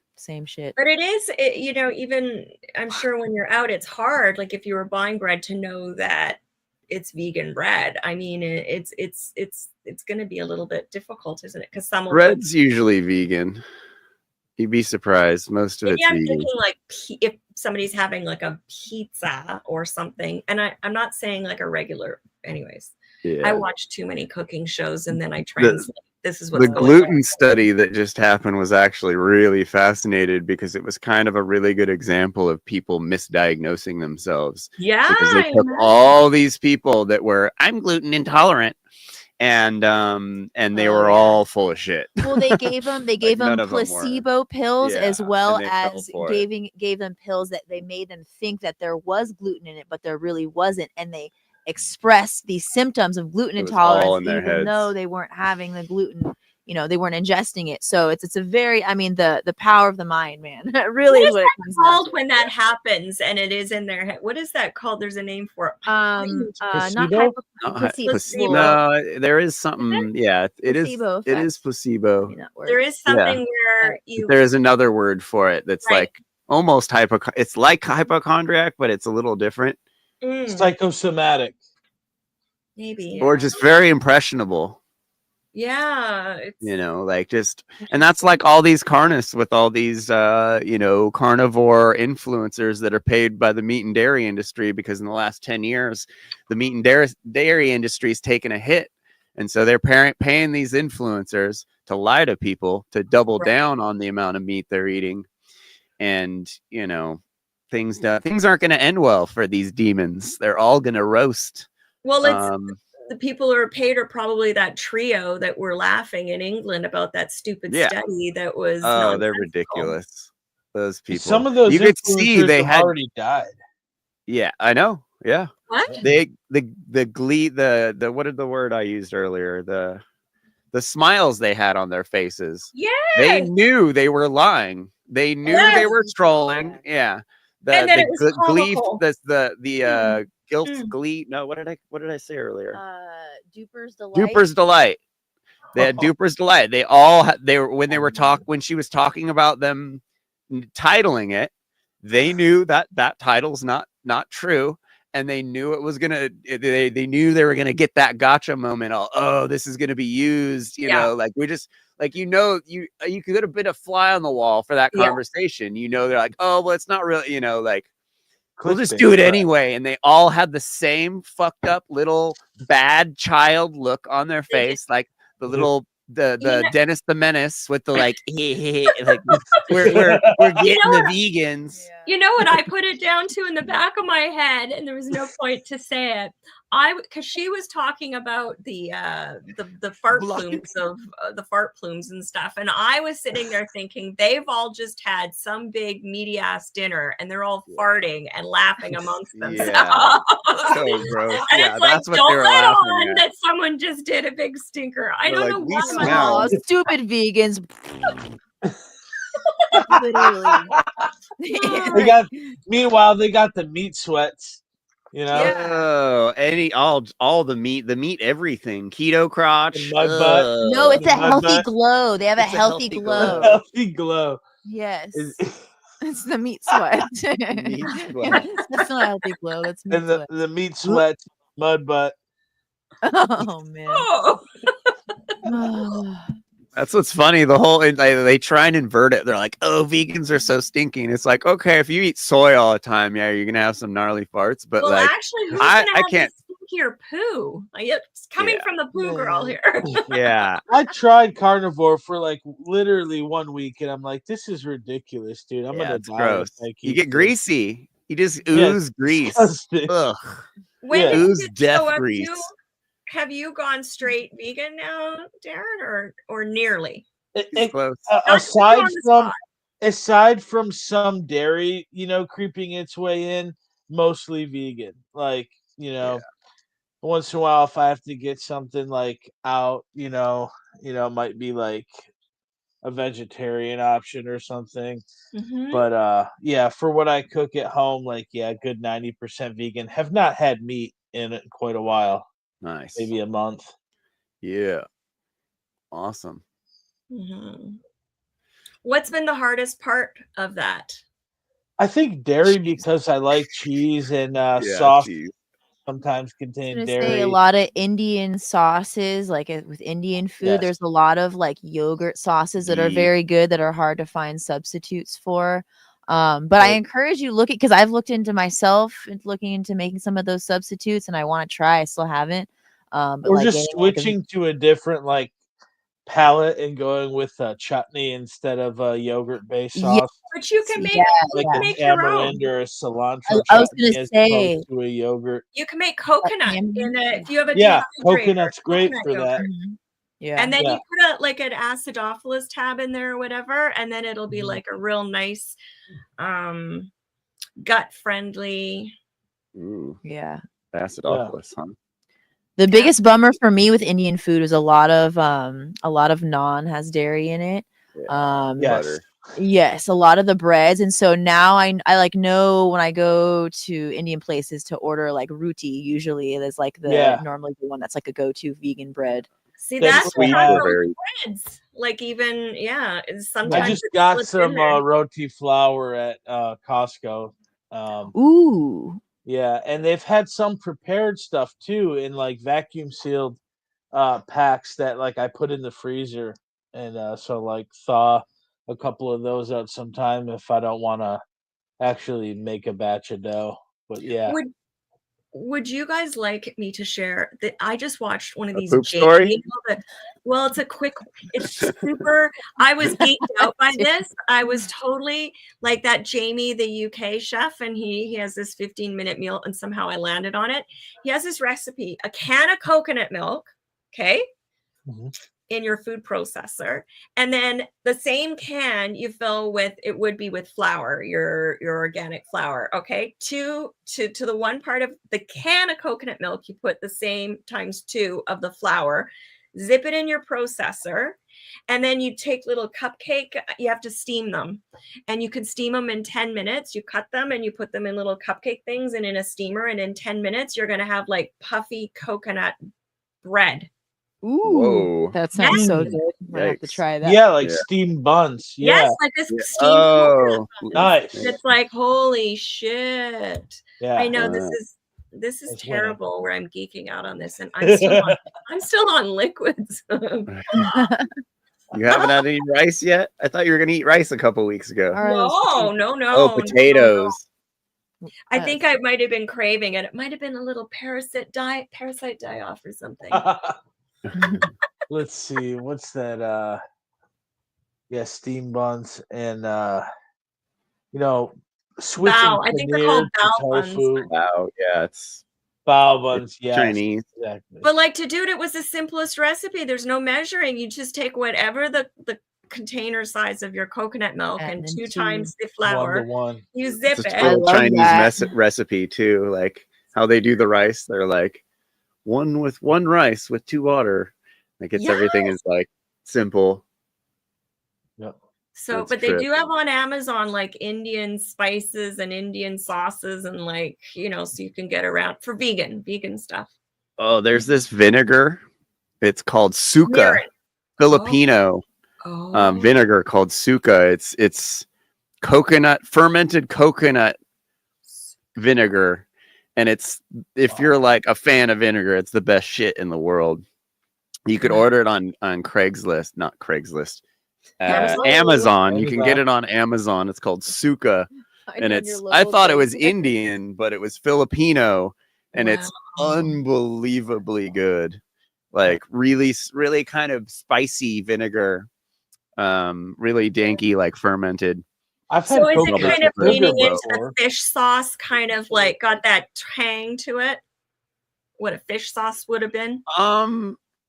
No, it's got some funkiness. It's not how would funky. you say? Yeah, it is. It's not very funky. It's. You probably Is could it almost like is it almost like a wine type of flavor? Yeah, almost. But there's like a bunch of junk in it. There's like a bunch of Okay. junk at the bottom. You shake it up, but it's like spicy, like really kind of shockingly spicy. But it's called suka. Really, really good. With a C or a K? SUKA. And it comes in little flask bottles, little glass flask bottles, but it's like really good on Well, like. it sounds like it's alive, like it's kind of living. But if it's Amazon, it wouldn't be. It would be pasteurized if it's coming. I think most of that stuff used to be alive, and they kind of neutralize it. Or at least that's what they do with kombucha. You stop the fermentation by putting it in the fridge, and I think that just slows it down quite a bit. Cool. But, Thanks for that tip. Yeah. Because this kind of stuff, it's what kind of, I think part of from the carnivore diet, so much of it is fat. Fat is equivalent to the flavor, and it's just like resetting to create a different platform of. Yeah, and it takes a while sometimes. It takes a while to change your palate, and like he was saying, the cheese thing. I understand. Cheese is tough because it is pretty danky and like kind of the umami, right? Yeah, the umami flavor. Yes, so and salt too. There's just so many good substitutes now. Yeah, and there's I made this cheese sauce that was so good, and it was like a forgotten recipe, but miso. And then any type of root vegetable. But I did miso, potato, and some roasted carrots with garlic, salt, and smoked paprika and pepper, and blended it all up. And it was like a nacho cheese sauce, but something with the miso with the garlic. So it's finding. No, not even. But it was like that umami, like the flavor, and then with the smoked paprika, it was very cheesy. Yeah. So there's like little combinations like that to where you can get that umami sort of like flavor. And again, obviously adjusting your palate, but I know what you mean. Beans and guacamole are good. That's go-to. There's so many go-tos that you could just with tostada shells. I like. Yeah. Oh, dude, no. The baked tostada shells. We found some that are nixtamalized, which Braxton will jump in. Nixtamalization makes more nutritional content, makes it more absorbable. But alkaline? The oil-free baked tortilla shells are killer for eating anything, or just eating as chips with salsa. But they're I've seen that near no fat. Flour corn flour is nixtamalized or whatever, right? Some are. If it's from like Mexico, He's then saying probably alkalized maize. Yeah, alkalized alkalized. maize. Masa flour. I used to see that in the store. Yeah. It's actually really easy to make those. Like, just get a tortilla press. Like, they're super easy to make, and then you can Bracky was even. making lots of tortillas when he was here. Oh, really? Yeah. Yum. And then you get the purple flour. The purple maize. At the store, the purple maize. And it's really danky. Like you eat it and you're like, ooh, this is good. Like, it's like corn's pretty bomb anyway. Corn's pretty danky anyway. Do you have avocado, or do you kind of restrain yourself on that one? Yeah, not as much as we used to. It's more of like a phase thing, or like when it's in season, or like we'll get it for a while, but it is higher in fat. And then I can digestion wise, it's not like the best thing. I feel like it can feels a little sluggish, like going through your system, like, and I can just like, it's kind of heavy. I've dealt with like GERD stuff, so I'm especially sensitive, just like my whole esophagus area, to like food mixing. So avocado is one of those where I have to be careful with what I mix it with, right? Because I would put acid to try to Well, sesame, does sesame mess with you too? Because I've had these toasted sesame snacks, and like they're oily, and I notice like if something has a lot of sesame seeds on it, that sometimes I get this like GERD reaction where I'm like burping. You know what? I've noticed that with tahini, which is sesame. I realize, like, because I'll make a tahini sauce, which I love it. But that's another one because I can go crazy. I think it's because it's an oil-rich seed.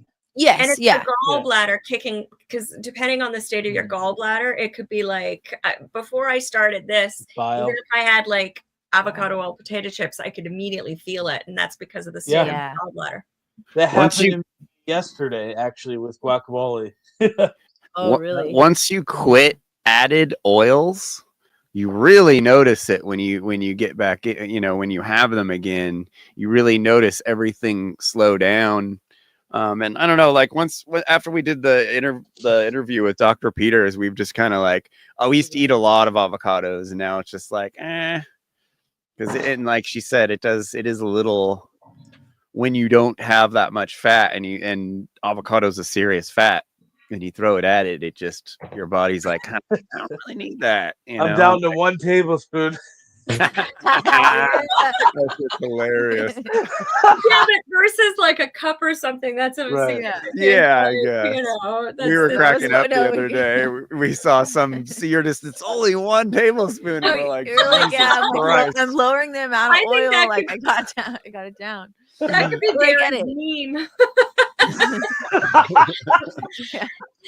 Instead of Mr. Peanut Butter, you're Mr. Tablespoon of oil.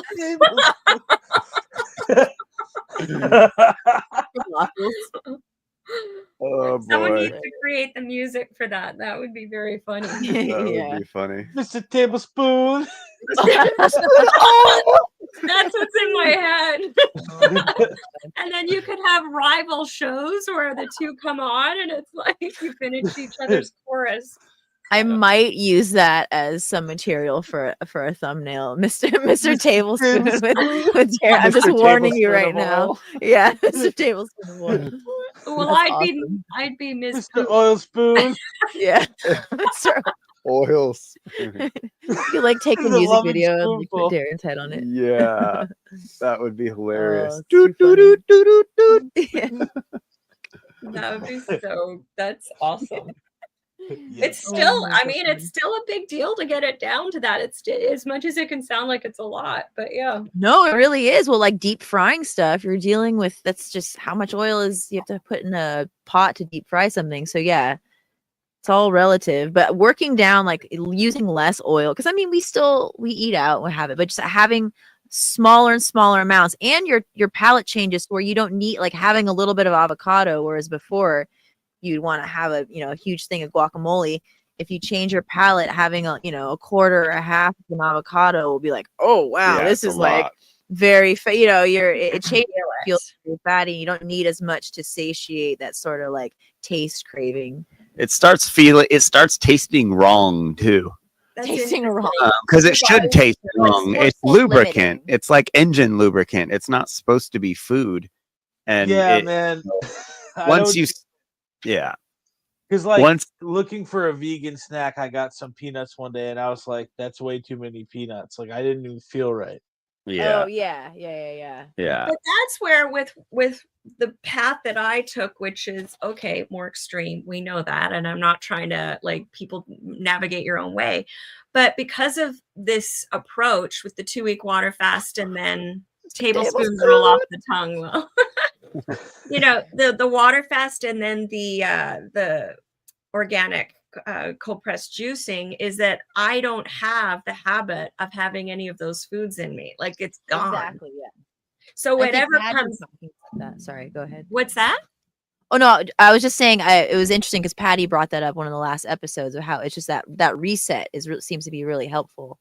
Yeah, so that for me, whenever I am introducing solid foods, it's going to be like a total. I mean, it's going to be like a party, and that's with strict stuff. It's be like yes. Anyways. Yeah, like Bracky's saying, like we go out and get like French fries somewhere, and it's just like, oh god, like I used to be able to eat 5 pounds of French fries, and it's just like there's no way. And then you feel it the next day, kind of coming out of you, and just kind of just slows stuff down. Yeah. But yeah, Mr. Tablespoon rolls off the. I think that's gonna rolls off the tongue pretty well. That's got to be your that you need to put that under your name in StreamYard, Mr. Tablespoon. That is it. Hell yeah. Yeah. Yeah. Well, I'm going to play the rest of this video so it makes sense to anyone watching. And we'll see you guys next week. Thanks for showing up. Thank you guys. Have a nice night. In the end. Yeah. That was my therapy, my food therapy for the end. Okay, ciao. Bye. Bye. Communication psychology. However, contrary to William's belief, Chad is not backing down. No, he's merely regrouping. And once William realizes this, his fury will be exponentially greater than it would have been before being misled. It's worms, Tony, and the vet is telling me that this is the first time in my life I've been gaslit, Tony. Isn't that what gaslighting is? When you know something's true, but people are telling you it's not true? It's been the worst week of my life. But we start to see something very strange begin to happen. As William speaks, Chad begins to offer more and more eye contact. William can feel the heat and the pressure from Chad's gaze, and it surprises him as he turns, notices him, and then locks on again to him. William backed off before, but the strength in Chad's stare makes William realize that the war is still here. And it is at this moment that William locks onto Chad's eyes, as if in preparation to send a psychological predator missile his way. Now that Chad is showing passive strength on behalf of the group, William feels justified in calling off his mercy. As Tony begins to launch attacks on behalf of the group, Chad's eye contact takes on a much more sinister underlying intention. And week of my life. That was kind of a dumb idea. Normally you are good at that. That was kind of a stupid deal that was on that a good one. Why are you turning on everybody? Yeah. Because I'm not happy right now. Because of the worm in the poo? Shoes. I haven't worn these shoes a lot. Oh, those shoes are terrible. I thought for a second you were about to say you liked them or something. No. Oh gosh. Oh God. You don't like them? Why would you wear Why would you wear shoes that give you blisters? William, you're rich now. Canadian tax up there. So no, I mean, it's not good. I ended up losing money this past week. Well, you didn't lose money exactly, but Canada sucks. Through this segment, Chad is holding his eye contact more and more and more. Chad's maintaining of his gaze as Tony berates William cues us into the reality of the strength that Chad feels when a part of this group, remembering that when he was on his own, he intentionally averted his gaze as Tony spoke. William first turns on the band, but gets shut down by Tony, and that is non-verbally co-signed by Chad. As the attention comes off of him for a moment halfway through, Chad puts down his physical barrier and now just self-soothes, perhaps in a hopeful attempt to not inspire any more attacks from William. However, as Tony talks to William, Chad still doesn't relieve his eye contact. And it is through this that we come to realize that Chad is using the strength of the group to non-verbally communicate his perception of William to him. Chad, feeling safer and safer behind the shield of the group, now casts his gaze of negative judgment on William. Every attack from Tony is ascribed to the group, and now that Chad is part of the group, William now becomes the underdog, further justified in his offensive. It is perilous to trust that which we have acquired very quickly. You see, Chad found new safety against William, but as William begins his conquest, Chad better be careful not to rely too much on this newfound strength. Gambling. Oh man, I've been playing blackjack. They've been calling me blackjack at the blackjack table. I was doing so good in Vancouver, and then I just started losing every. Have you ever played blackjack before? Oh, you're talking to Chad, making amends. Here we go. Yeah. William's asking a neutral question, testing the waters and also checking Chad's allegiance to the group. Chad's response is slow, short, and not expressive of common ground. The lack of engagement from Chad implies that he's resting on the laurels of the group. From William's perspective, this cements Chad's negative judgment of him, and it also cements William's future justification for attacking Chad here on out. There is no attempt made here from Chad to hide or veil the passive aggression, and so the sends the implicit message to William of, you can't touch me. Individuals who hold power but feel personally inadequate are more likely to exhibit aggression when given power. There is a positive correlation between someone's power and how little concern they have with managing others' impressions of them. Chad feels comfortable sending this message because he is invincible here. He has the panel behind him. He feels that he is legion and that his newfound strength cannot be affected by this underdog. As things take a turn for the worst, pay close attention to how William reacts. Yeah.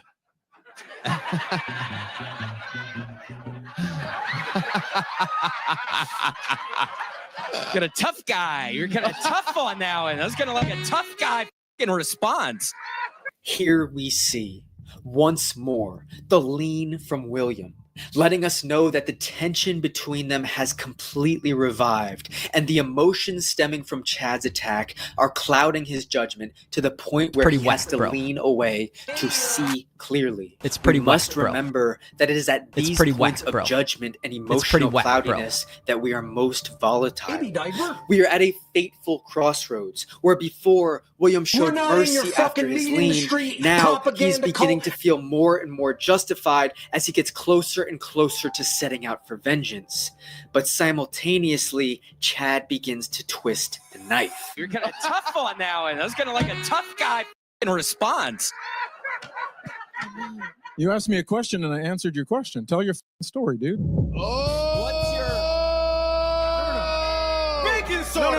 We see the moment of great confrontation from Chad's side, a fearlessness in elevating the conflict, a symptom of perceived invincibility. Chad tries to deny the audience's reaction to his confrontation, as if this is only between him and William, However, the audience's reaction was only normal. Chad brought this on himself when he shrunk back into the group in order to protect himself. This is no longer a one-on-one war, and now you cannot sit here and deny its consequences. He fails to acknowledge, whether intentionally or unintentionally, the benefit that he has gained from shrinking back into the group and the corresponding negative effects that his persistent eye gaze would have. It is through this lack of acknowledgement that Chad feigns like he has been an individual representative this whole time. You see, he wants the confrontation, but he doesn't want to be blamed for it. And it is within this realization that we are cued into exactly why Chad shrunk back into the group in the first place, and why he now indulges in war once he reached a position of strength through the group. William, alone in this moment, stirs anxiously, looking desperately for a way in, as he realizes the colossus of Chad's strength that he has unfairly grown, knowing the whole audience is behind Chad in this moment. No. Yeah, do you see what you just did? Did you see what you just did? Yeah, do you see what you just did? See what I just did? I know what I just did. I put a worm in your dog, bro. Chad realizes he has a foothold here as he doubles down. This decision to double down and trust in the future loyalty of the audience causes William to drop all facades. William's face has his smile get ripped off of it as Chad crosses the point of no return. William knows this is war, and all Chad does is revel in his unbeatable strength. I put a worm in your dog, bro.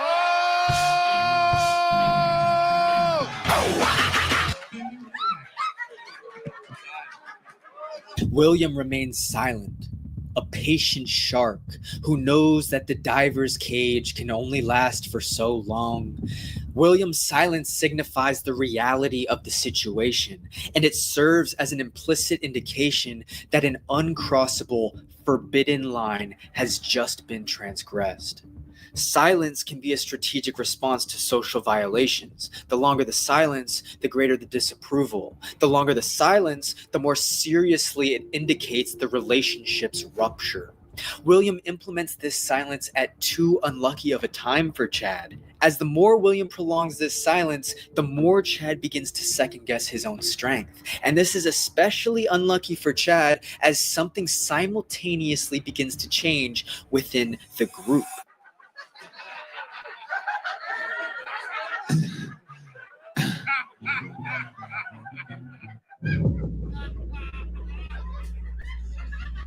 As the comedian next to Chad, Sam Morrill, gets up to go to the bathroom, all of a sudden Chad feels awfully alone. His hand goes up to his face in the creation of that physical barrier the second that Sam leaves. Chad is having the subconscious realization and doubt that he may no longer be connected to the group, and that the power of the group wasn't to the extent that he thought. Realizing that there is no one next to him connecting him to the group, Chad's panic is exacerbated when he looks back to William. And William is still dead silent. The diver's cage has been opened. Now, as his eyes dart back and forth, clenching onto his face, Chad is alone, staring down the barrel at the punishment for the actions he committed when he thought he was invincible. A debt for which he never thought he would have to repay. The time for repentance has passed, and in a complete turn of events, Chad, in his panic, realizes that he is at the complete mercy of William's wrath. I'm just gonna let this storm settle, see what happens here. I kind of like this. I'm gonna let this go. I mean, it's like I'm joking around and then you start making fun about how I talk. I mean, that seemed kind of... I was blatantly joking around and then you come at my making fun of how I talk. At least I have a distinctive way of talking. You sound like some just idiot when you talk. Oh my God. Sound like some boring old white dude when you talk. Oh my God. I couldn't even do an impression of you, dumbass. William, what did I tell you about turning on guests like this? No, seriously, how would I do an impression? Talk, say something else. You don't sound any kind of way. What is going on right now? This is absolutely incredible. This is it's like you make fun of how I fucking talk. You say something about my fucking dog. You've never met Gator. Oh my God, William, you are out of control right now. Look at how serious. Oh, he winked at him. There's the wink. Yeah, whatever. Before going on his attack, William subconsciously realizes that Chad's separation from the group means that William is no longer the underdog. And so to combat this, he takes the meta approach of breaking down the argument in an implicit case to secure the audience on his side before he goes in for the kill.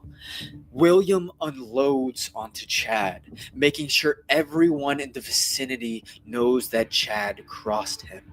William revels in his laughter like a madman who is fighting for something that had a minuscule chance of success. Chad's physical boundaries coming back up the second he is alone cues us further into his realization that the strength of the group is gone. And now things get even worse. As William unloads onto Chad, Chad remains steadfast in maintaining that physical boundary. At the end, William makes an appeal to absurdity by winking. Likely because Chad didn't fight back, William takes this as a clear victory. It is not until Chad keeps fighting that William gives the finishing blow. Chad, did you wink back at William? I've not winked back at you. If you want to, I've not winked back at William. God, no wonder you don't talk. William mocks Chad once more and Tony laughs, further alienating Chad and removing him from the strength of the group. Losing Tony, the head of the group, means that Chad is losing all of his reinforcements. The strength of the collective is no longer. Chad has nothing to stand on, nothing to fight with. William knows this, and in remembering how Chad didn't have mercy on him before, William begins to twist the knife. God, no wonder you don't talk.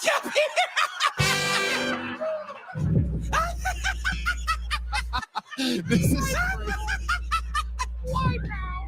William, you're out of control tonight. William deploys his laughter as an outward declaration of victory. Every time he laughs insanely, he stops immediately and looks over to Chad before breaking out in insane laughter again. Each one of these pauses is a twist of the knife from William. Each one of these pauses allows William to show everyone in the vicinity that Chad can do nothing about what is happening. He has been surrounded and neutralized. The more William laughs, the more his victory gets cemented. And the more William laughs, the more Chad's loss gets solidified. Now, Chad, sitting there with nothing else to shrink into, there's only one thing he can do to stop the torture. William, I can't have.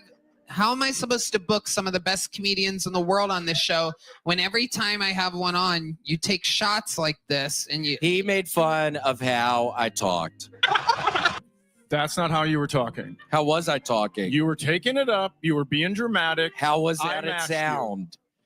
He's going to make fun of you again if you keep asking him that. I'm not going to make fun of you. Come on. Oh, yeah. There we go. Yeah, you just missed everything. Wait, hold on. Who are you? Are you like an idiot? Who's this guy? Chad denies responsibility for the blame of starting it, which was foreseeable given the previous signals. But what he doesn't do is give any other information or attacks that would deny William the win here. This handshake from Chad serves as an attempted peace treaty, a desperate implicit plea to stop the violence. William shows his acceptance of the plea deal by turning a satirical rage towards Sam, the man who implicitly separated Chad from the group. In any war, the weaker party, recognizing its disadvantage disadvantaged position is more likely to make concessions or seek peace to prevent total defeat. It is in this request for peace from Chad where we are able to realize that he fully acknowledges internally that he has no other options. He knows it, William knows it, and everyone in the crowd knows it too. Be careful with your power, lest you be torn apart.